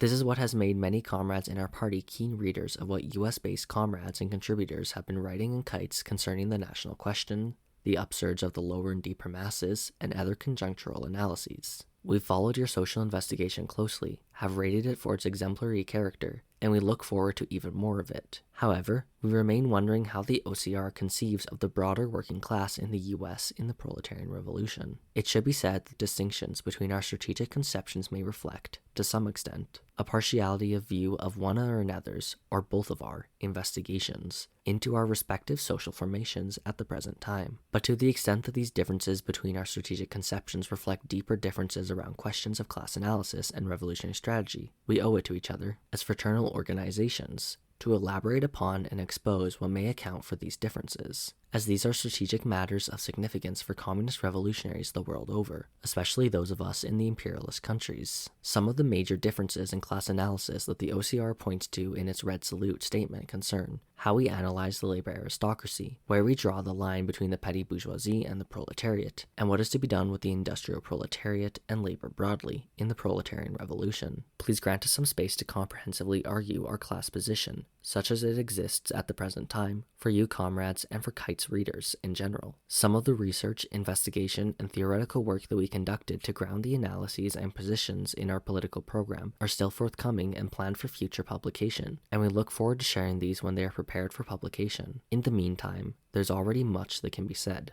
The NCPC's necessary rupture with Third Worldism. One of the ideological breaks that our party has made with the third-party building movement and much of the rest of the MLM currents across North America throughout the 2000s and 2010s is with that kind of third worldism in effect position, whereby whole sections of the working class were written off as bought off, corrupted, and to be counted as part of the labor aristocracy, or as part of the bourgeoisified strata of the working class that has supposedly been or is being corrupted by imperialism. This ideological trend became widespread online throughout the 2010s, conveniently relieving a lot of leftists in the US and Canada of the burden of trying to figure out how to make revolution in their own countries, which merits, as far as we're concerned, filling this whole trend into the category of preventative counter-revolution at the ideological level. As for our two predecessor organizations in the third-party building movement, they did not carry the worst expressions of that ideological trend, but they did sometimes give them too much space and also did not definitively rise above them. One of the expressions of that shortcoming was a disavowal, or at least an avoidance of, struggling on the terrain of labor. As we've already said, we're making a break from that deviation. Our SICA and theoretical investigation reveal that the conditions of the working class on the whole are deteriorating and have been in a protracted way for decades now. Add to this overall secular decline the fact that recent decades have also been frequently punctuated by major offensives of the imperialist bourgeoisie and finance capital against the working class, which we can admit can be as destabilizing and rebellion-inducing as Kenny Lake's Spectre series and other writings have argued concerning the motions of capital. And we are led to the conclusion that communist revolutionaries cannot merely look to the deepest and most oppressed alone for the success of the proletarian revolution. We wholly endorse the presence of communists among these masses in times of such upsurge, in accumulating revolutionary forces through such political convulsions, and in elevating and organizing those sections of the proletariat and popular classes that we can during those periods and through their struggles. But this alone is insufficient to make a proletarian revolution. We recognize that you do say that, with our feet firmly planted among those masses, we can and should carry out political work among all other sections of the popular classes. But we are concerned that your class analysis of the remainder of the popular classes may inhibit the necessary political work from being undertaken to build the revolutionary united front that can create conditions of possibility for the proletarian revolution. Let's advance our argument by getting the question of our respective views on Lenin's theory of the labor aristocracy. OCR criticizes the class analysis of the NCPC as resting on faulty theoretical foundations because we do not take into account the split in the working class caused by the development of capitalism into imperialism, as theorized by Lenin. It is true that there is no explicit mention of the labor aristocracy within our political program, and that we do not treat the question of opportunism in the labor movement explicitly in that document. But is it an absolute error to not foreground this question? We do mention the combination of labor management partnerships, restrictive labor laws, and a general acceptance of those restrictions by union leadership when speaking about the present weaknesses of the proletariat. But frankly, the question of labor strategy is still being debated, and experimented with in our party. And if we didn't speak more to the question in our political program, it's because we weren't interested in doing so at this juncture and in that document. We've simply chosen to emphasize or foreground other questions for the time being. You and other readers may find this question too lightly treated for your own liking, but it's clear to us, based on our analysis of our concrete conditions, that becoming an ass-kissing to the labor aristocracy is not the historical deviation out of which we've pulled the remnants of the third-party building movement. To the contrary, the deviation we are working to overcome is one of avoiding labor struggles altogether. If your concern is that we may overcorrect and deviate in the direction of opportunism, well, that would be erroneous on our part and that would certainly merit criticism. So, while perhaps a few things could have been sharpened up further in the program, a struggle around this question was not a principal concern of the NCPC leading into our founding Congress in 2023. A number of other questions were prioritized to consolidate the revolutionary program that we now have, the results of which are in that program, and the question of the labor aristocracy was not one of them. That is not to say that this and many other important questions do not remain to be debated, as we shall say more about below, but that didn't and shouldn't have stopped us from putting forward a revolutionary program that we believe still marks a significant step forward for the proletarian revolution in our country. You OCR comrades are saying that you are not making a moralistic argument when you speak of the importance of the lower and deeper, most exploited and oppressed sections of the proletariat, but rather a strategic one that these sections of the proletariat constitute the bedrock social base for revolution and proletarian internationalism, owing to their life conditions. But must we base ourselves on the lower and deeper? Why, if not for moral reasons? Let us be clear about the strategic reasons. What exactly is the role of the lower and deeper in the revolution? If by bedrock you mean the revolutionaries can find fertile ground in those sections of the proletariat for rooting, experience, and expansion, we can readily agree to that. We recognize that the most oppressed sections of the proletariat do indeed explode in rebellion from time to time, especially that of the oppressed nations and especially the youth among them, just as we recognize that the party can accumulate forces therefrom, like the once upon a time revolutionary RCP USA seems to have managed to do with some success through the 1980s and 1990s, as Kites number 8 sums up. But unless we're expecting that the lower and deeper sections of the proletariat to go it alone, which he may not be explicitly saying, but it seems implied, then we urgently need a theory and a method to crack the puzzle that is the revolutionary organization of the rest of the working class and the popular masses. We understand why you comrades identify with the MLM tradition in the US that traces its historical development out of the 60s through to the creation of the RCP USA and past its break with those trends that, in your analysis, proved themselves to be more workerist and ultimately revisionist. Your summation in Kites number 8 accounts for how that trend that broke away from the RCP USA in the late 1970s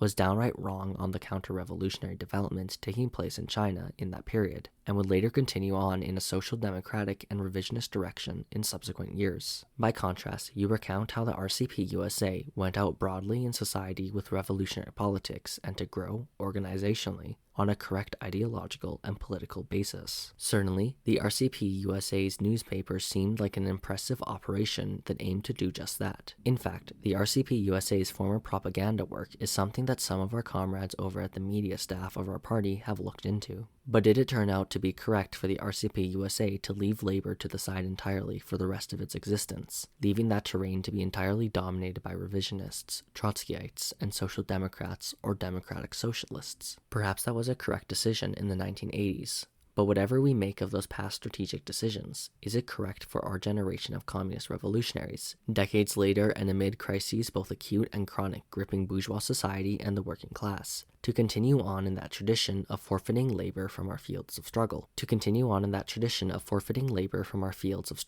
Italian Maoist comrades of the NPCI and the CARC have made it a point of debate for the whole ICM that we understand well and comprehensively the nature of the economic crises playing out. However we conceive of the precise nature of capitalist crisis, its laws of motion and tendencies, we can probably all readily agree that through the 1970s to 1980s, the decades that the academics refer to as the beginning of neoliberalism, the bourgeois offensive against the proletariat was certainly ramping up once again. The distinction that we communists bring to the analysis of that turning point in history is to also recognize that whatever our analyses of capitalist crisis, that shifts occurred in the midst of and in response to the triumph of revisionism in the International Communist Movement, ICM, with the consolidation of counter-revolution in China, which amounted to a a dramatic disarming of the international proletariat and tremendous defeats and setbacks for the masses of humanity. In our country, this great and tragic reversal in the ICM took the form of the liquidation of two significant communist vanguard parties and organizations that survived and existed up until the early 1980s,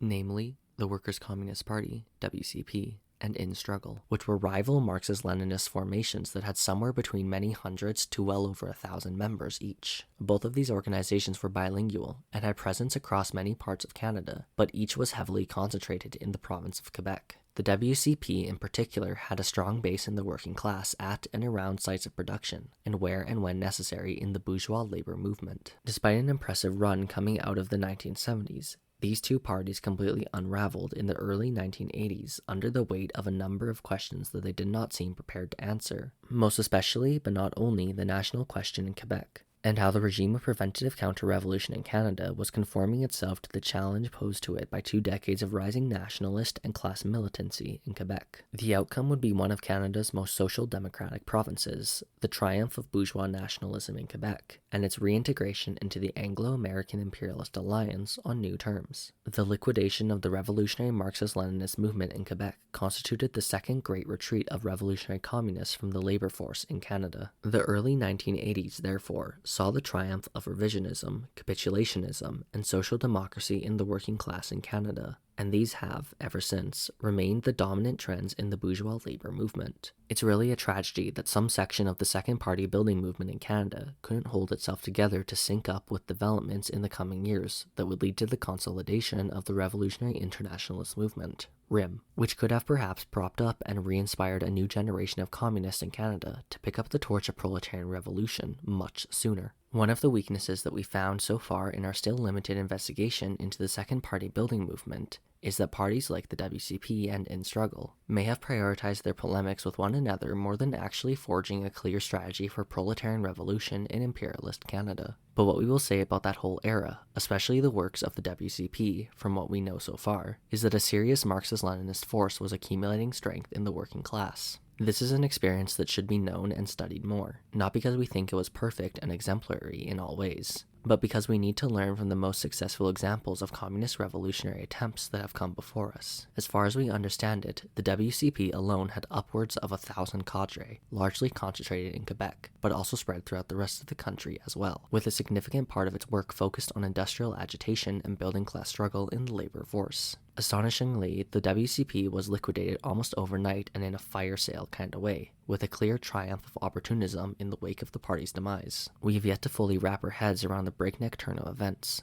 and indeed many a former comrade of the party have shared stories of their devastation and bewilderment at the rapid unraveling of their party and the revolutionary movement it was advancing. We look forward to sharing with you and Kite's readers 2 pieces of summation that treat the WCP experience that are coming forward very soon in Kite's number 9. We raise this context to highlight that since the 1970s, we can count at least one place on the continent where class militancy and communist intervention in the working class went together in a powerful way for a period of time. What accounts for the absence of communists in the labor force ever since has been the complete lack of a communist vanguard throughout the 1980s and 1990s, or the unwillingness of anything aspiring to become such a force to take on that field of struggle, the 2000s and 2010s. Now, you comrades write in red salute that coming from a Leninist analysis of imperialism and the split in the working class, we disagree with the principle of worker centrality, continuing that it is worth noting that this was the operational principle guiding most, if not all, of the ML, in the Maoist sense, movement in the imperialist countries in the 1970s, and following that principle led those organizations down the path of economism, reformism, and revisionism. Along the same lines in Kite's number 8, you also critique and define workerism as being narrowly fixated on workers in specific, large-scale industries, and the related trend of economism, meaning focusing on the narrow economic interests and immediate concerns of the workers rather than the larger political struggle to overthrow the capitalist system and build a socialist society. Indeed, we could maybe agree with this definition if narrowly fixated is what characterizes the overall work of a given communist organization, but narrowly fixated we are not, nor are we interested in the narrow economic interests of this or that group of workers only. There's a good reason why this tendency characterizes many Trotskyist and revisionist groups. Their aim is not revolution, or even real class struggle in in the labor force, but rather, as countless examples can be given to illustrate, permanent implantation in the labor aristocracy and class peace with the bourgeoisie. Contrary to this, we're interested in entirely overturning this class peace, whether or not that means we need to go through existing unions to make that happen. And despite the fact that many corrupt and lazy bureaucrats may try to stand in our way, the real labor aristocracy, which we'll get to further below. For a time, as we understand it, overturning this class peace within the labor movement is precisely what the WCP was trying to, and indeed was, doing for some time, until opportunism got the best of it and liquidated it. But alas, revolution comes with all sorts of risks and deviations. That doesn't mean that we should condemn the attempt. We're saying that we need the industrial proletariat to make revolution, comrades. Surely you're not arguing that the lower and deeper can go it alone in making revolution in the US, are you? For instance, if there were enough revolutionary communists at the head of the 2020 summer of rebellion against police brutality, that revolution could have been made through a series of twists and turns in the popular rebellion. We think not, and likely neither do you. Maybe your disposition is more tactical, and you look at these experiences as opportunities to accumulate forces and create many schools of communism for the politically advanced masses. That would be excellent. But at some point you have to confront the question of how to actually overthrow the imperialist bourgeoisie, which we know well you comrades have no spontaneous illusions about. As the OCR manifesto states, overthrowing the rule of the imperialist bourgeoisie can only be done through a revolutionary civil war that destroys the repressive state apparatus and political institutions of the bourgeoisie and seizes the means of production. Given this position, the question remains to be answered. How will the industrial base for the revolution be conquered? Precisely because of the conservatism that you comrades identify among certain strata or sections of the working class. We cannot expect such sections of the proletariat to spontaneously align themselves with the proletarian revolution. To the contrary, we must be seeding and cultivating the industrial proletariat once again in a revolutionary direction, because we have many years of work ahead of us to make this decisive section of the proletariat, in our view, an actual revolutionary force. This is why we reject the criticism that this orientation of ours is an economistic one. You've also written in Kites number 8 that the RCP's 1981 program still gives considerable emphasis to the industrial proletariat, even though its instincts led it to the lower and deeper sections of the proletariat. But that the problem was that it did not fully elaborate in theory and analysis why the more stably employed industrial proletariat was not the main social base for revolution in the US. Going back to the reference above to Mao's class analysis of China and the difference between main and leading forces, perhaps the industrial proletariat was not, or is not, the main base for revolution in the US. But does that rule out that it may be the leading force, or at least a part of that force, to which we must look to organize to win to the proletarian revolution? We cannot answer this question with respect to your social formation. It's your task to answer these questions, and we look forward to further class analysis from you comrades. But with respect to Canada, we are clear that the Revolutionary Communist Vanguard Party needs to become the brains, nervous system, and beating heart of the working class once again. A political line that completely ignores the working class, its productive role in society, and its necessity for socialism is antithetical to our overall tradition, to Lenin, and to what was defended by the Red International of Labor Unions, Profintern, and the Comintern. Any such political line also pushes in the opposite direction of some of the most successful periods in the history of communism in Canada, in the US, and across the imperialist countries. Such a view is certainly in contradiction with the NCPC's orientation to labor. The NCPC considers interventions in the labor force, including but not limited to organized labor and unions, to be of strategic importance for the overthrow of the bourgeoisie, through general and/or strategic political strikes, but not only those, and for the construction of socialism, through proletarian control over the means of production. We are not saying that the industrial proletariat is sufficient for the making of proletarian revolution, but it is necessary. Without a solid base in natural resources, manufacturing, food production, education, and healthcare, our Communist Party and the dictatorship of the proletariat will not succeed.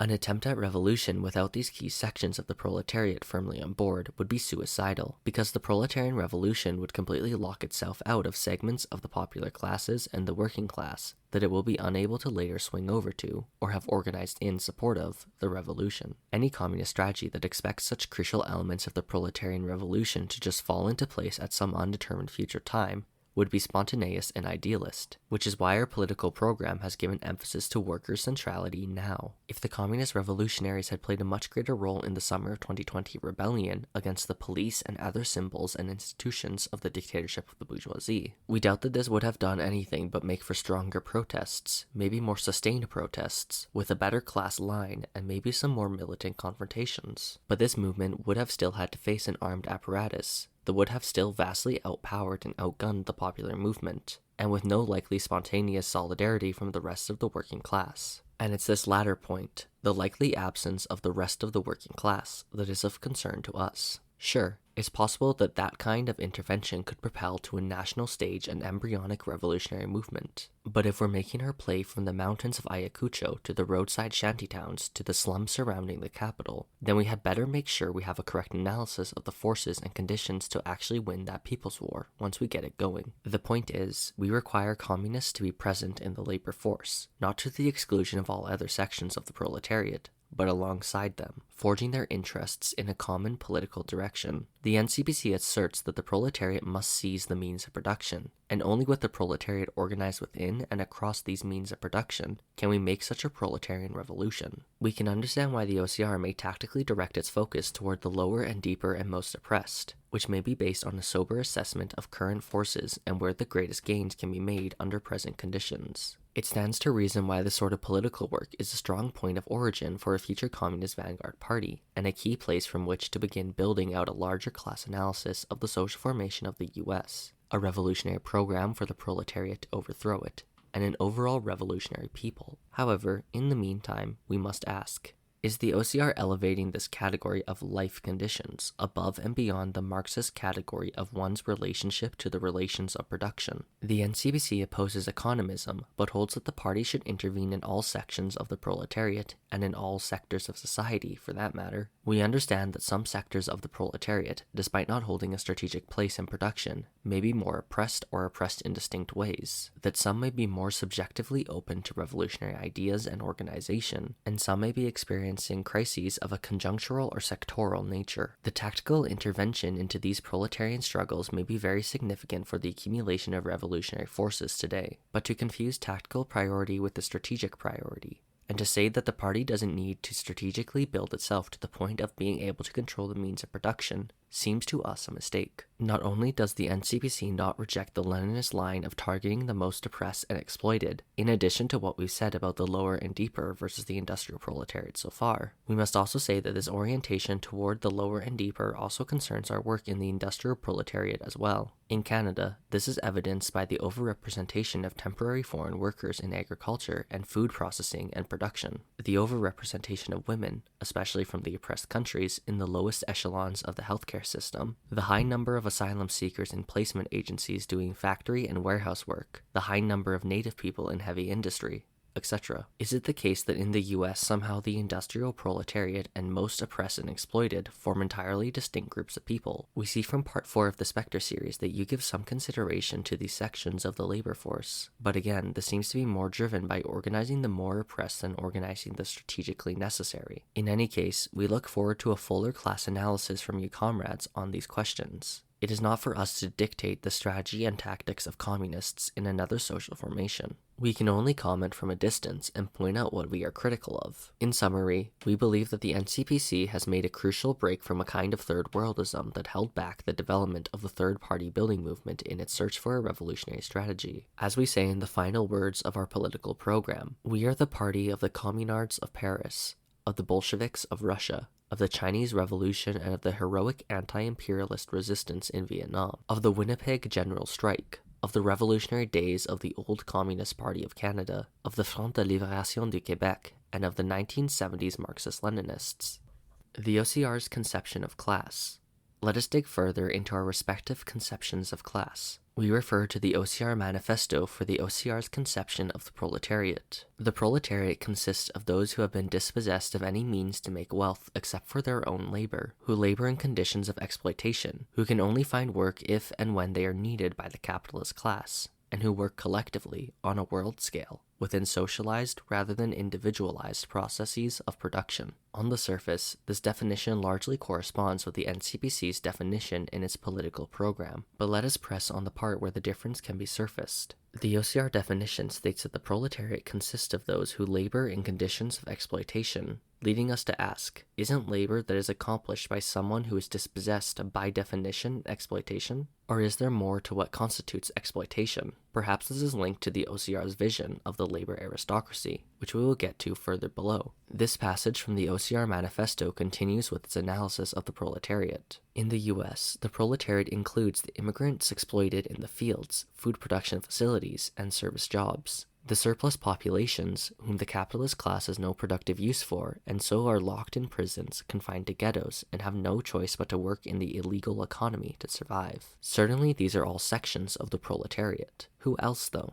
You continue. And millions of others slaving away in low-wage factory work, the service and food industries, transportation, shipping, and other economic sectors of harsh exploitation. We must ask, at what income level does one cease to be low-waged and thus cease to be proletarian? For the OCR, are the workers who have claimed an average wage in factories no longer proletarian? Would the OCR say, for instance, that the auto workers who recently engaged in a major struggle in their sector, whatever the political character of their union and its leadership, are not part of the proletariat? At what rate does harsh exploitation stop being exploitation altogether? For instance, does a worker that makes $20 an hour and then negotiates a raise for $25 an hour, all the while keeping the same job and very similar living conditions, cease to be proletarian? This is not very clear. Moreover, why is there no mention of education and healthcare workers in the OCR manifesto? The education and healthcare sectors are cited as sources of profit-making in the OCR manifesto, but are these occupations not essential for the reproduction of the working class, even if the role they're made to play is in one way or another at the service of the bourgeoisie and the bourgeois state? In Ontario in late 2020, for instance, a one-day wildcat strike by education workers, those who work alongside teachers but are not themselves teachers, threw the entire province into disarray,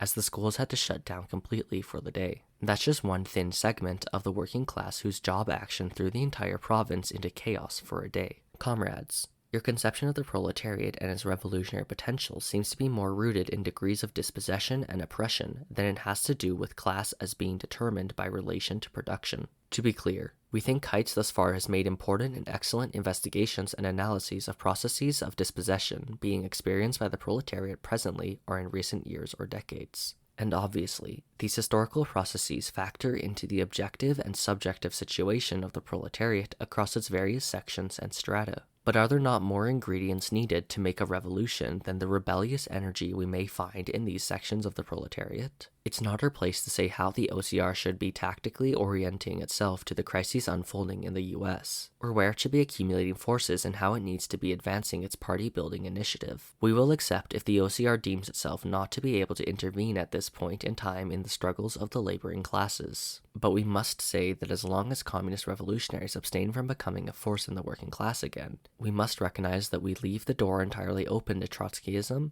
democratic socialism, revisionism, syndicalism, and social movementism, entailing the Democratic Party as the dominant and uncontested trends in the working class movement. If this situation continues uncontested for another 10 to 20 years, it would most certainly speak to a critical failure of communist revolutionaries in the US. We don't know what the OCR's program for revolution is, and we think we can safely assume that you don't either, as of yet. We don't assume the OCR manifesto to be that program, but rather a necessary first ideological tool for the gathering of forces for a new communist vanguard party. We appreciate the necessary modesty with which the OCR has presented itself to revolutionaries and revolutionary-minded people around it, and the brutal honesty about how far it needs to go and what struggles are needed to get there. But we do raise the above concerns because of the potential deviation if your present political line is raised to the level of strategy. We see the masses broadly, including the working class, struggling with austerity via inflation, industrial closures, and dangerous and increasingly exploitative conditions. We see communities and regions fighting toxic destruction and resource plunder under Canada's colonial regime. There reigns a dangerous mix of heightening exploitation and proliferating oppressions that we fully believe we communists can seize upon for the proletariat's revolutionary future. There has even just been a major general strike in Quebec as of late, the largest in Canada in a half-century. We believe the conditions of labor in this country to be ripe for political contestation by communists. That is, if such efforts are directed by the correct line on labor. We think the communist revolutionaries can and must begin contesting the domination of the labor aristocracy over the working class, especially when we have a program for the proletariat and those cowards and opportunists do not. They are brokers of class peace in an era where the regime of class peace has long been under siege, and, if it cannot yet be said to be falling apart, is definitely facing a crisis of legitimacy. Let us now turn to Lenin's view on the split in socialism and the labor aristocracy. How does Lenin see the split in socialism? You say that our program doesn't take into account Lenin's observations on imperialism and the split in socialism because of the lack of mention of these concepts in our program, because of our class analysis, and also because of our position on workers' centrality. Let's get into that now. You're correct that the questions of divisions in the working class isn't emphasized or addressed in our program, but we're not sure it needed to be. As we've already said, the NCPC is trying to correct the error of the preceding party-building movement of avoiding labor struggles and unions, which it did in part through emphasizing the divisions within the working class. This doesn't mean that the NCPC doesn't take into account the important observations made by Lenin regarding the split in socialism and the divisions within the working class. As one of our comrades has written in an internal document of our party, the labor aristocracy, as we understand it, is made up of union employees of varying station that live off the dues paid by workers. They are bought off by the interests of capital and are rotting the labor movement with their opportunism and reactionary social democratic ties. These types, whether successful proletarian strivers or petty bourgeois marauders, are reactionaries that must be stemmed if not excised from unions and labor organizations. So, while we have not published a deeper elaboration on the question of the labor aristocracy as of yet, this is at least one view, if not a prevalent view, on the question in our party, and one that the Central Committee, by virtue of this statement, stands behind for the time being pending further investigation, practical work, and theoretical elaboration. At the level of abstraction, however, we do believe this position to be in line with Lenin's view of the labor aristocracy. The OCR believes itself to be in continuity with Lenin's analysis, but we have to question this when what we find in part 1 of the Spectre series is a conception of the labor aristocracy that is much wider in its social base than we or Lenin seem to hold. The fact is, many of those working in the most socialized labor processes with the most advanced productive forces have, over the last century or more, increasingly become part of what Lenin identified as the labor aristocracy. There are workers in the imperialist countries who receive super wages, that is, wages whose value exceed the value these workers produced, based on the super profits extracted from the oppressed nations through super exploitation, paying wage workers below subsistence level, as well as theft of resources.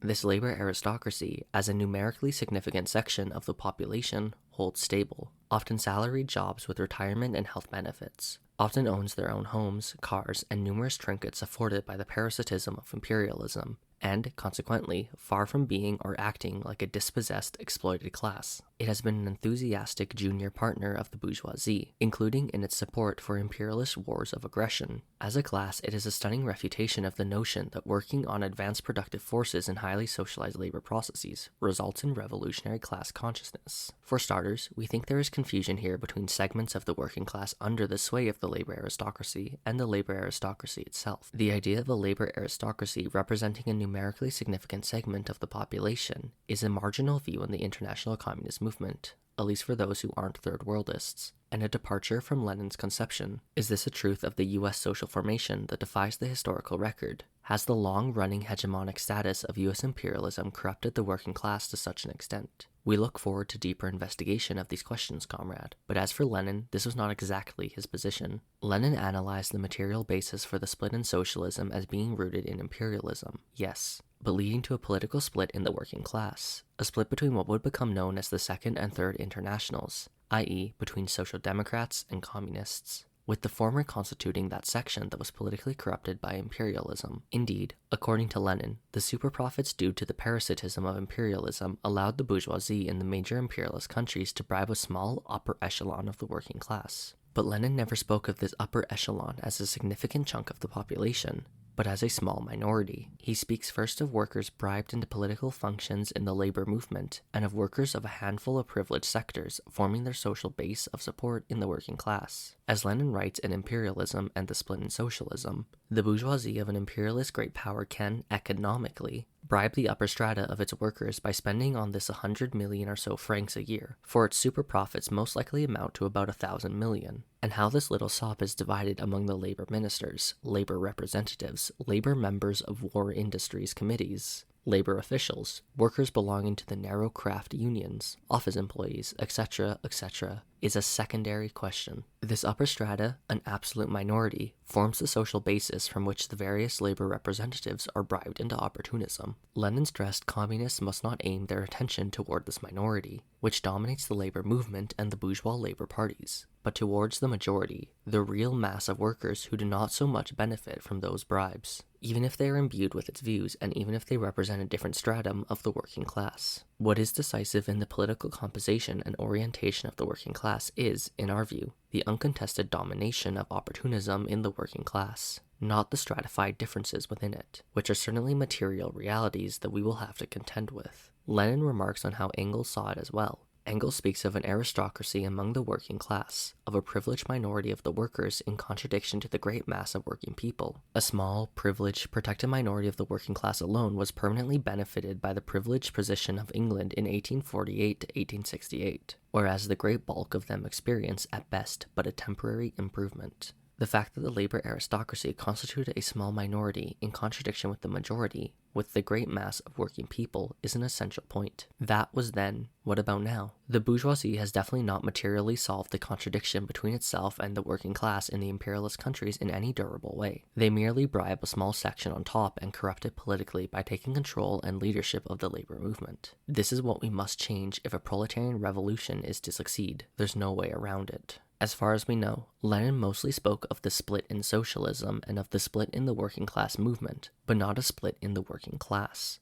And we believe these words convey precise meanings that should not be lost to us. What we are up against is a political split. This leads us to the position that we must establish and hold combat positions in the labor movement, in unions and in the working class, which offer more compelling political programs than Biden or Trump 2024, or in our case, Trudeau or Poilievre 2025. But OCR seems to take the position that the labor aristocracy forms a whole social class whose fundamental material interests are at odds with socialist revolution. To say the workers with comfortable jobs, better wages, mortgages, etc. benefit somewhat from imperialism and thus tend to have less revolutionary zeal and be politically influenced by opportunism is one thing. To say that they are enthusiastic junior partners of the bourgeoisie and objectively rule them out of the category of proletariat is another thing entirely, and it is to confuse their present conservatism and decades of uncontested exposure to reaction as a permanent condition of their class position. That a stratum of the working class is tied up with mortgages and may eventually come to own their own homes does not faze us. We would encourage, and indeed we ourselves are applying, a concrete analysis of the concrete conditions of homeowners. There was a tendency within the third-party building movement to consider homeownership as signaling some kind of exit from the working class.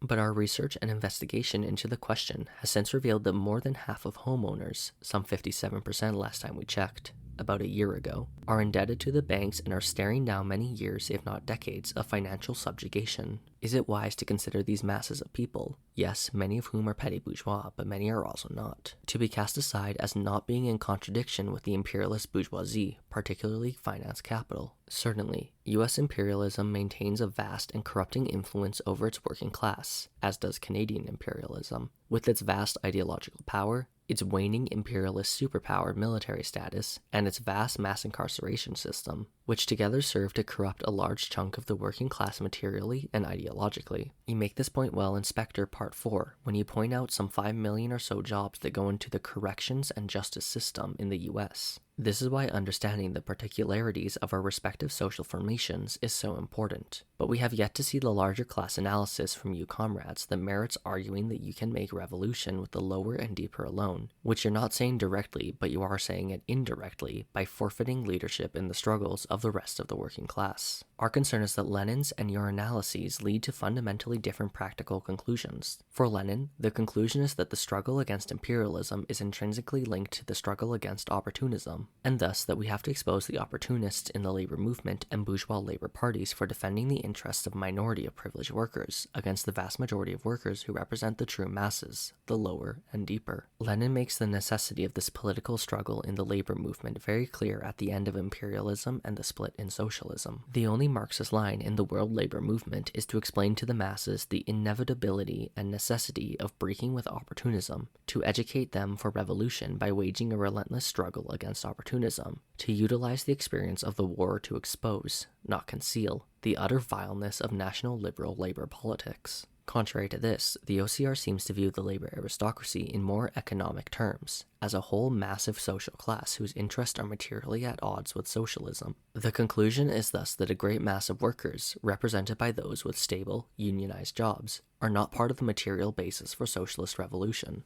The implication of this class analysis is, naturally, that we completely shun the labor movement and ignore this great mass of workers and their struggles in the workplaces, which in Canada constitutes some 11 million people. Whatever the terms of the class peace that has been stabilized for sections of the industrial proletariat in the imperialist countries, we must remember that these more stable, salaried jobs with benefits were achieved through some struggle and compromise in a context where workers had been fighting militantly, and where communists were being pushed out of, or had retreated from, playing a revolutionary role therein. Please don't confuse this as us saying that these imperialist country workers have just simply earned their lot, while the rest of the workers of the world have not. What we are saying is that the proletariat in the imperialist countries struggled, for a time at least, and the response of the imperialist bourgeoisie, particularly after 1945, was to erect new pillars in the regime of preventative counter-revolution aimed at enforcing a more stable class peace in the labor force than had prevailed until that point in time. As you shall see from the forthcoming interviews that our comrades from the media staff have done with some elder communists who were once part of the WCP in Quebec, which we mentioned above already,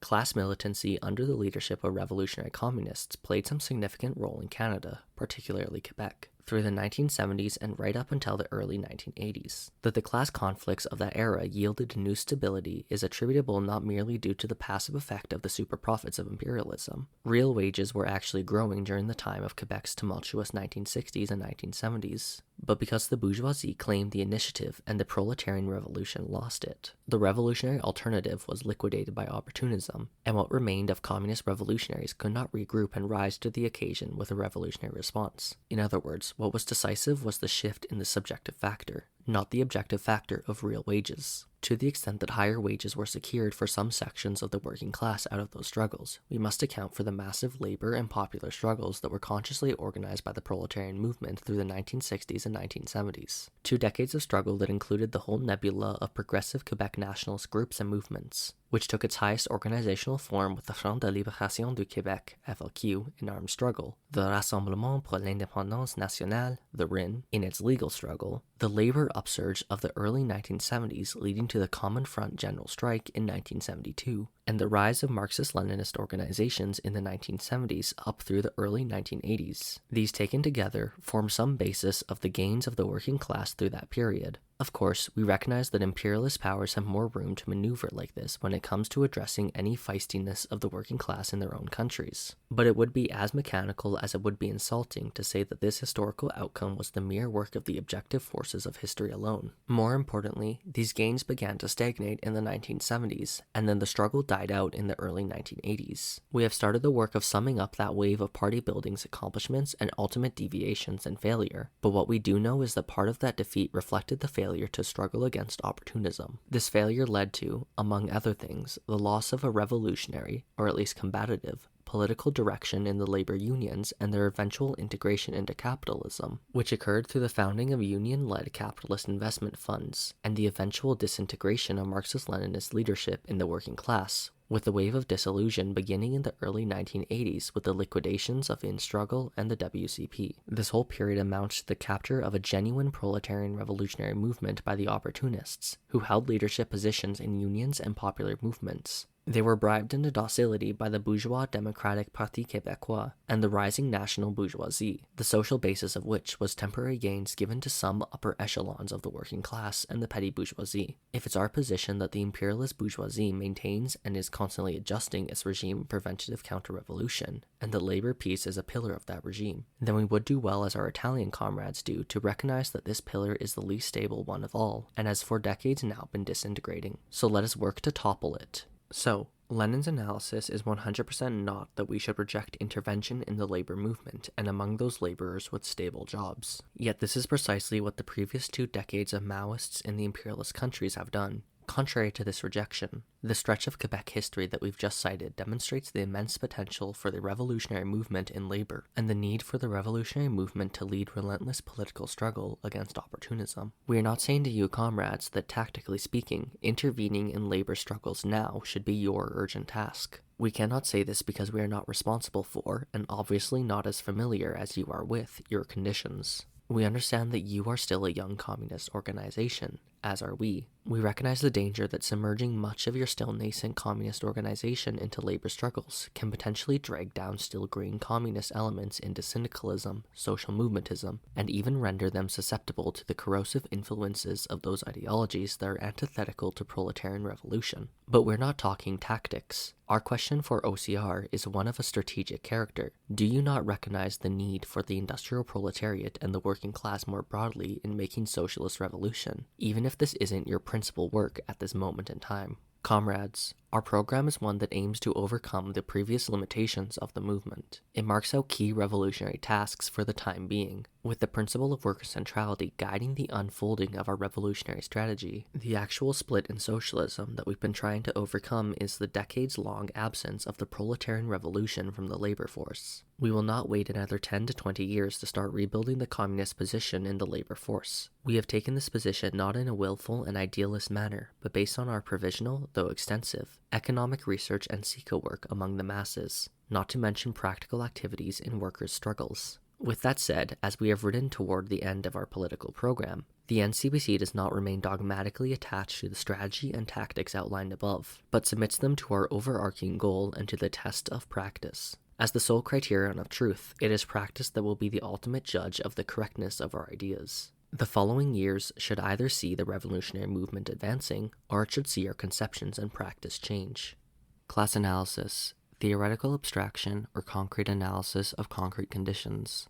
Now, setting aside our interpretations of Lenin's texts, it is beyond our capacity to respond here to the point that the labor aristocracy constitutes a numerically significant segment of the population in the US and in the imperialist countries. We leave you, comrades in the US, to form your own class analysis and revolutionary strategy based on your concrete conditions. Let's move on to your remarks regarding our class analysis of the petty bourgeoisie. You comment on our program that we would not consider people in occupations that require college degrees and significant intellectual training and receive salaries based on that education and training, such as teachers and nurses, to be part of the proletariat, but part of the petty bourgeoisie, albeit sections of the petty bourgeoisie who we strive to win over and who occupy important strategic positions in society. There are certainly ideological and political aspects to consider when speaking of the role that formal education degrees play in class consciousness and class mobility. Spending numerous years in the bourgeoisie's ideological apparatus will certainly influence someone's class outlook,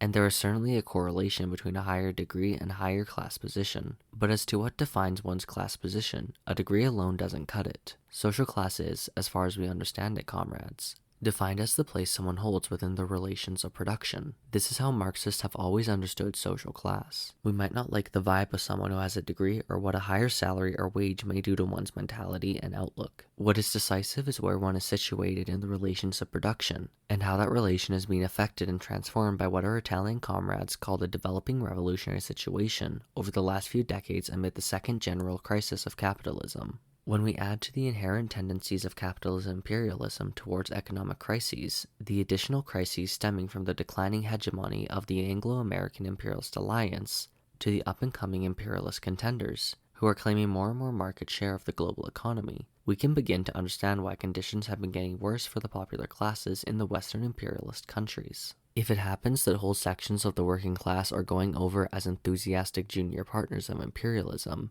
do we communists not have some blame to take for that fact? Coming back to the question of post-secondary education, whatever its ideological effect, what proportion of graduates are actually being catapulted into the petty bourgeoisie? Or is the question we should be asking, what proportion of students are, instead, becoming heavily indebted for many years, decades even, just to get that degree, only to have a lot of those bigger earnings, by no means guaranteed any longer, clawed back by the state or finance capital? Was it not the broken promise of student debt cancellation for tens of millions of younger voters in the US that helped Joe Biden clinch the 2020 election? It is also to be noted that although nurses and teachers are referenced once in the program when mention is made of the shortage of skilled workers, nowhere are they clearly identified as part of the proletariat. It is also to be noted that salaried professional positions are placed in the category of the petty bourgeoisie. Them being referenced as skilled workers doesn't exclude them from being part of the petty bourgeoisie, for even if they are still skilled and they work. That said, there is a nuanced analysis to be made of professions such as teachers and nurses in Canada, and a unilateral position on this without taking account of the actual material reality of nurses and teachers, as well as the constantly changing objective circumstances and the class trajectory of those two occupations or professions, is likely to cause more harm than good. Which brings us to our next point. A class analysis of a country or region, industry, etc. can only be done through applying theory to the concrete conditions, and such an application to the concrete conditions requires us to have conducted social investigation and class analysis of the specific concrete reality. In reality, nursing and teaching in Canada are occupations that encompass an array of class positions ranging from proletarian to petty bourgeois, and it is through applying theory to concrete conditions of Canada that we have arrived at the conclusion that indeed, some proportion of those working in nursing and teaching can be considered proletarian. In fact, a positive addition to the program made by the founding Congress has added the proletarian healthcare and education workers as strategic sectors for organizing as part of our conception of worker centrality. Again, this is an analysis based on ongoing, extensive investigation of Canadian society and social classes. We will certainly admit that there is a professionalizing aspect to these sectors in particular. We must indeed consider it and contend with it. It is true that a section of the education and healthcare sectors are divided between the more professionalized and more heavily credentialed segment and the more proletarianized segment. In healthcare, this shows up with the growing role of personal support workers inside and outside of hospitals. And as mentioned already, a strike by the proletarian labor force in the schools in Ontario shut down much of the province for a day in the fall of 2022. It stands to reason that it's most certainly the task of communists to organize the proletarian labor forces within these sectors and to contend with its upper strata and more petty bourgeois segments as well. The NCPC's vision of socialism. Now, regarding your criticism of our conception of socialism, you say that our conception of socialism seems to be an eclectic mix rather than a set of policies firmly rooted in the most advanced experience of the proletariat in power. Continuing on that, the NCPC program presents socialism more as the extension of democracy than the elimination of class divisions. Let us address this criticism, which we in turn reveal to be more of a disagreement online regarding democracy and the Vanguard Party. While we concede some ground on the fact the role of the Vanguard Party in the period of socialist construction is not elaborated at length in our program, and could perhaps be further clarified in later theoretical work, we stand by the essence of our position as expressed in the program as it presently stands. Democracy and dictatorship. On the question of democracy, you comrades write, democracy, in conception and practice, has always been bound up with the notion of individual property rights. Is this true? Are we saying different things here? What is democracy? Lenin said, democracy is a state recognizing the subordination of the minority to the majority, i.e., an organization for the systematic use of violence by one class against the other, by one part of the population against another. Thus, democracy is an intrinsic part of the dictatorship of the proletariat, its other aspect. While referring to the nature of the Soviet state, Lenin sometimes called it the democratic dictatorship of the proletariat and peasantry. The dictatorship of the proletariat is a dictatorship on the bourgeoisie, but a democracy for the proletariat. It is dictatorship on the minority by the majority. Democracy will only wither away once the need for dictatorship also withers away. The destruction of the state means also the destruction of democracy, but the withering away of the state also means the withering away of democracy. Democracy and dictatorship form a unity of opposites,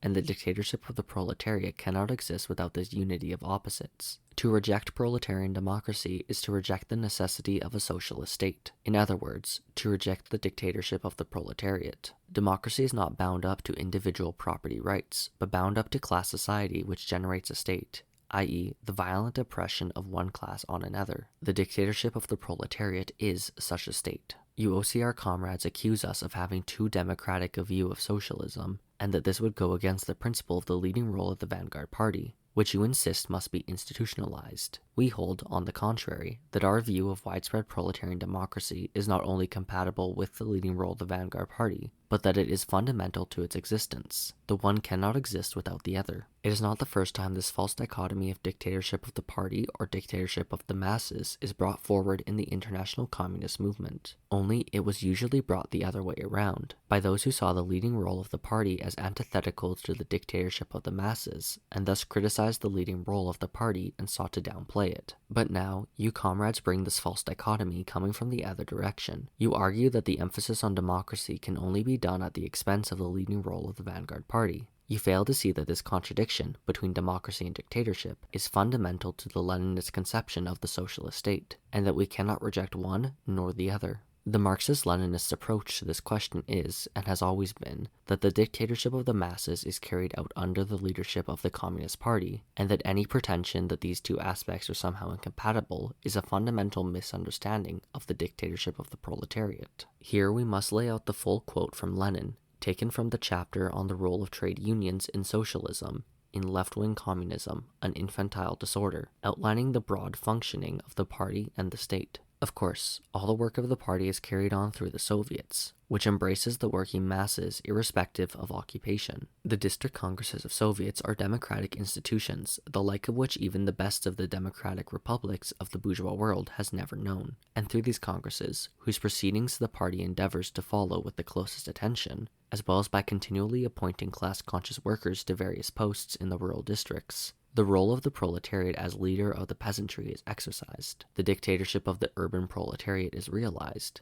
A systematic struggle against the rich, bourgeois, exploiting, and profiteering peasantry is waged, etc. Such is the general mechanism of the proletarian state power viewed from above. From the standpoint of the practical realization of the dictatorship, it can be hoped that the reader will understand why the Russian Bolshevik, who is acquainted with this mechanism and who for 25 years has watched it growing out of small, illegal underground circles, cannot help regarding all this talk about from above or from below, about the dictatorship of leaders or the dictatorship of the masses, etc., as ridiculous and childish nonsense. Something like discussing whether man's left leg or right arm is more useful to him. Your response, comrades, sees the widespread emphasis on proletarian democracy in our program, which, as Lenin puts it in the Proletarian Revolution and the Renegade Kautsky, is 1,000,000 times more democratic than any bourgeois democracy, as antithetical to the leadership of the party. Is this not an example of raising this false dichotomy of dictatorship of the party or dictatorship of the masses, rightly exposed by Lenin, as childish nonsense? But you comrades insist that the vanguard role of the party should be institutionalized. What exactly is meant by this is unclear to us. If you mean that the Communist Party should formally be the institution controlling the Soviets in a bureaucratic way, then we believe you are wrong. The NCPC holds that the workers' councils, i.e. Soviets, are the supreme institution of state power in socialism, and we reaffirm that this is in accordance with the dominant point of view in the revolutionary periods of the USSR and China. In the USSR, all power belongs to the working people of town and country, as represented by the Soviets of Working People's Deputies. Article 3, 1936, Soviet Constitution.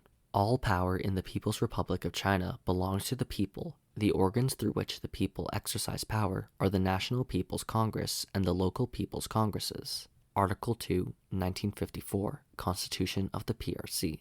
In socialism, the party leads the Soviets, but it does not have bureaucratic control over them. Through what Stalin called transmission belts, or Lenin called a few times cogwheels, decisions taken by the party end up being approved by the Soviets, and thus de facto power is exercised by the Communist Party. But there is a world of difference between saying this and saying that the party is institutionalized as state power. The character of party leadership is political, not organizational. The OCR seems to be worried that certain measures in our program, such as the possibility to revoke all state officials at any time, could be taken advantage of by capitalist roaders. We entirely agree. But just because certain measures could be taken advantage of by capitalist roaders doesn't mean that they should be removed entirely. In fact, the cases of revisionism and capitalist restoration in the USSR and China demonstrate that the Communist Party was used as a tool by the capitalist roaders. Yet you will certainly agree, this is no argument against building a communist party. We hold, rather, that what is fundamental is not the organizational mechanisms of the state, but the political class struggle. There are no mechanisms, bureaucratic measures, or institutionalized roles that can provide a foolproof protection against revisionism and capitalist restoration. This is why we defend the continuation of class struggle until communism,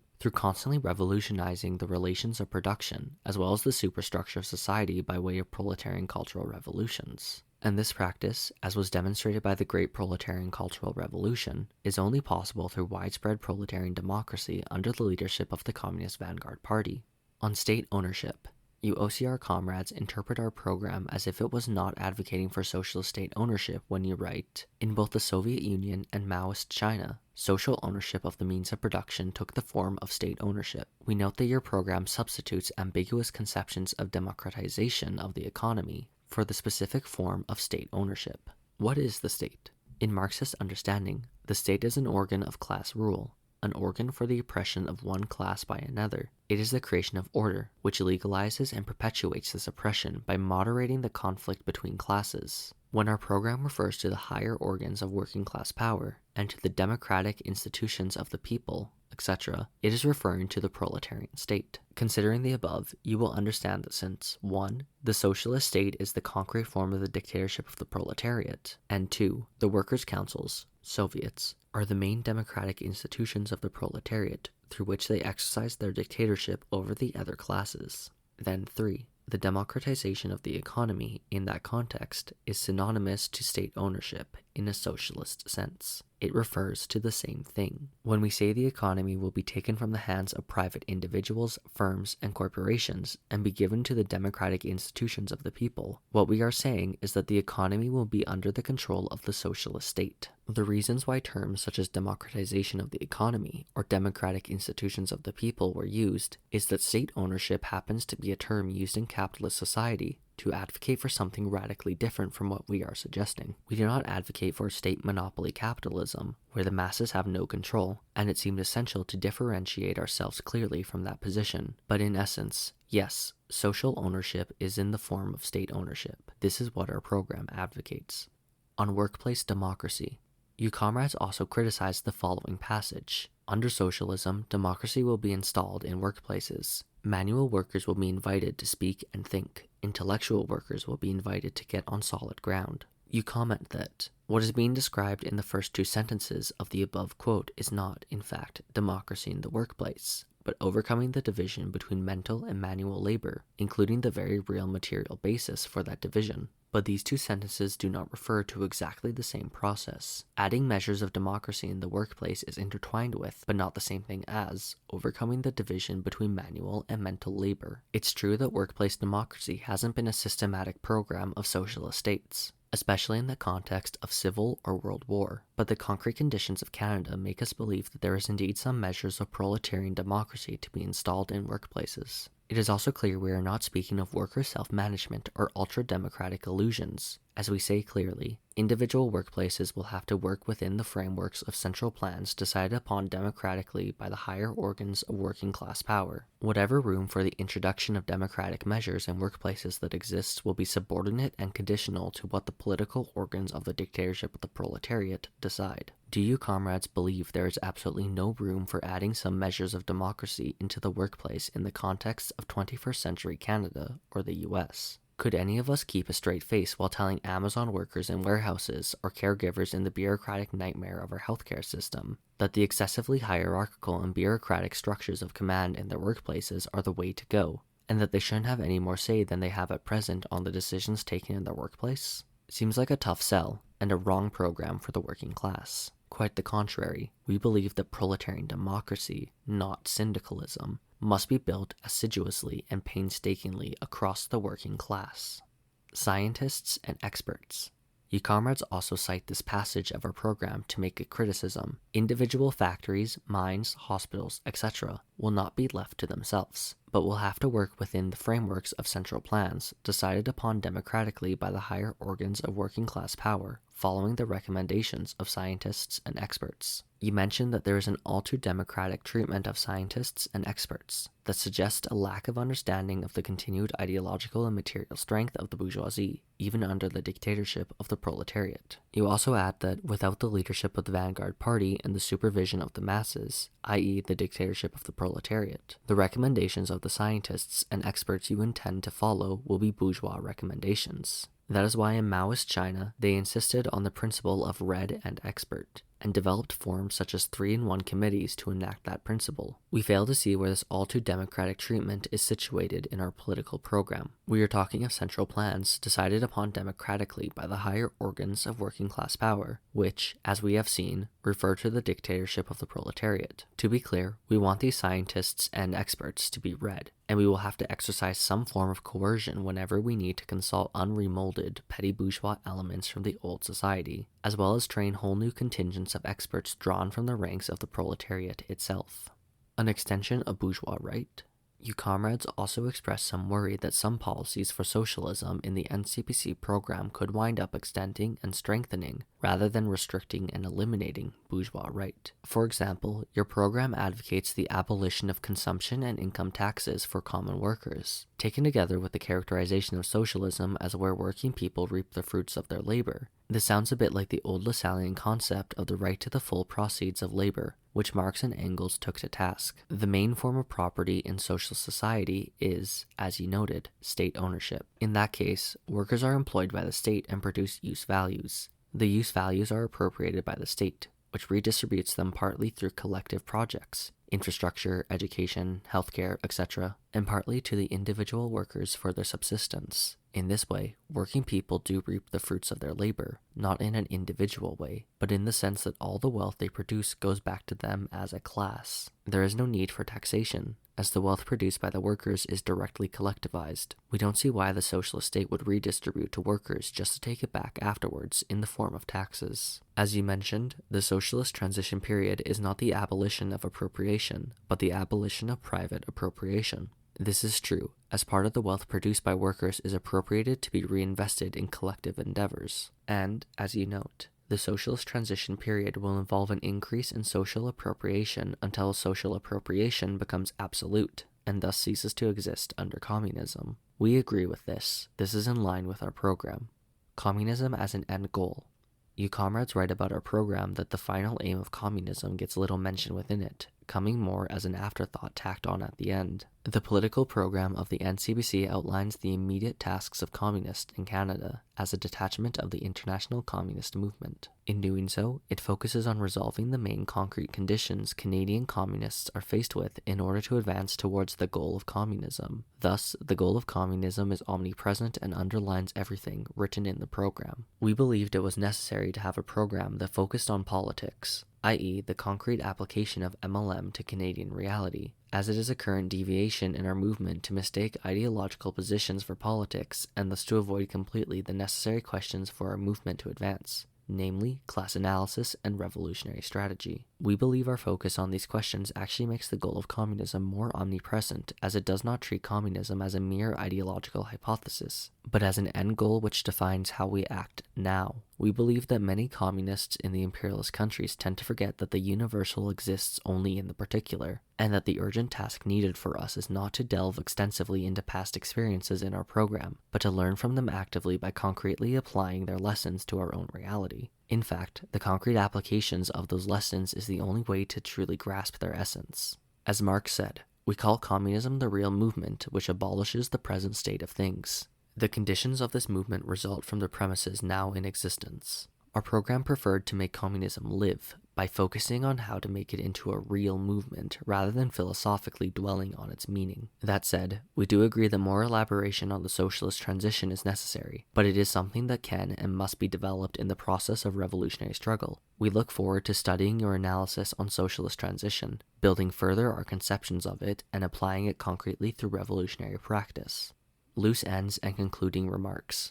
To address a last substantial point of criticism by the OCR of our party's political program, Let's treat the concern about economism and the reduction of certain other problems of Canadian society to an economistic conception. Namely, you point to the oppression of women and LGBT people in bourgeois society. To be frank, if these issues do not find greater elaboration in our program, it is because these questions were not prioritized by our party-building effort in the lead-up to and at our Congress, because these have not been key questions that have been holding back the development of our revolutionary movement for the past 20 years, not like the errors and deviations in class analysis and around the national question have. In fact, the need for a greater elaboration on the women's question was indeed raised at our Congress, but it was collectively decided that to make an impromptu debate of it, when our membership was not adequately prepared to do so, would not have been fruitful. In other words, comrades, our Revolutionary Party is a work in progress, and this is a subject for debate and struggle in the coming period. While this response has been lengthy, we believe that our reply encompasses all our criticisms and feedback. Again, we appreciate that this exchange has clarified the existing differences between us and provided a clearer basis for our continued struggle together. The soon forthcoming publications of Kites number 9 and some other pieces queued up for Kites number 10 and beyond will lay out a much firmer and comprehensive basis for our new political program. As we are two genuine communist revolutionary organizations in the imperialist countries, we look forward to continuing our theoretical collaboration and struggling through our ideological and political differences, bilaterally and, whenever and however appropriately, publicly as well. We look forward to doing this without the sectarianism and dogmatism that some of our predecessors may have exhibited, much to their detriment, but in principled ways and with earnest, frank exchange that strives for correct positions for the proletarian revolutionary movement as a whole. We believe that we are and can continue exemplifying a process of unity struggle that other communists in the imperialist countries have much to learn from, and we intend to struggle with you comrades to find a fruitful way to work through these differences by whatever means makes sense for the unity and advance of the revolutionary communist movement overall. Central Committee of the NCPC, April 2024. Field notes on the developing situation in Canada and the world over the past year, and the NCPC's revolutionary orientation going into 2025. NCPC Central Committee New Year's Statement, 23rd January 2025. To all the revolutionary-minded people in Canada who are genuinely seeking an alternative to the declining order of the bourgeoisie, to all the real communists out there, both those of the NCPC and also those who have yet to find a real party worthy of their activity, and to all those already fighting for a better world, let us be clear. The deterioration of the international situation cannot be ignored. Although it is customary for Marxist-Leninists to throw this sort of claim around with little basis, it is not the case here. We are now witnessing the acceleration of inter-imperialist contradictions on a global scale. Eastern Europe, the Middle East, Africa, Asia, the Anglo-American Imperialist Alliance, AAIA, and its rivals are clashing on an ever-increasing number of fronts, through war, Ukraine, Sahel, Sudan, Nepal, Syria, as well as through politics, in Moldavia, Georgia, several Latin American countries, and economics via China's Belt and Road Initiative and the Euro-American IMEC, India, Middle East, Europe Economic Corridor. The global economic context and the ever-increasing competition between great powers are driving the bourgeoisie in the imperialist countries of Europe and America to accelerate the process, begun decades ago, of destroying the social compromise measures enacted to demobilize their local proletariat during the crucial decades between 1945 and the 1980s. At the same time, having followed in recent decades a bread and circuses policy in which locally high living standards and concessions on many sectoral democratic rights issues, women, migrants, LGBT, etc.,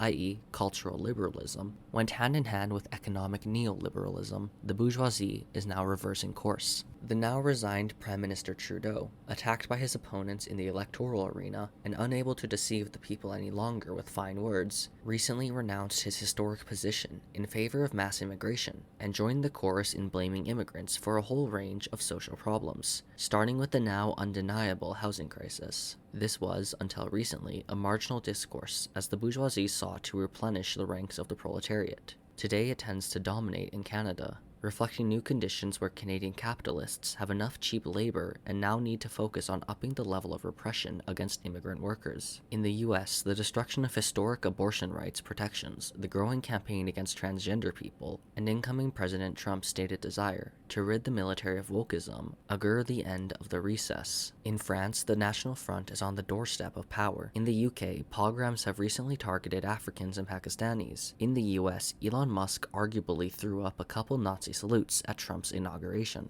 The two mobilizations.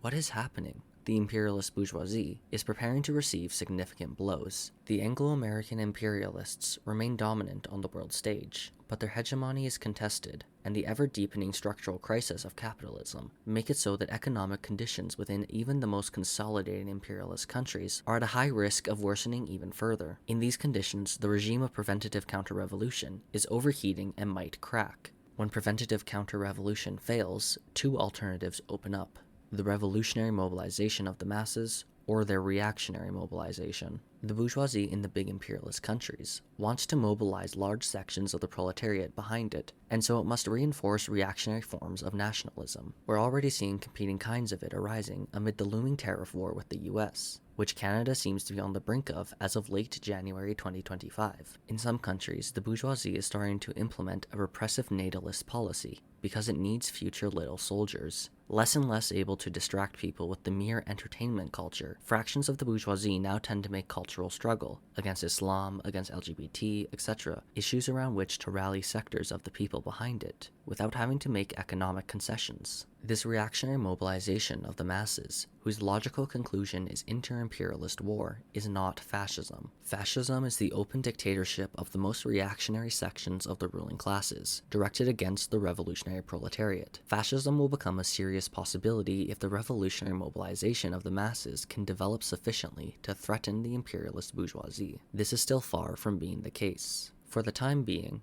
the ruling class has a significant head start over conscious revolutionary forces, and even over the spontaneous action of the proletariat in defense of its interests. The objective conditions, however, are favorable to the revolutionary mobilization of the popular masses. The generalized degradation of living and labor conditions, the pushback on democratic rights, the increasingly obvious preparation for inter-imperialist war are all good reasons for workers to mobilize. Then again, it is up to our party to seriously take up this task. The legal socialist movement, in its eclecticism, is currently unable to develop the mobilization and the organization of the masses in a significant direction. Faced with the right-wing shift of bourgeois politics, we see two trends emerging that were prevented from accomplishing these tasks. The first trend, a classic and well-known trend to anyone who remembers the Harper years, is tailism of the liberal wings of the bourgeoisie and petty bourgeoisie. Many self-proclaimed socialists are calling for the most mediocre social liberalism to stand in the way of tougher bourgeois policies. In France, for over 20 years, revisionists and social democrats have regularly called for allying themselves with anyone to block the National Front.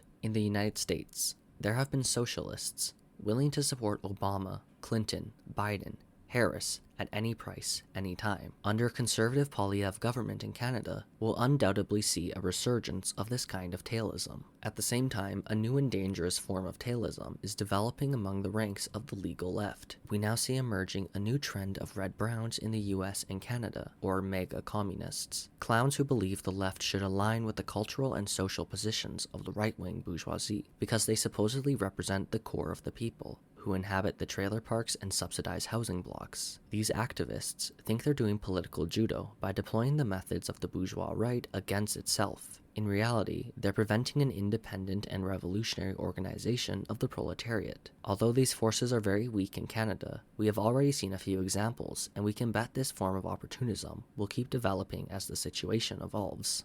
The political situation across the country. In order to build up the necessary independent, revolutionary mobilization of the working class, oppressed nations and their allies, our political interventions must be based on coast-to-coast-to-coast social investigation and class analysis, CICA. Fieldwork and active participation in the class struggle across the entire country is the only path toward formulating an analysis and calls to action that reflect the aspirations and the current level of class consciousness of the popular masses as a whole. In precisely this spirit of investigation, we are sharing here field notes submitted by party organizers and sympathizers from across the country. While not covering the entire country, we believe these notes are sufficient to provide a sketch of the myriad ways in which the general political conditions outlined above are manifesting across the immense landmass that is Canada. 1. British Columbia. BC hosts two of Canada's three most expensive cities, Vancouver, number 1, Victoria, number 3. Real estate makes up 18.4% of the province's GDP, and property values continue to skyrocket with the growth of real estate investment trusts, REITs. Jet-setting developers and a host of multinational corporate heads, with their legal and technical professionals, call the urban centers home, and the mountains and ocean their luxury playgrounds against the backdrop of working-class poverty. The provincial minimum wage is $17.40 an hour, while the estimated living wage for Metro Vancouver has climbed to $27.05 an hour, while unemployment is the second lowest in Canada at 5.7%. Inflation and real estate speculation are fueling a housing crisis of devastating proportion. New immigrant workers make up to 46% of the workforce in BC. Meanwhile, working conditions continue to deteriorate as jobs are gigafied, and workers themselves take the blame in the press for the social ills of capitalism. Workers share with our organizers how their situation is worsening, with many sleeping in their cars and barely scraping by. Rural BC encompasses 95% of the province's landmass, and resource industries, which include energy production, mining, forestry, agriculture, and transportation, still account for 12.5% of the provincial GDP, valued at $37.7 billion. The resource and transportation sectors are the foundation of the manufacturing and construction industries that contribute another $46.6 billion, or 15.3%, to the province's GDP. Pressures on the resource economy stem in part from contractions in forestry, due in part to tariffs on imports south of the border and the loss of critical infrastructure and skills from mill closures. There were 16 mills closed in 2024 alone, yet there is speculation that forestry has room for value-added manufacturing. Mineral deposits are rich, and the shale oil field in northeastern BC is the largest in Canada. Enbridge's BC pipeline out of Fort Nelson transports 55% of the LNG produced in northern BC to Sumas and the US border. While some producers in the resource and manufacturing industry have been experiencing US order crunches with the threat of Trump's tariffs looming, LNG producers aren't feeling that same pressure thanks to Trump. Climate change activists rightly point to extraction and consumption of fossil fuels as fanning the literal flames of climate disasters. However, ignoring the central questions of who consumes what and for what purpose flames antagonisms between resource workers and those who hope to protect their communities from the consequences of climate change. There is a need for a materialist analysis of what production by and for the people could mean for addressing climate change. Within a 3-hour drive of Vancouver, the political and economic landscape of BC dramatically shifts, and the October 2024 provincial election was a clear indication of the sharpening political polarization across this divide. Premier Dave Ebby's NDP barely scraped a majority government. Their sway is urban and coastal, and they only hold seats in small pockets of ridings east and north of the Lower Mainland, while Ebby and his caucus purportedly hold progressive positions, opposing the privatization of healthcare, favoring the recognition of Indigenous rights and gender and pay equity, and toward addressing the climate catastrophes of fire, flood, and landslides that have devastated communities across the province in recent years. The NDP exposes their own political opportunism and are incapable of any substantive or lasting change. Frustrated with inaction on the part of the government to tackle any issue effectively, young voters are turning to the right. The BC Conservatives, under the controversial leadership of John Rustad, came very close to winning the election on their common-sense platform of promises to reduce environmental regulation, support the resource industry, and improve paychecks for working families with an influx of skilled jobs. This situation has further exacerbated the culture wars among the people, and while the leadership of major unions and the BC Federation of Labour still maintain in their historic relationship to the provincial and federal NDP as the defenders of labour, the NDP did bring some tepidly favorable legislation for workers, such as the 5-day mandatory sick leave. The labor movement is increasingly under pressure, described as a race to the bottom, and the NDP is falling grossly short of any tangible alternatives. Fuck Trudeau banners have remained commonplace, while grumblings about the political failures and working class abandonment of the politicians are on the lips of the masses. So the conditions for class struggle ripen. Strikes at the major ports have bottlenecked the flow of goods to the tune of billions. In December 2024, in a worker-organized poll completed by over 700 striking postal workers, 83% supported the union remaining on the picket line and calling for illegal political strikes in defiance of labor law. True to this, following the disgusting move by the Liberals to force postal workers back to work, militant postal workers called on labor organizers to establish illegal picket lines and continue to shut down distribution depots. This is one small indication among many that a window of possibility is opening, and that there is hunger for class struggle that breaches the levee of ordinary politics. 2. Alberta. Alberta has the highest unemployment rate in the prairies at 7.5%. In the cities of Edmonton and Calgary, the unemployment rate is even higher at 8.3% and 7.9% respectively. Alberta, tied with Saskatchewan, also has the lowest minimum wage of any province or territory in Canada at $15 an hour, a minimum wage that hasn't been raised since 2018. Compare this to the federal minimum wage of $17.30 an hour. Though the median wage of workers in Alberta is relatively higher than other provinces at $30 an hour, the cost of living in the main cities of Calgary and Edmonton has increased significantly, consistently making headlines in the years since the pandemic. Calgary has a housing market bubble that increasingly pressures renters and working-class homeowners given the inflationary pressures on mortgages. From November 2023 to November 2024, the average cost to buy a home rose 11.4%, from $445,551 to $496,348. The average monthly rent for a one-bedroom apartment in Alberta rose to $1,565, a 3% increase between November 2023 to November 2024. When Trump initially announced the 25% tariff threat, Alberta's Premier Danielle Smith responded by claiming she would nationalize the oil and gas industry in the province. This seems to have been a grandstanding move, since Smith has been under fire in her party and steadily losing political capital. Alberta has also recently instituted its own border patrol using sheriffs, in response to Trump's ravings about illegal migration from the Canadian border. Amid this political climate, the conservative political ruling class continues to stoke reactionary sentiment towards migrant workers, as well as against LGBT rights. Our social investigation in Calgary and Edmonton indicates that the multinational proletariat was not taking up these positions overwhelmingly. Also noteworthy from our field notes, the repression of the Palestine Solidarity Movement has been, to our knowledge, worse in Calgary than in any other major city in Canada. Police regularly used harsh physical violence and indiscriminate arrests over the past year, alongside brazen attempts to lay criminal charges for actions protected under the Canadian Charter. Our hypothesis here is that Alberta, and Calgary in particular, is a testing ground in this country for the regime of preventative counter-revolution to shift tactics and experiment with greater uses of force and increased limitations on civil and human rights. 3. Saskatchewan. Saskatchewan's unemployment is below the national average at 5.6%.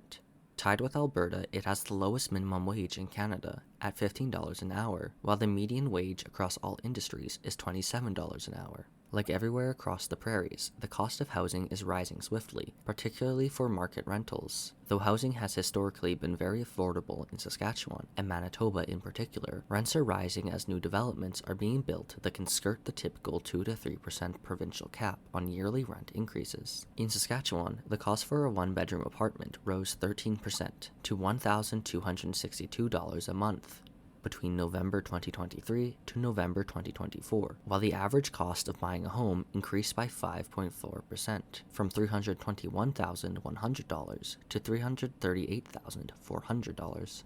4. Manitoba. Manitoba's unemployment rate is also below the national average at 5.8%. The minimum wage is only slightly higher than Alberta and Saskatchewan, at $15.80, while the median wage in the province is $25 an hour. But the average rent for a one-bedroom apartment increased 10% between November 2023 to November 2024 to $1,433, while the average cost of buying a home increased 8.7% over the same period to $374,552 from $328,564. In Winnipeg and in rural areas across the province, first-time working-class homeowners are still taking out mortgages and buying homes, but the window is definitely closing given the cost of living inflation. Workers are talking more about rising cost of rent and have begun to feel the housing crunch since the pandemic. Vacancy rates for market rental in Winnipeg hover around 1.5%. Manitoba's economy is growing slowly at 1%. Some 21,000 new jobs were added in the fourth quarter of 2024, 71% in private industry. The province's economy is largely agricultural, and 70% of total exports go to the US. So Trump's threats about tariffs are causing serious anxiety among farmers and related sectors that facilitate exports. This fall, the first ever treaty with the Red River Métis was signed between the federal government and the Manitoba Métis Federation. It's being hailed as a real economic and political step forward, since it ensures registered Métis gain access to health and education benefits, somewhat similar to those available to status Indians. We need to understand this treaty as part and parcel of the current strategy to resolve the Indian question in Canada through assimilation, integration into cities, and class stratification. It warrants more serious analysis from our organization, alongside numerous land claims settlements that have been pushed through the legal system and treaty tables in the past few years. Workers in Winnipeg have the appetite for struggle, and many workers clearly express the need for independent organization of the class against any of the established political parties. Though we do not yet hear a consistently militant or fighting spirit among workers, that is a spirit and consciousness we can encourage as we organize more effectively and deeply in the class. 5. Ontario. Prospects for Ontario's working class heading into a possible recession in 2025 are grim, given that they aren't good as it stands. The official unemployment rate is the highest it's been since 2017 at 7.6%. Of course, this figure excludes discouraged workers who have given up looking for work, so the real number is much higher. Many workers report a similar story, applying for literally hundreds of jobs and hearing back from perhaps one or two. The tight labor market of 2021 to 2022 is long dead and gone. Manufacturing sales in the province are also trending downward, almost 4.5% lower than this time last year. Average wages rose slightly, corresponding to the increase in minimum wage in the province, from $16.55 an hour to $17.20 an hour in October 2024. Though this has not made up for the loss in purchasing power workers have suffered over the past 3 years. Average rental costs have seen a slight decrease from previous historic highs toward the end of this year, but overall have increased substantially year over year in most population centers. Despite these minuscule rent decreases, the government's own unofficial estimate is that 234,000 people in the province are homeless, a staggering 1.5% of the population. Hospitals throughout the province are reporting huge, though probably exaggerated and sensationalized, budget deficits, in part due to deliberate underfunding by the province, in part due to increased service needs, and in part due to the parasitism of management. And substantial staffing cuts seem likely without a major fight to prevent them. The squeeze is clearly on, and there are dark clouds on the horizon. Conservative Premier Doug Ford is positioning himself as a champion of the Canadian economy against Trump's threats of tariffs and of the US annexing Canada, and he may use the shine from these theatrics to secure another term with a majority government. The opposition, for its part, is thoroughly uninspiring and disorganized, with nobody really having the charisma, track record, or profile to mount a credible challenge. Because of this, there is both an appetite for struggle and change, but also depressed resignation among many workers. There are flashes of the potential for mass struggle. Unifor organizing the 800 workers at a Walmart warehouse in Mississauga, the Najawan Support Network, and other groups of international students and workers organizing and mobilizing in prolonged struggles against exploitative bosses and the government. But for the moment, these are mostly embers in the wind. 6. Quebec. In 2024, Quebec has seen significant defense struggles by workers in both the private and the public sectors, including the massive Common Front strike at the beginning of the year. Nonetheless, as throughout much of the country, the living conditions of the working class in Quebec are on the decline. For instance, the average cost of rent in Montreal, which houses the province's largest concentration of tenants, has increased 17.85% over the year 2023, reaching a historic high of $1,639 a month by the first quarter of 2024. Despite this, the Coalition Avenir Québec (CAQ) government has seen fit to pass a new law allowing landlords to refuse lease transfers without having to provide a valid reason, therefore putting an end to the province's only effective mechanism for rent control. This law is only one example of what we've identified as the CAQ's wide-ranging package of regressive reforms, which also include measures targeting the workers in healthcare, education, construction, welfare recipients, and various other sectors of the working class. For instance, in the healthcare sector, the CAQ has established a new central authority,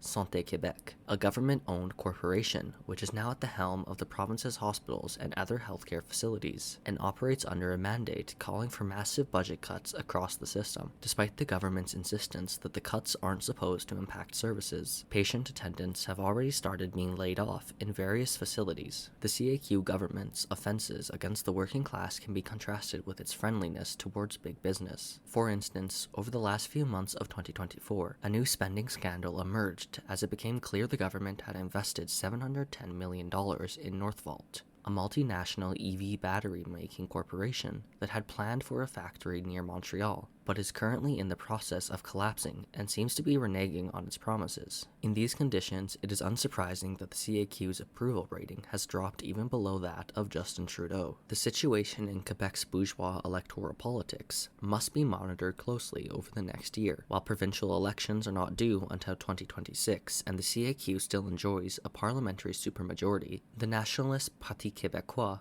PQ, has been riding a wave of favorable polls and has re-emerged as the CAQ's main rival, promising a new independence referendum if it wins the upcoming election. To face this new challenge, the CAQ has been attempting to build upon its own patriotic credentials, which, as a federalist party, it can only do by stoking the worst forms of national chauvinism, and in particular by scapegoating Muslim immigrants. The PQ has been responding in kind, increasing its own chauvinist tendencies to challenge the CAQ on the identitarian field. In general, both parties have been taking up conservative cultural and social positions that go with the general drift of Canadian bourgeois politics. While these deleterious political developments bring danger and further division, even within the working class, they are not the only aspect of the situation worth watching. If the possibility of a new referendum in Quebec remained on the table through 2025, it would become necessary for communists across Canada to prepare themselves to seize the occasion in new and creative ways. Such a referendum, while not inherently progressive given Quebec's current position as one of Canada's two dominant nations, would open up a major political crisis in which bold and resolute action could achieve significant gains for the revolutionary movement. 7. The Maritime Provinces. Starting with Nova Scotia, the province with the highest poverty rate in the country. In the past year alone, the cost of living rose by 6% in Halifax and 4% in the rest of the province. The median wage for professionals, manufacturing, and trades has stagnated at $35 an hour, while the minimum wage, sitting at a low $15.20 an hour, has seen an increase of only 1.2% over the past 4 years. Meanwhile, 1/3 of Nova Scotians, and Atlantic Canadians more generally, earn less than $20 an hour, and yet the living wage for all regions of Atlantic Canada is nearly $25 an hour. Thus, 1 in 3 Canadians earn, at most, 20% less than the living wage. The unemployment rate in Nova Scotia is currently 6.5%, with many people exhausting themselves filling out hundreds of applications, handing out resumes, and calling offices to line up just a few interviews for low-paying jobs. Rent has increased 12% from 2023 to 2024, despite a 5% rent cap in the province. This average rent in the province for 2024 was $1,628 a month for a 2-bedroom apartment. High rents, a vacancy rate of 1.1% in 2023, and frequent evictions and renovations are driving many people into homelessness. A 2020 report by the Chief Administrative Officer of the Halifax Regional Council stated that the Halifax Regional Municipality, HRM, continues to struggle with a growing homelessness and housing crisis. As of June 25, 2024, the by-name list has grown to 1,316 people. In HRM's 4 designated locations, there are 88 tents or structures, in space that is suitable for 30. In addition, there are 9 tents in Northbrook Park, 6 at Grafton Street Park, and multiple encampments in many other locations. In June 2024, 719 individuals were identified as experiencing homelessness in eastern Nova Scotia. This represents a 72% increase from the last count, which was made in 2021. This is certainly an undercount. Meanwhile, in New Brunswick, newly elected Progressive Liberal Party leader Susan Holt, who took over from the massively unpopular former Irving Oil executive Blaine Higgs, promises a rent cap of 3% to keep the province affordable, while the masses are already being bled dry by landlords across the province. As the COVID-19 pandemic demonstrated, The state of the healthcare system in Nova Scotia is dire, with decades of understaffing and increasing privatization, leading to a significant decline in its resilience and capacity. As a result of staffing shortages, the masses are stuck on months-long wait lists for mental health intake appointments. More than 13% have no family doctor, and people are dying waiting to be seen in ERS. Meanwhile, Atlantic Canada has the highest cancer rates in the country.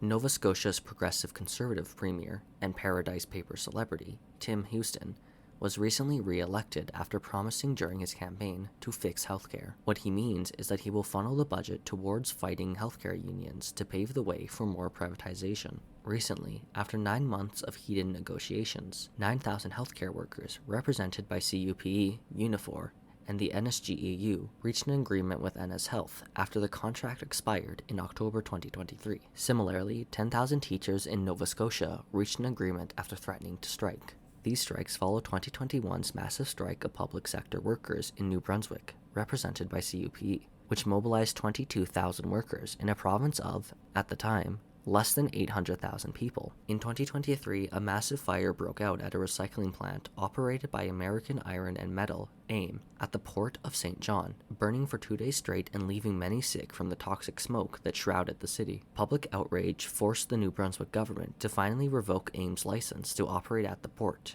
after years of repeated explosions at the plant, which shook the city and killed plant workers. As crises have been deepening and contradictions sharpening across the region, workers across the Maritimes have been demonstrating their readiness to struggle against the oligarchs and their reactionary representatives who keep the masses living in misery. But it's the task of the party to tap this reservoir of resistance to its fullest potential and to give it a revolutionary direction that transcends the limitations of the spontaneous movement. Conclusion. Toward a year of independent working class struggle. Across the country, the objective conditions are increasingly favorable to mass struggle and revolutionary upsurges. A major economic downturn in response to the looming tariff war would only further develop these conditions for struggle. In response to this, revolutionaries must respond with bold action, consolidating their ranks as revolutionaries, winning over ever-growing numbers of advanced workers and other revolutionary mass activists into mass struggle and leading the intermediate masses into escalating class struggle. Our party intends on staying on course in fulfilling these tasks by continuing to develop its internal and external apparatuses, working to become an organization capable of facing every branch of the state and all our political enemies. As we unfold our work over the next year, we call on prospective revolutionaries and class-conscious proletarians to join the NCPC and commit to a life at the service of the proletariat and the fight for socialism. Toward those activists who remain outside the ranks of our party, we convey revolutionary greetings and a few words of advice. The legal socialist movement and other left factions must be wary of tailing either political wing of the bourgeoisie. Many organizations across this movement tend to fall prey to such deviations, which can only stifle their work and prevent them from making a positive contribution to the proletariat struggle. We call on the legal socialists to grow deep roots into the working class, not merely by chasing union bureaucrat jobs, but by diving into the struggle on the shop floor and by immersing themselves in it. We call on them to reject anything short of independent working class politics. We call on them to study and learn from the most advanced proletarian revolutionary movements across the world, in particular the heroic Maoist People's Wars in India and the Philippines. Finally, we call on them to study the NCPC's publications, to learn about our views and our strategy, and to come closer to our party's work, preparing for a revolutionary overthrow of the old Canadian state. To all the workers of Canada, united by a common exploitation and a common enemy across their various nationalities, we wish and will be working for a year of victories. We call on our class to reject the bourgeoisie's lies, to steer clear of the liberal and conservative wings of capital, and to fight for its own independent interests. We will stand with you throughout your battles, and build up the new world that must burst forth from the rotting corpse of capitalism and imperialism if war, climate disaster, and ever-growing material and moral misery are to be averted. Red Salute. Central Committee of the New Communist Party of Canada, January 2025. Long March Through the Unions, Forging a Revolutionary Working Class on Shop Floors and the Streets. The Labor Line of the NCPC by the Central Committee of the NCPC, March 2025. The exploitation of proletarian labor power is the primary means by which capitalist society reproduces itself. Every new rent-seeking scheme or financial bubble is built atop a foundation laid by labor power and the surplus extracted from it. Maintaining and intensifying the daily, hourly exploitation of labor power lies at the heart of capitalist politics and public life. Through a process of protracted struggle, the proletariat learned through the 19th and into the 20th century that its hope for gaining an advantage rested on two facts: its overwhelming numerical superiority and its central position in production. Across the capitalist world, workers combined into unions and refined their organizational forms so they could leverage those advantages to shut down production and hurt their opponents, the capitalists, worse than they themselves could be hurt. This weapon, the strike, has primarily been used to advance the economic interest of specific workers. As the proletariat grew into political maturity, it learned to use the strike for political ends. It also learned the limitations of strictly economic organizations, and, where it was most advanced, combined these with the Communist Party, the United Front, and the People's Army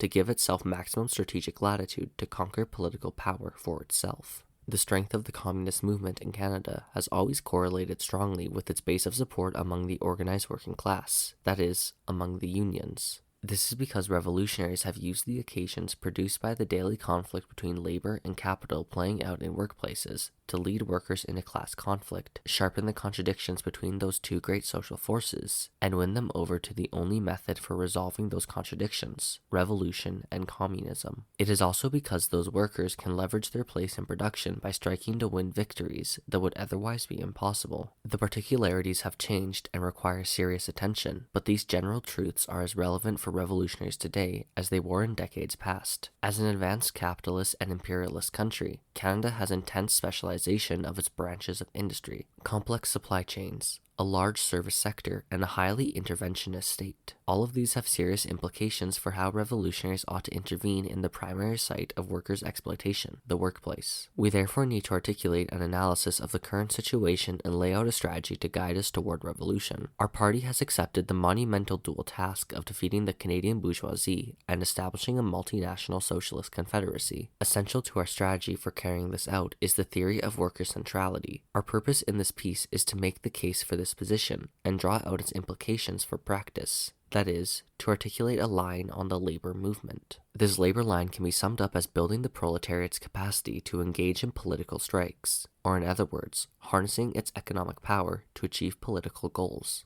Below, we also analyze some of the contending labor lines within the labor movement, both as a way of illustrating our own line in contrast to these, and to point out their flaws and shortcomings, in an attempt to win fellow labor organizers to our positions. Worker centrality.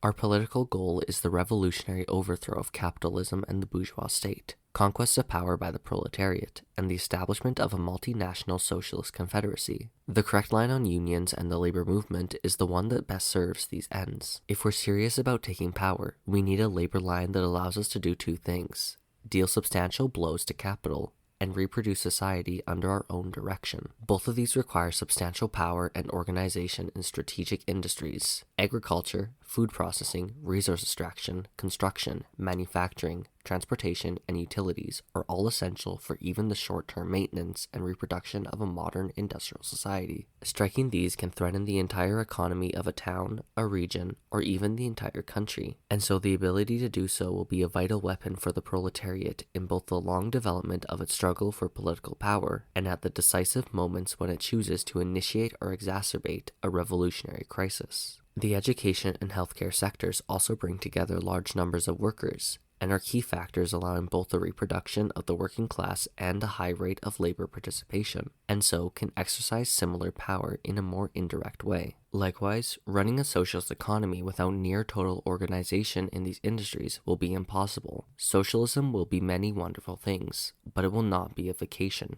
Rebuilding, reorganizing, and defending the new society will at times require tremendous sacrifices by the proletariat, including increased production quotas, wage restrictions, and labor force shortages. Workers will not tolerate this unless they are properly organized to have democratic input into the socialist economy, and properly led to see these sacrifices as necessary to their long-term liberation. Counter-revolutionary forces have the same ability to organize these workers as we do, and unless we have organized them first, reactionaries will wield their strikes as weapons against us. Contrast these strategic industries to other productive industries like food service and hospitality, to say nothing of the massive and parasitic banking, insurance, etc. industries that employ large numbers of proletarians. Such workers have an objective interest in the defeat of capitalism and have everything to gain by our victory, but are not able to exercise the same leverage against capital as a whole, nor are their industries as central to the reproduction of socialism as their counterparts in the strategic industries. Their place at the end of the supply chain also makes them vulnerable to job action in primary and secondary sectors of the economy. They are immediately dependent on inputs from those and so can easily be cut off from raw materials should a struggle escalate beyond a simple economic contract fight. This is not to say that we should shun organizing workers in retail, food service, etc. altogether. If we recruit someone who is an established leader in a grocery store, there are many benefits to having that person organize a union, fight the boss, politicize the struggles as much as possible, and push their central union in a more democratic, militant, and eventually revolutionary direction. This is a question of where to deliberately deploy our limited forces when we have the opportunity to do so in a premeditated way. In those cases, we must prioritize large shops in strategic industries. To put it bluntly, if we have the mines and factories organized, but not the coffee shops, we've got a chance at victory. But if instead we have the coffee shops organized, but not the mines and factories, we're doomed. The need for a revolutionary line on unions and labor follows from this reality, on opportunism or the labor aristocracy. Before elaborating more fully on our labor line, it is necessary to spend some time addressing whether the working class in the imperialist country, in whole or in part, is even capable of revolutionary consciousness in the first place. This question has fundamental implications for revolutionary strategy in our country, so we'll treat it first. The existence of super exploitation and subsequently of super profits creates the possibility of opportunism among the working class, as some sections of the class, and some more than others, do benefit from those super profits. Opportunism can only be relevant in a situation where substantial pro-worker concessions can be made without jeopardizing the capitalist system as a whole, and so super exploitation is a precondition for its emergence. This is not the same thing, however, as saying that these pro-worker concessions necessitate that opportunism prevail even among the workers who benefit from them, or that all workers with a standard of living above the bare cost of reproduction of their labor power are beneficiaries of these super profits, a position which was common, either on the level of formal line or implicitly in operational line during the third-party building movement, and in fact to this day among many self-styled Marxist-Leninist Maoists in the imperialist countries. This position contradicts the historical record of communist involvement in labor struggles during both the first and second-party building movements in Canada, and at least the first-party building movement in the United States, and underestimates the decisive role played by the subjective factor in shaping workers' consciousness. In the imperialist countries, there are a multitude of means by which some workers' short-term material interests become entwined with those of particular capitalists, and with the success of the capitalist system as a whole. High wages, pension plans, profit-sharing concessions, retirement and education savings, union-sponsored investment portfolios, home ownership. The list goes on and on. There is no sense in denying that individual workers stand to gain alongside capitalists in these instances, though obviously to a far lesser extent. Workers participate in these investments when their wages exceed the bare cost of reproducing their labor power. At present, they have no incentive not to do so, especially since the alternative, keeping that value invested in cash, is no less an investment, just one that is guaranteed to depreciate relative to inflation. And this alternative is not even morally superior to investing that surplus into other commodities, as money sitting in a bank will be used to flow many times its nominal value in loans by the bank and thus facilitate further exploitation in its own right. The portion of the working class that has access to this investable surplus is declining, and those who do have less of it than they used to. But there remains a large segment of the class that is involved in one or another form of capitalist investment. Does this mean that a substantial segment of workers in the imperialist countries are bought off and will defend capitalism as a way to protect their meager gains? To make such a categorical declaration is a mechanistic error. For one, it ignores the insecure and threatened nature of these gains. A Windsor auto worker who loses her job will not find another one with comparable pay, will risk losing her house and pension, etc. Even well-off workers have a long-term interest in ending capitalism to make their material well-being more stable and secure. It also ignores the recent militancy from exactly this section of the working class in recent years. For example, the strikes of auto workers in Ontario, Sudbury miners, dockers in Montreal and BC, or aerospace workers from Rolls-Royce, Montreal. But even this is not the whole story. Crucially, this conclusion ignores the decisive role played by the subjective factor, the presence of a revolutionary party exercising leadership within the workers' movement. Without such a party offering a credible alternative for workers to struggle toward, the only options available are to fight for more within the confines of the system as it exists, or to accept less. Seriously, without a communist telling you how things could be different and how to get there, what course of actions would even be available to the overwhelming majority of workers? Notwithstanding the efforts by revolutionaries starting with the New Left in the late 1960s through to the Second Party building movement of the 1970s and early 1980s, this has been exactly the case in Canada since the expulsion of communists from the Canadian Congress of Labour, CCL, and Trades and Labour Congress of Canada, TLC, and in the United States from the Congress of Industrial Organizations, CIO. The crucial error of the CPUSA during the height of its influence in the labor movement among industrial workers who were winning substantial raises was its failure to develop a strategy for actually making revolution. We could add that they failed to maintain the capacity for independent labor action. This is what left them vulnerable to expulsion from the unions and subsequent repression following the conclusion of World War II. The failure was on the side of the subjective factor. Did the very same workers who were winning raises under revolutionary leadership in the 1930s really reach an objective tipping point which put them over the edge to become opportunists in the 1940s? At what wage rate or with what social reform did this quantitative accumulation precipitate a qualitative change? And what is that wage rate today? It all falls apart under the pressure of an alternative explanation. If we take seriously Lenin's theory that workers will spontaneously only develop trade union and not revolutionary consciousness, what other outcome can we expect than for economism and opportunism to prevail among the working class? To put it crudely, communists haven't been organizing workers, and so workers aren't thinking like communists. Quelle surprise. The best-off sections of the working class have objective interests that put them in opposite directions. Even those workers who make a half-decent wage that affords them a few luxuries and investments still have a long-term interest in ending capitalism. The security and fulfillment those things promise will be better guaranteed by a multinational socialist confederacy, to say nothing of the long-term survival of the human species. The same goes for the opposite sides of many contradictions among the people. Narrow, short-term interests very often exist in tension or conflict with the long-term interest in unity shared by all sections of the people. Navigating these contradictions toward their resolution in revolutionary proletarian unity is the task of communists. We cannot use the mere presence of these tensions as a pretext to abdicate our responsibility to win over these sections of the working class, or worse, declare revolution impossible. That would be like saying you can't climb a hill because the ground is on an incline. The importance of unions.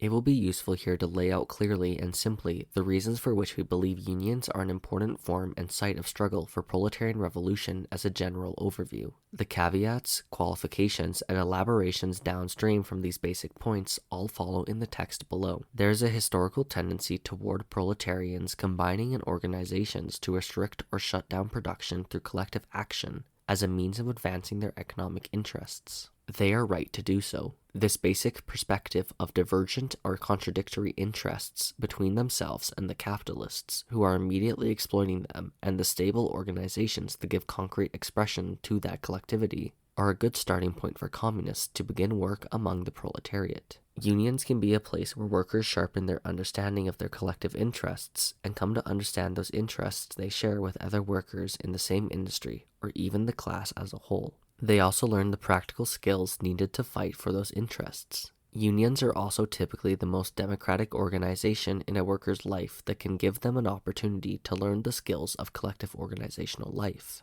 even if in limited ways. When economic struggles escalate, They array the forces of capital against the union and provide teachable moments for communists to build the consciousness of the workers in the fight. They also position those workers to strike blows against their own capitalists, and, depending on the industry and their strength of organization, against capital as a whole. Therefore, whatever forms they exist in, whatever their particular strengths or shortcomings, unions are a site at which communists must intervene to win workers over to higher levels of political consciousness and practical organization, until such time as they are capable of moving beyond their narrow economic struggles and use their unions to wage the political struggles of the proletariat as a whole. Being the organization that exists at the point of production or circulation, a union can put this consciousness into powerful action by shutting down production, either in pursuit of workers' economic interests, or, at a higher level, in pursuit of political goals. Having laid out the abstract, ideal form of our position,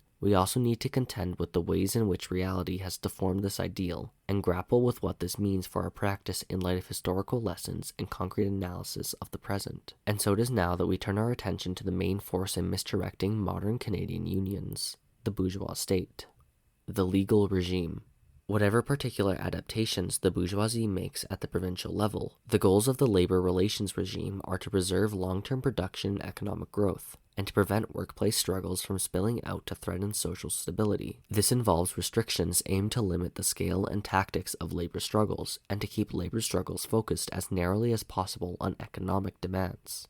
Given a particular balance of forces, it is more advantageous for the ruling class to legalize and tightly regulate labor struggles than to push them all out of the bounds of legality, as this turns every economic union struggle into a potentially explosive political struggle, arraying the state in clear opposition to even the basic economic interests of workers. Pretty much every industrialized country operates within this basic framework, though with wide variation in the particulars. In Canada, unions are broadly legal and even respectable social institutions, but only insofar as they accept some of the most strict limitations on their actual power in the industrialized world. Strikes are defined extremely broadly as essentially any coordinated activity to impede production, including work to rule, slowdowns, sickouts, etc., and are inherently illegal where there is no legally recognized union present. Legal strikes are generally required to follow a lengthy process of mandatory negotiation and mediation, which must be done in good faith, as determined in Ontario, for example, by the state's Labour Board, before they are allowed,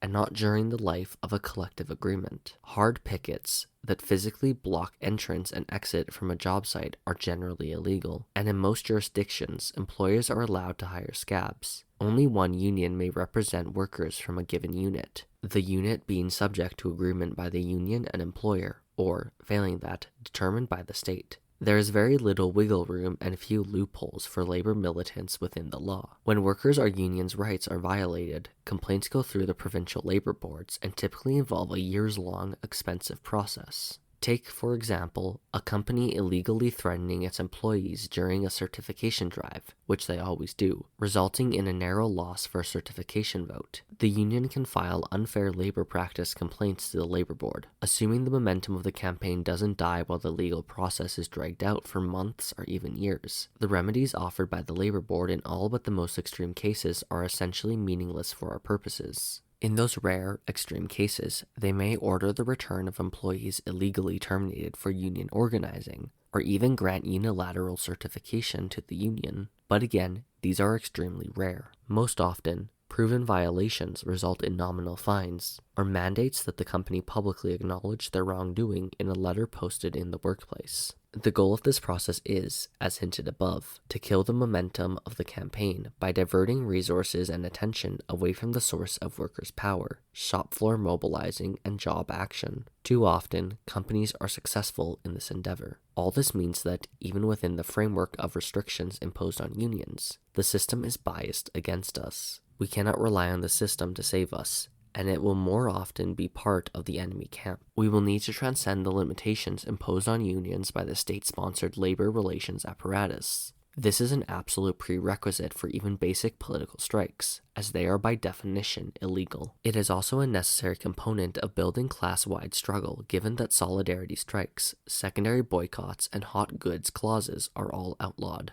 Even narrow economic strikes come with the threat of legal scab labor and back-to-work legislation, and so if we plan on being successful in those then, Realistically, we will also need to be able to systematically violate labor law. A plan and intention to do this will appeal to the most advanced of those still confined by trade union consciousness, as even they suffer under these restrictions. It may have some knowledge of the successful tactics used historically by the labor movement that are now outlawed, and yearn for a restoration of that power. Recognizing the need to do all this is not the same as having the ability to pull it off, and we would be foolish to pretend that the only thing missing is our own will to do it. Building a labor movement capable of sustained defiance of the state will be a long process of building durable organizations and patient ideological work among the masses of workers, punctuated by opportune moments of upheaval. As we grow in strength, we will want to start taking on fights and employing methods that transgress the acceptable boundaries of union tactics and union common sense.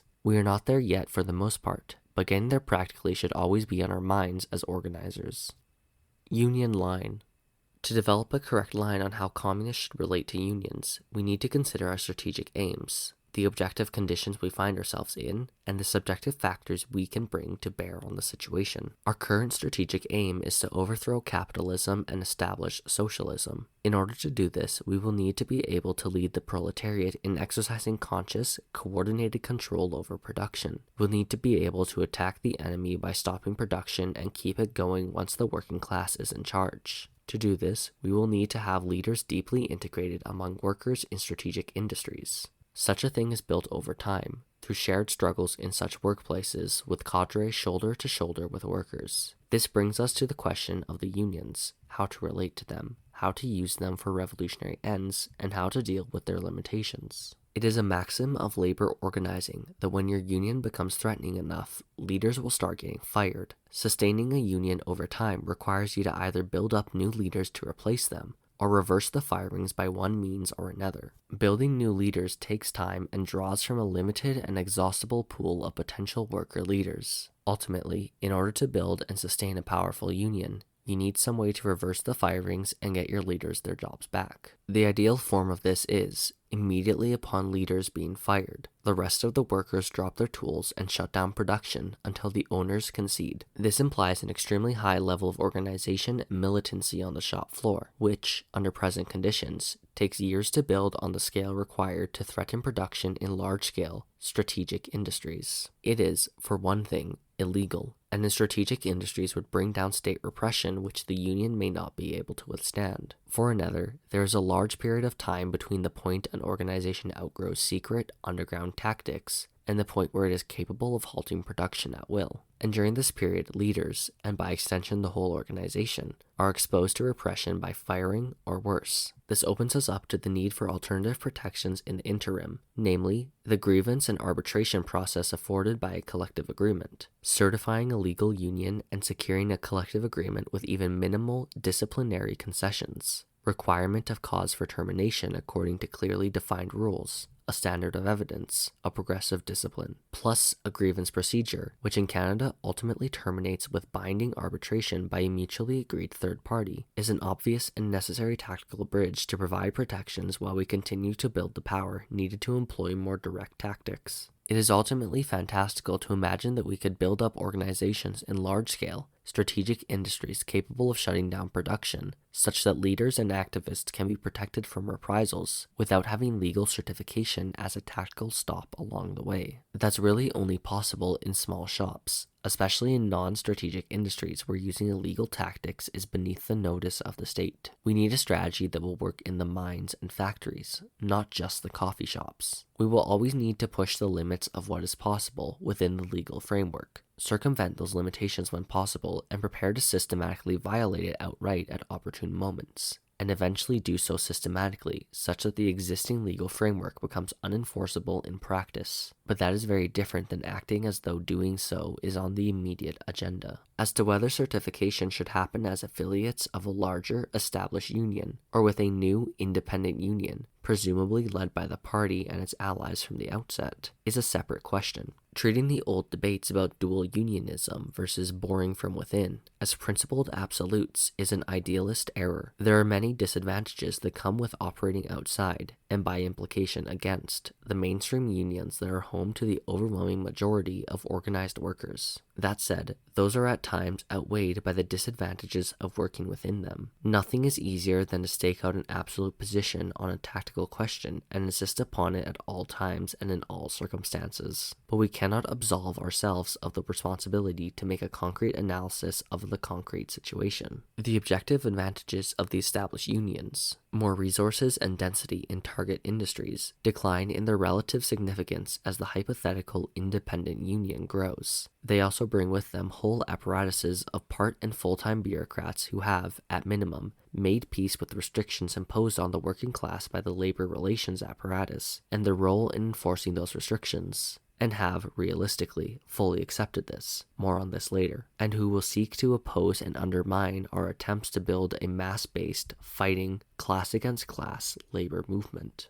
All this said, we are not in a strong position to start provoking the enmity of potential middle forces. There is no surer way to get bogged down defending against raids and backdoor deals between bosses and the yellow unions than to set up an independent union. We're fortunate when we win single-fronted fights. Insisting that every fight be two-fronted would doom us. Trying to build up our influence within the existing unions will mean that we will often, likely be opposed by the bureaucrats. Pursuing independent unionism at this stage means that we'll be opposed by the yellow bureaucrats every time, certainly, and with far less opportunity to patch things up and move forward with our work intact. More importantly, to the extent that those bureaucrats do actually lead their members, we will set ourselves up in opposition to those workers and their unions, undermining attempts to win them over to our political leadership. Our efforts to win leadership over those workers will be much more effective if they're spent with those unions drawing more rank-and-file members into action, campaigning for union democracy and militancy, and showing ourselves to be the most dedicated and capable fighters for the class. There may come a day when circumstances make independent unionism or something approximating it the best path forward, and we see no reason to prematurely close off that tactical avenue from this early vantage point. But for at least the foreseeable future, this is not viable, and much less advantageous, practically or politically. Nor could it possibly be. Independent trade union centers require thousands, or more realistically tens of thousands of members, including established union locals, at their founding to have any kind of practical capacity or legitimacy. And even in such a situation, we will still need forces inside the yellow unions agitating for our positions, obstructing attacks against us, and trying to build unity in action between the yellow and red centers. Starting out by forming our own independent or red union center would preclude any such possibility. So we will have to dedicate the vast majority of our forces involved in labor work to organizing with and inside the legal yellow unions, and this is not likely to change anytime soon. But doing so comes with its own set of challenges, and we have to be clear-eyed about what they are. The state, again, plays a central role in shaping those challenges. Since the very beginning of legal unionism in Canada in the 1870s, the state has attempted to use legalization to limit the scope and power of unions to exercise power and advance workers' interests. The state has likewise always used legalization as a means of inserting itself into labor disputes as a mediating force and a check on militancy. That tradition continues to this day, with a labyrinthine system of rules imposed on unions, limitations on what actions they can take and why, and the ever-present menace of back-to-work legislation,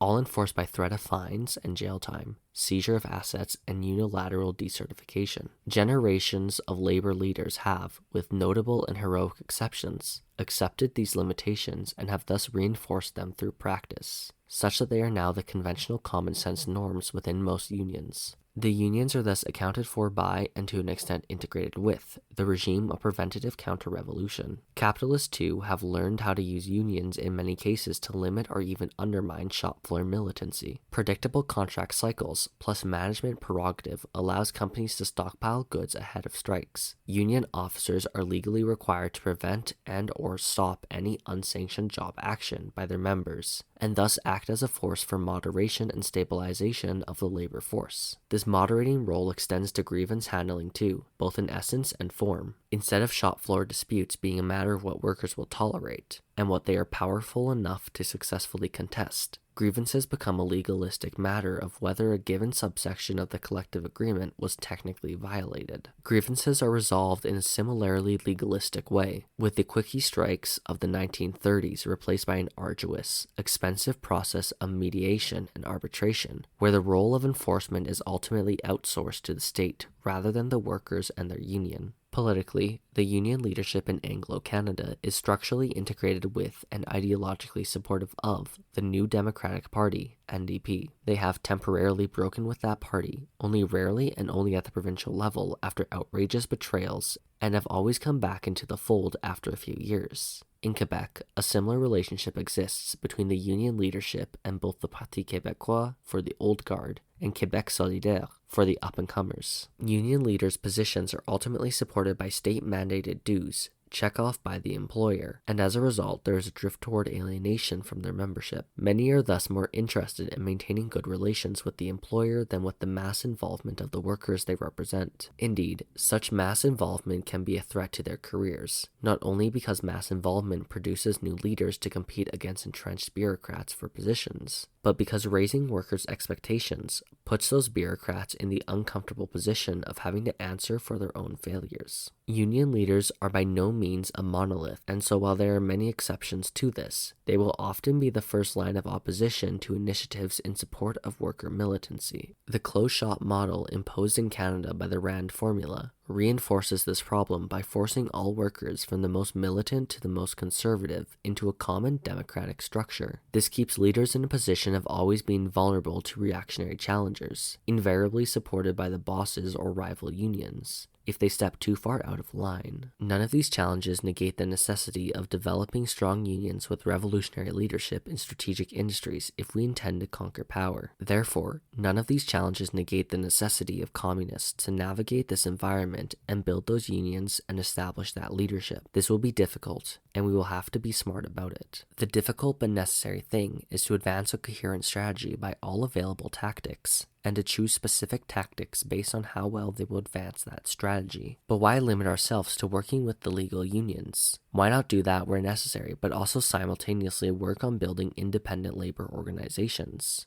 Can't we chew gum and walk? It's easier said than done. Will it one day make sense for the party to have some of its organizers build union structures completely outside the existing yellow union apparatus? Possibly. It's happened before. Is that the best course of action for us today, with our limited number of organizers and limited base of support among the proletariat? No. It would relegate us to the margins of the labor movement and the margins of the working class, as it has done every time it's been attempted in recent history. To chew gum and walk requires not only feet and a mouth, but a sophisticated central nervous system connected to durable muscles and bones. The revolutionary movement at present is simply not developed enough for this. A revolutionary vanguard party operating with democratic centralism is an indispensable tool here. All the laws, norms, and incentives of the labor relations apparatus direct us away from building substantial power and away from using that power for political ends. Those organizers will need the leadership of the party and the ideological and political support provided by the workers' political mass organizations, more on those below, to maintain their independence from these powerful forces pulling them toward opportunism. The party's labor organizers, particularly the leaders in this field of work, will have to be disciplined to a central plan for making revolution and understand their component part in it. Substituting this with an aggregate of individual subjective assessments by our labor organizers, a sort of ultra-democracy by omission, will doom us. We therefore propose that at our current stage of development, and in our present objective conditions, we must work within existing unions and maintain our political independence through workers' political mass organizations and the Revolutionary Vanguard Party. Practically speaking, this means organize new unions in strategic industries, organizing workers in existing unions toward a mass-based, militant, class-against-class perspective, including political action and involvement in the mass movement,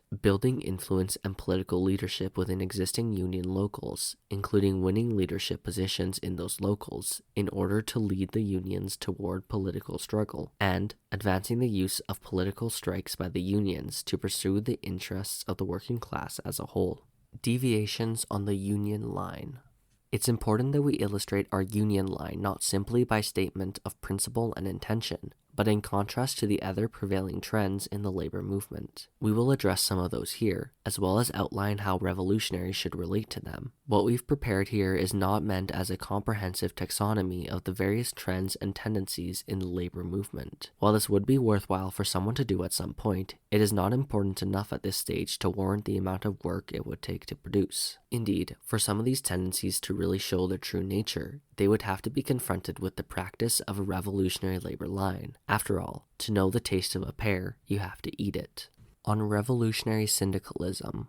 Though revolutionary syndicalism is relatively small and weak in the present day, it exercises outsized influence among many organizers who recognize the limitations of trade unionism, including progressive and leftist activists who are sympathetic to, but not active within, the labor movement. And so it warrants significant attention here. Revolutionary syndicalism is not a single, coherent theory, but a broad category that includes a number of trends. In general, it is characterized by an emphasis on control of unions by workers rather than entrenched leaders or staff, suspicion or outright refusal of union staffers, tactical combativity as a matter of principle, organization of all workers regardless of job class or legal status, supremacy of the economic struggle as a means to liberation, up to and including rejection of political struggle by workers altogether, avoidance and/or suspicion and/or refusal of the state-sponsored labor relations apparatus and of the mainstream unions,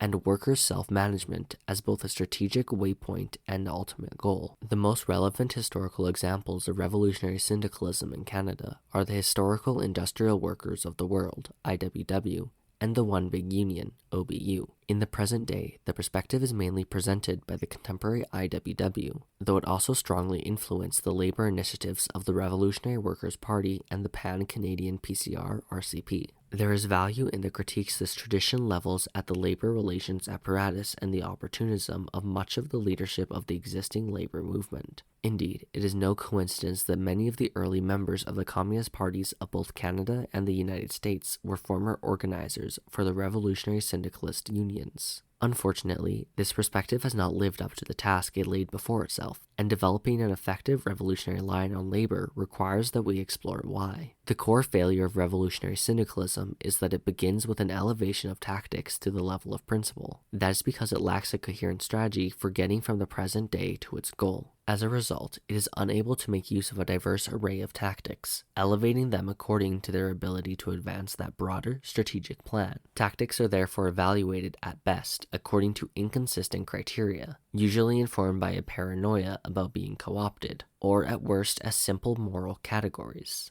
Tactical concessions and compromises are therefore treated as equivalent to strategic compromises and betrayals. A few examples will illustrate what we mean. As we've laid out in this document, there is no path between today and the conquest of power that does not involve us organizing and working within the mainstream unions, at least for now. That involves a huge host of tactical compromises and exposes us to many challenges and potential pitfalls, including, we won't deny, the risk of co-optation. If, instead of trying to figure out a way to successfully navigate this environment, we avoid it entirely as the revolutionary syndicalists do, we would preclude the possibility of victory entirely. We would be unable to build power in large strategic workplaces. We'd be confined to small shops in tertiary sectors, the only places where these methods have been successful in recent history, and would, at the absolute maximum of success, be smashed practically, economically and militarily, by capital and the bourgeois state, as they would still control the critical levers of production. The same principle holds for full-time organizing staff. The sheer quantity of time, effort, thought, and attention required to build and maintain a durable union in a large workplace,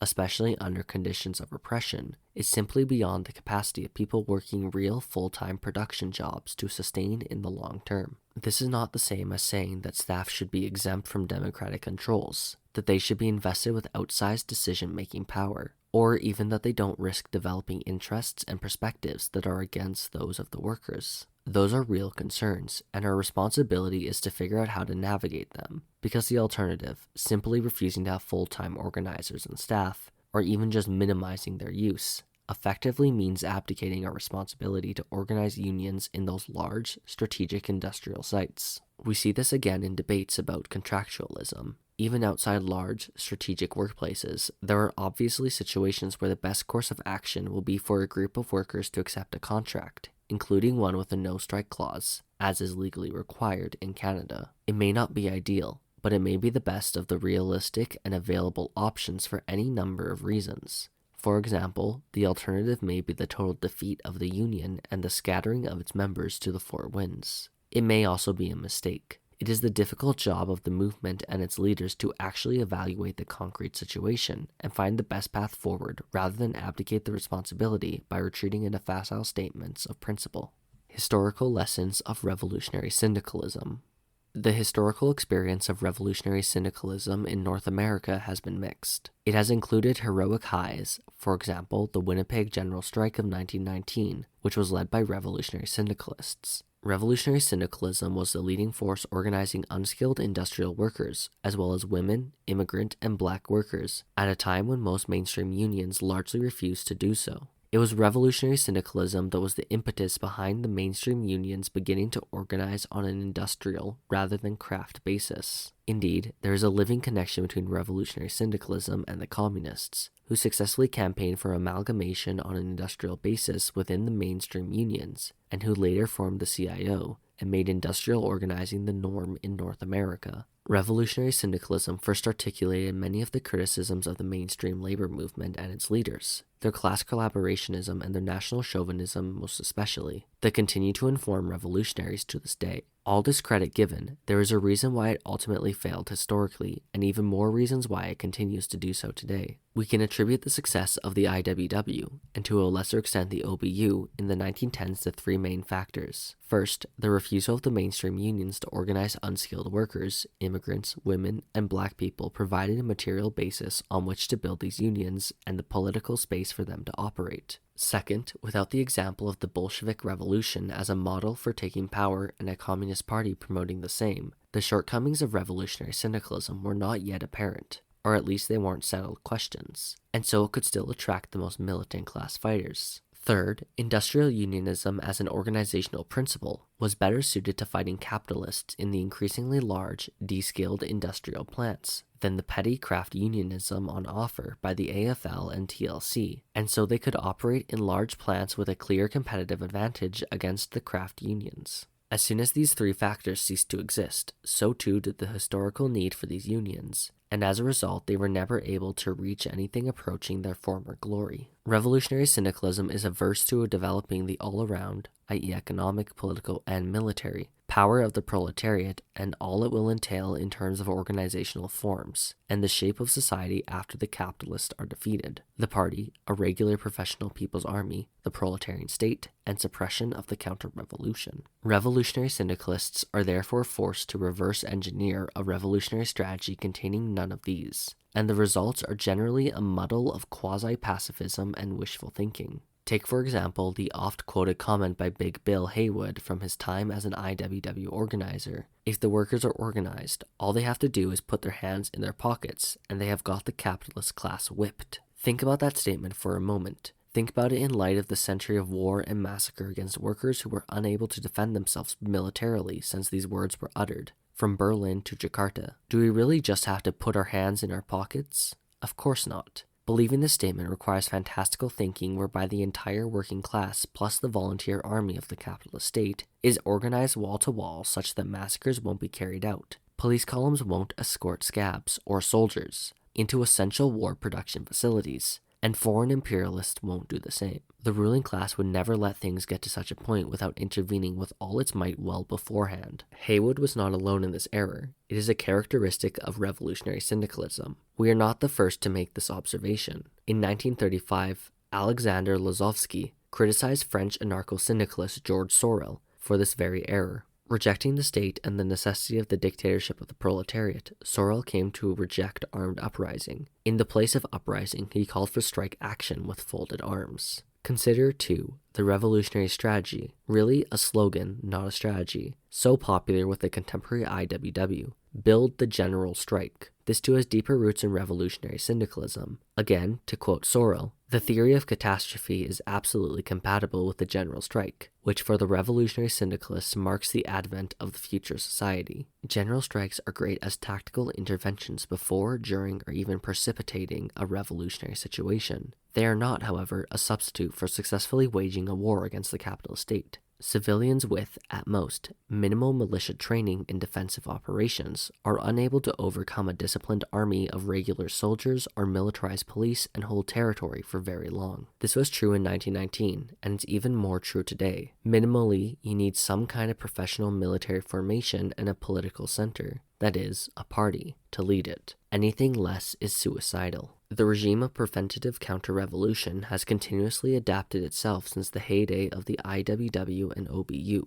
and the methods those unions used to organize large, strategically placed unions are effectively dead on arrival. It is not 1911 anymore. The state-enforced closed shop is an effective reality, and unsanctioned job action is grounds for dismissal and legal action, which none of us is in a position to withstand at present. These are the objective conditions in which we are organizing, and our strategy needs to be adapted accordingly. While we disagree with their perspectives on the strategic and political level, we do share a lot of common ground with revolutionary syndicalists, and many contemporary organizers from this tradition are more energetic, dedicated, skilled, and insightful than even many progressive trade unionists. Revolutionary syndicalists have an abiding trust in the intelligence and energy the masses of workers are capable of exerting, if properly organized, and a firm commitment to rank-and-file democracy. We will often have cause to ally with them, and where possible we should undertake comradely struggle to win them over to our line, which is more comprehensive politically and better suited to actually defeat the bourgeoisie, conquer political power, and, eventually, abolish the wage system.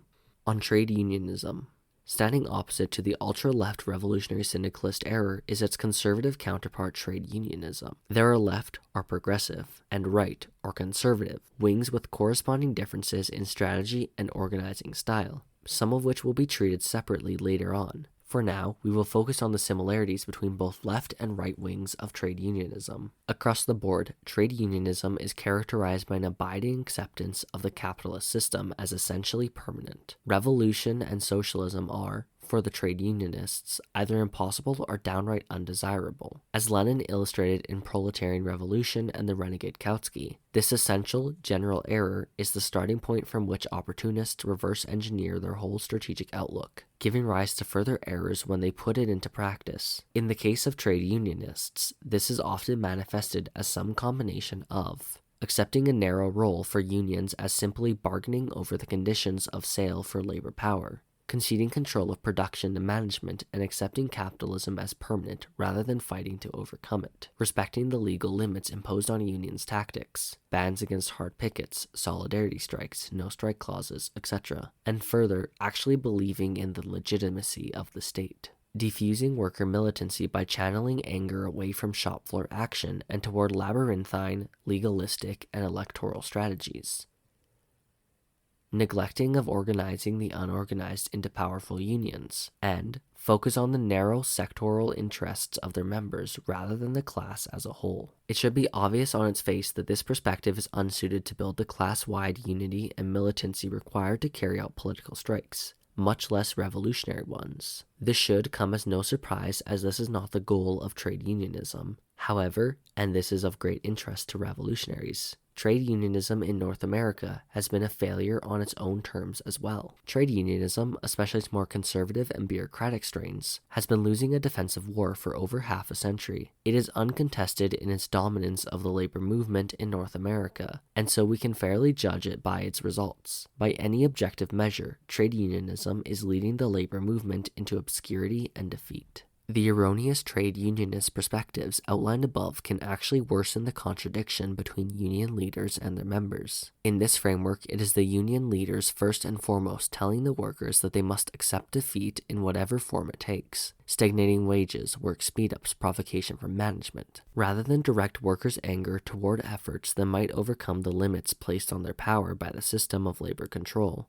Conservative trade unionists develop contempt for the workers or maybe try to recruit them to some hopeless electoral campaign. For all this, trade unionists are usually the face of the union to the workers, and even basic servicing, handling grievances, bargaining, etc., allows them to build goodwill, influence, and leadership among the workers over time. For all their failures and shortcomings, the union is often the most democratic institution in a person's life. It is also the only organization legally bound to fairly represent them, to represent their interests as workers, however inadequately they may do so. For many workers, including many of the formal and informal leaders we will have to win over, this has tremendous importance. They see loyalty to their leaders and defense of their union as one and the same thing. In many circumstances then, gaining influence in unions led by conservative trade unionists requires patience, tact, diplomacy, and a willingness to prove oneself to the workers as a competent and dedicated fighter for their interests. Simply running an opposition campaign to denounce the bureaucrats will end in failure or at best entrench a powerful conservative opposition bloc within your local. Generally, the advanced forces in a unionized shop will gravitate toward involvement in the union. Doing so implies at least a nominal belief in collective rather than individual solutions to workplace issues, commitment to the interests of workers as workers in opposition to management, and a willingness to put work in to improve other people's lives. Notwithstanding this, it is possible to find potentially advanced elements in a shop among those who have nothing to do with or even actively dislike their unions when we first meet them, as well as among those who are already trade union activists.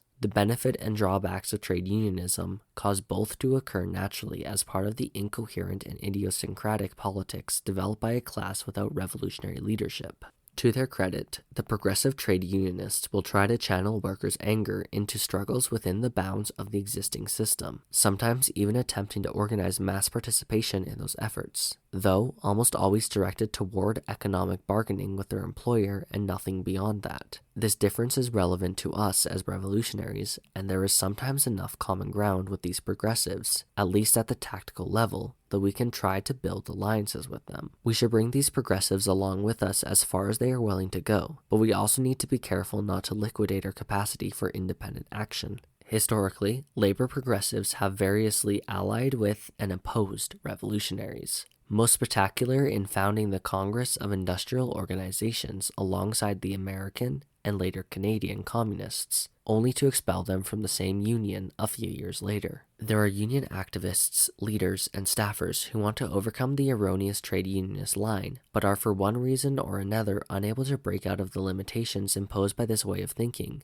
and its enforcement in their unions and the whole labor relations apparatus. They will agree with every single one of our criticisms of the existing labor movement and may even call themselves socialists or revolutionaries. But they will, if left on their own, spend entire careers committing the very errors we criticize. For some genuinely well-intentioned people working within the unions, the main barriers are the fact that up until now there has been no revolutionary line on labor, and no movement guided by this line to meaningfully call the question. The failure so far is ultimately ours, as revolutionaries, to produce this. Again, without a party bringing forward revolutionary politics until very recently, we can only expect trade union consciousness to have prevailed. Our organizers need to master the art and science of united front work with progressive forces inside the labor movement, and with all possible forces in the labor movement against capital. We need to operate somewhere between united front without compromise and united front at any cost. Again, two easy but useless absolutes. Organization and intervention. Having laid out our general understanding of the labor movement and its situation in an overall revolutionary strategy, it is necessary to lay out the specific forms our interventions should take. Given the general state of disorganization among communists, labor militants, and, subsequently, the working class more broadly, most of this work will involve building new organizations or strengthening existing ones. They are laid out here from those with the broadest basis of support to the most specific. Organize unions. When we talk about working within the unions, we obviously do not mean that our only way of doing so is to go get jobs at places that already have unions. We also need to organize the unorganized in massive numbers. Of the strategic industries identified above, only 3, healthcare, education, and utilities, have even a bare majority of workers unionized. For most others, it's between 20% and 40%, and for agriculture, it's less than 4%. One way or another, this will have to change if we're serious about defeating capital. Of course, when we say organize unions, we mean more than simply winning a certification drive. We want to organize democratic fighting unions that are a means for workers to build power on the job and ultimately in society as a whole. This means using strategy to rely on mass participation of workers, a basic class against class outlook, and militant determination in the face of the enemy. Doing this well will mean a combination of proper organizing methods during a drive, proper selection of union affiliation, and maintenance of democratic committee structures after certification. It is a lot of work, and we will have to be smart about it. Communist union organizing is similar in its mechanics to what most progressive trade unionists and revolutionary syndicalists practice. In fact, both of these will often explicitly trace the lineage of their organizing methods to the Congress of Industrial Organizations, CIO, as a means of legitimatization. It is essentially a process of identifying organic social leaders and recruiting them into a committee that can lead the whole workplace. Within that broad overview are a number of skills and strategies which are not often spontaneously present among the people willing to be union organizers, but they absolutely are teachable. While there are roles to play for people who are not good organizers, a solid core of skilled and experienced union organizers must be the backbone of our labor efforts. This in turn means that most organizers will also need to be teachers and mentors of each new crop of new organizers. Organizers need to be force multipliers. Organizing a large industrial shop takes time, effort, and resources. Militants who go get hired at a target shop in order to organize are an indispensable force in these fights. The daily face-to-face contact and shared burdens between these militants and their co-workers allows them to form strong bonds with the workers, accurately identify their leaders, assist in recruitment to the union drive, and give credibility to the most advanced ideas being brought forward in the course of the struggle. There may be no better training for communist militants in the discipline and basic organizing skills required for us than to salt for a couple years before implanting in the newly organized shop, nor a better way for communists to dig in and build up a base of support among the proletariat. Such militants alone, however, are not adequate for a successful union drive at a large shop. There are hard limits on how large a structure a person can lead for an extended length of time while also working a full-time production job. A very good leader can do this with perhaps 50 people, 7 sub-leaders, each leading their own group of roughly 7 workers. Beyond that, there simply aren't enough hours in a week to keep up the necessary background work, one-on-one meetings, processing information and planning, following up on tasks, to sustain and grow such a structure. Things get neglected and people fall off. All this is before taking into account the scheduling challenges posed by having 40+ hours a week spoken for on the part of both the organizer and the workers they're leading. At a certain point, the need for full-time external organizers is unavoidable. You need people who are essentially available around the clock, with cars, to distribute propaganda, recruit workers and lead them through the day-to-day minutiae of the drive. Think through the strategic problems of the campaign, interface with the union apparatus that will do the necessary filings, etc. It's a lot of work and it has to be done. It also puts those organizers in a position to exercise outsized influence over the campaign and run it according to their own interests, rather than those of the workers themselves, or to lead it down an erroneous trade unionist path. Communists, then, need to be equipped to struggle with staff organizers and win the workers over to our positions over a variety of issues, including reliance on action by workers to combat management repression, rather than retreating into the endless and demobilizing process of legal complaints. Tactical escalation rather than capitulation. Democracy within the structures of the organizing drive, within the limits imposed by a prolonged secret phase. And commitment to see the fight through to victory rather than cutting and running when the challenges of the campaign make the union's cost-benefit analysis turn against it. Once a union local is certified and it has its own democratic leadership structure, we will similarly have to be prepared to struggle over these questions, and others outlined in this document, with various staffers and representatives from the larger union apparatus. None of this will be easy or fun, but it is no less necessary, and we need to be prepared to struggle intelligently. While we reject the theory that the labor aristocracy comprises a large portion of the working class in Canada who are so materially invested in imperialism and its spoils that they are bound to be an obstacle to revolution, this does not preclude us from recognizing that the working class is stratified, and that there is a material basis for conservatism among the upper strata, especially absent revolutionaries, to organize them around an alternative. This has long been the case among skilled, credentialed, and higher paid sections of the class. These also happen to be the most densely unionized sections of the proletariat, and the opportunism that guides almost all unions today consolidates that opportunism among them. This gives added urgency to the task of organizing the unorganized. Influxes of raw, poorly paid workers forged in the fire certification fights and looking to win improvements to their dire conditions of work will be essential to changing the balance of forces within the unions. Led by communists, these workers can be a force for the transformation of those unions. Winning certification fights can likewise give communist leaders an opportunity to prove themselves within the labor movement, with this demonstration of seriousness and competence serving as a basis on which to build influence. Of course, we do not simply organize unions for their own sake. We organize them in order to exercise power. Striking.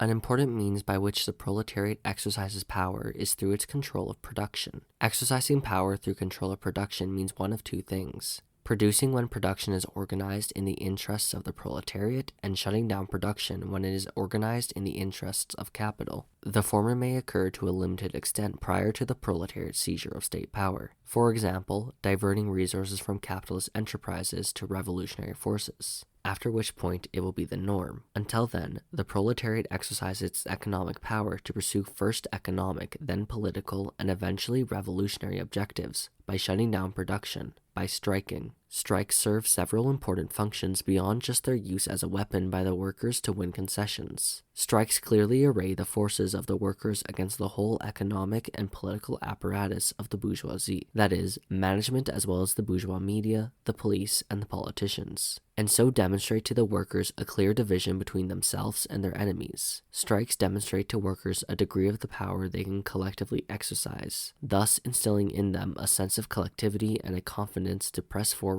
in pursuit of more ambitious goals. Sustaining a strike requires the creation and coordination of auxiliary and reproductive, logistical, and even limited coercive apparatuses, which serve as limited functional organs of workers' power. Effective strike tactics also draw in forces from outside the struck shop. In fact, this is a vital component of not just political strikes, but even simple economic strikes, where production halting mass pickets must be sustained for weeks or months in the face of state repression. This necessitates broader political work, for example, by a workers' political mass organization, both to lay the groundwork for this mobilization and to actually carry it out when the time comes. This too will array friends and enemies for all to see and provide material verification of our agitation for a class against class perspective among the workers.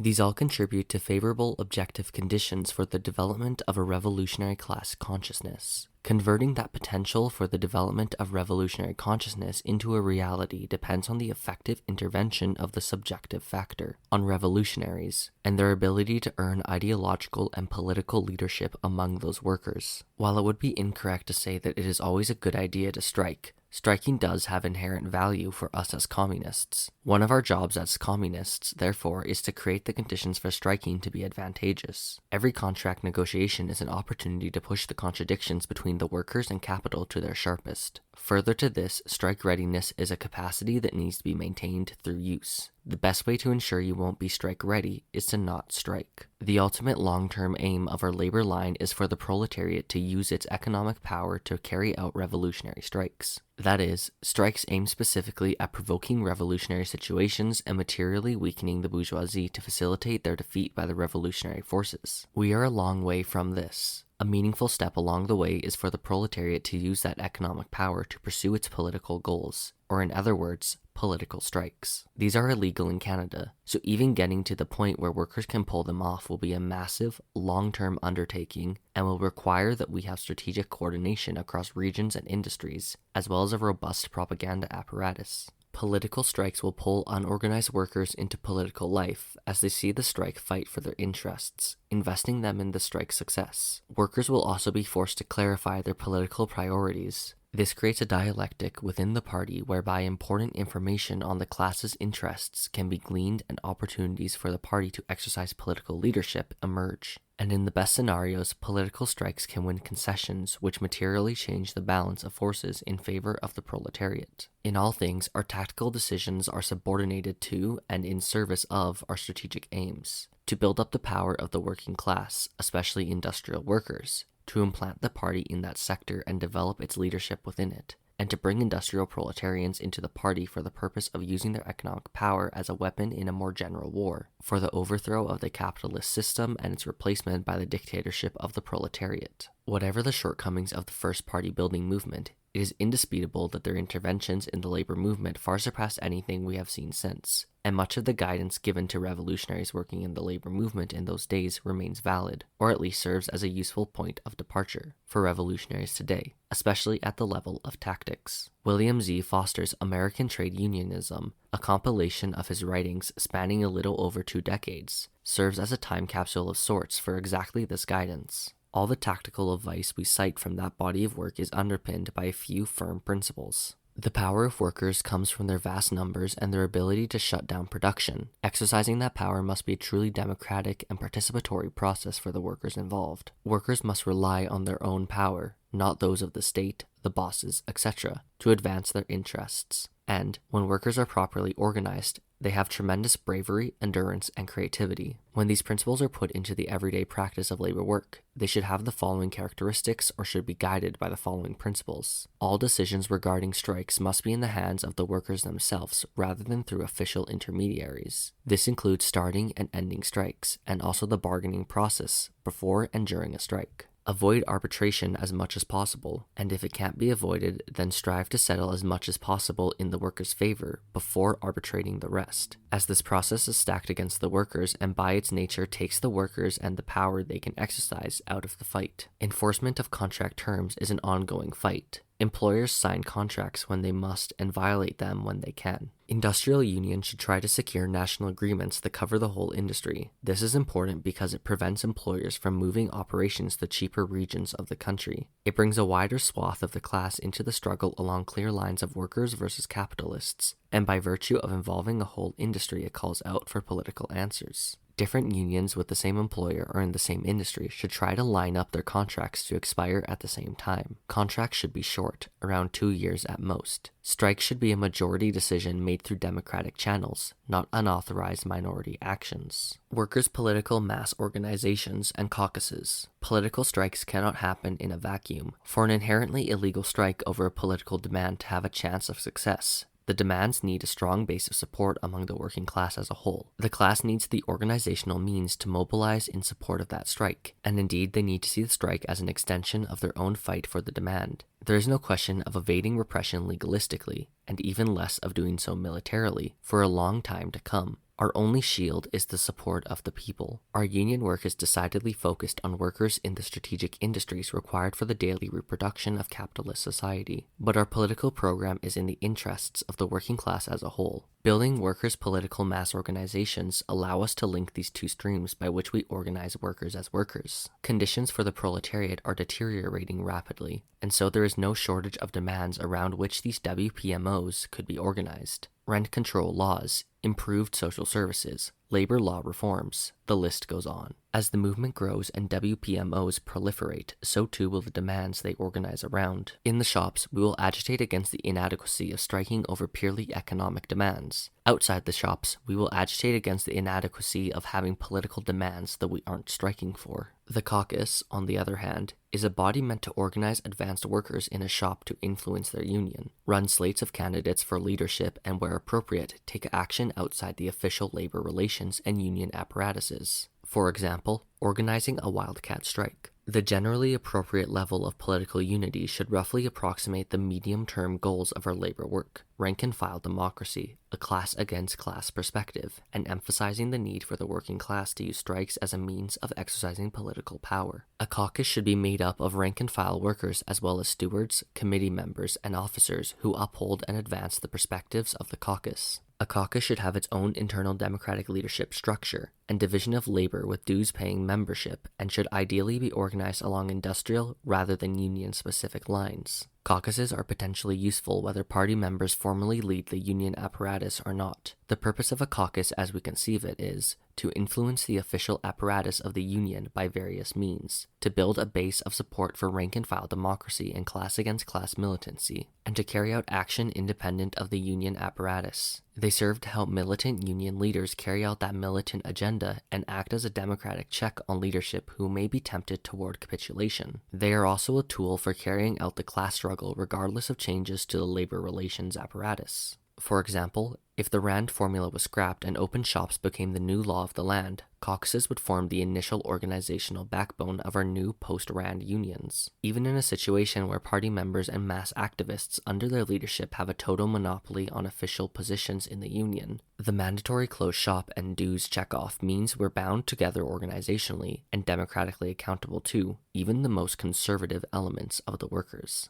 This both incentivizes a drift toward the center for labor radicals, who must try to avoid a reactionary revolt among their constituents, and necessitates an effective counterweight to the conservative forces. The caucus can fulfill both functions, provided it has an active membership beyond the elected leaders themselves. A caucus cannot simply be a slate of candidates for leadership. It can run or endorse a slate, but in order to be fully effective, it needs to recruit an active membership beyond that, producing agitation and educational material, building alliances with progressive and revolutionary forces outside the shop, and winning organic leaders over to the caucus's agenda are all mainstays of its work. It also needs to produce propaganda and make interventions within the union under its own auspices. While caucuses will most often have their origins within specific shops, we should be trying to build them into bodies covering entire industries, both by unifying individual workplace caucuses operating in the same industry and by initiating them outright using workers organized outside the shops in the WPMOs. This will eventually allow us to coordinate industry-wide action across different unions and make impactful interventions in the larger workers' movement.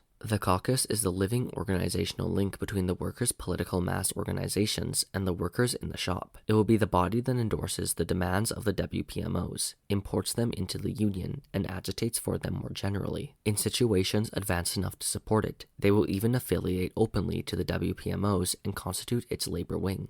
Workplace cells. The workplace cell is an organizational unit of the party consisting of the members who work at a particular shop, further subdivided as necessary down to the department or even work unit level. The cell is not an independent body, but is a subordinate part of a larger branch, nor is it necessarily the party unit involved in a given shop struggle, as propaganda and auxiliary responsibilities could be delegated by the branch to other cells. It is, however, the body the party members directly involved in a shop struggle ought to belong to, including, depending on the circumstances, external organizers. The presence of the party fraction is vital to developing our work. There is simply no substitute for having comrades you see eye to eye with working on the same immediate project as you are. Being able to fully let your guard down politically, talk openly about recruitment prospects, and explore the absolute most advanced perspective on the issues at hand is extremely helpful in synthesizing the correct line to take back to the workers in the shop. You need the space to talk openly about tactics, slogans, and long-term plans that may be on or beyond the edge of what you're capable of actually leading people into at a given moment. If you don't have that, it's too easy to fall into either conservative or adventurous subjectivism. At the same time, simply bringing up these topics with people who aren't ready to talk about them can damage your leadership and credibility in the shop. This is the unique benefit of having a workplace cell in the shop. The presence of a workplace cell also makes the party immediate and pertinent to those advanced workers who are party ready. It minimizes the perceived tension between contributing time, energy, and attention to party work versus union work, when the two are more functionally united in this way. As a result, workplace cells help the party grow among the industrial proletariat and also strengthen the proletarian contingent within the party. The workplace cell also serves to reduce the gap between decisions made by individual labor leader or party members and the central plan of revolution. It functions both to break the spell of individual subjectivity in determining the correct course of action in a given shop, which is often a matter of judgment calls regarding granular details only comprehensible to those on the front line, and the immediate enforcer of discipline to the central plan on organizers and leaders. Workplace cells will be the cogwheels by which the party can exert influence over, and eventually lead, the union apparatus. Building these workplace cells is therefore fundamental to worker centrality on both the tactical and strategic level. Care must be taken, though, that the workplace cell not become the place where the work of the union itself is planned. This creates confusion among the rank and file as they sense decisions are being made behind the scenes of their formal democratic structures. What's planned by the cell is the party's interventions in the shop and the union. In situations where the goal of establishing workplace cells is not yet feasible, a cell can be established by comrades organizing in a given industry, sector, or industrial district as the situation allows. They should be working toward establishing workplace cells, and in the meantime, leading the work of the party's labor organizers under its jurisdiction. Forging a revolutionary working class. The NCPC's labor line places workers' centrality at the center of our strategy to forge a revolutionary class. Our line reaffirms what communists knew and practiced in the first and second party building movements in Canada, that workers can exert tremendous power because of their place in production and circulation, and this economic power must be harnessed by the party toward revolutionary political aims. By staging battles on shop floors and developing the organizational capacity of the class in workplace cells, caucuses, unions, and workers' political mass organizations, communists lead workers into direct class conflict. We build and politicize the economic struggles of workers until we're capable of waging political strikes, treating every picket line of every strike as a novel training ground for class fighters and new revolutionaries. We need to develop both the subjective forces and the objective organs of proletarian class power in order to prepare the longer-term possibility for revolutionary strikes that could, at some future date, meaningfully shift the balance of forces. To get where we want to go from where we're at, we must orient communists back into the labor movement and regain ground that has been eroded for more than 40 years. As we operationalize this line through practice, we will contend with the opportunism of labor aristocrats, those bureaucrats employed by or adjacent to unions who have lost allegiance to their class and stifle the combativeness that erupts from workers as conditions continue to worsen across all sectors and industries. We must also become astute at struggling against opportunism, both right and left varieties, within the class itself, and increasingly move advanced workers to see the necessity of revolution and communism. This is a political and ideological struggle necessary to forging a fighting class. There will be no shortcuts. Let's get started.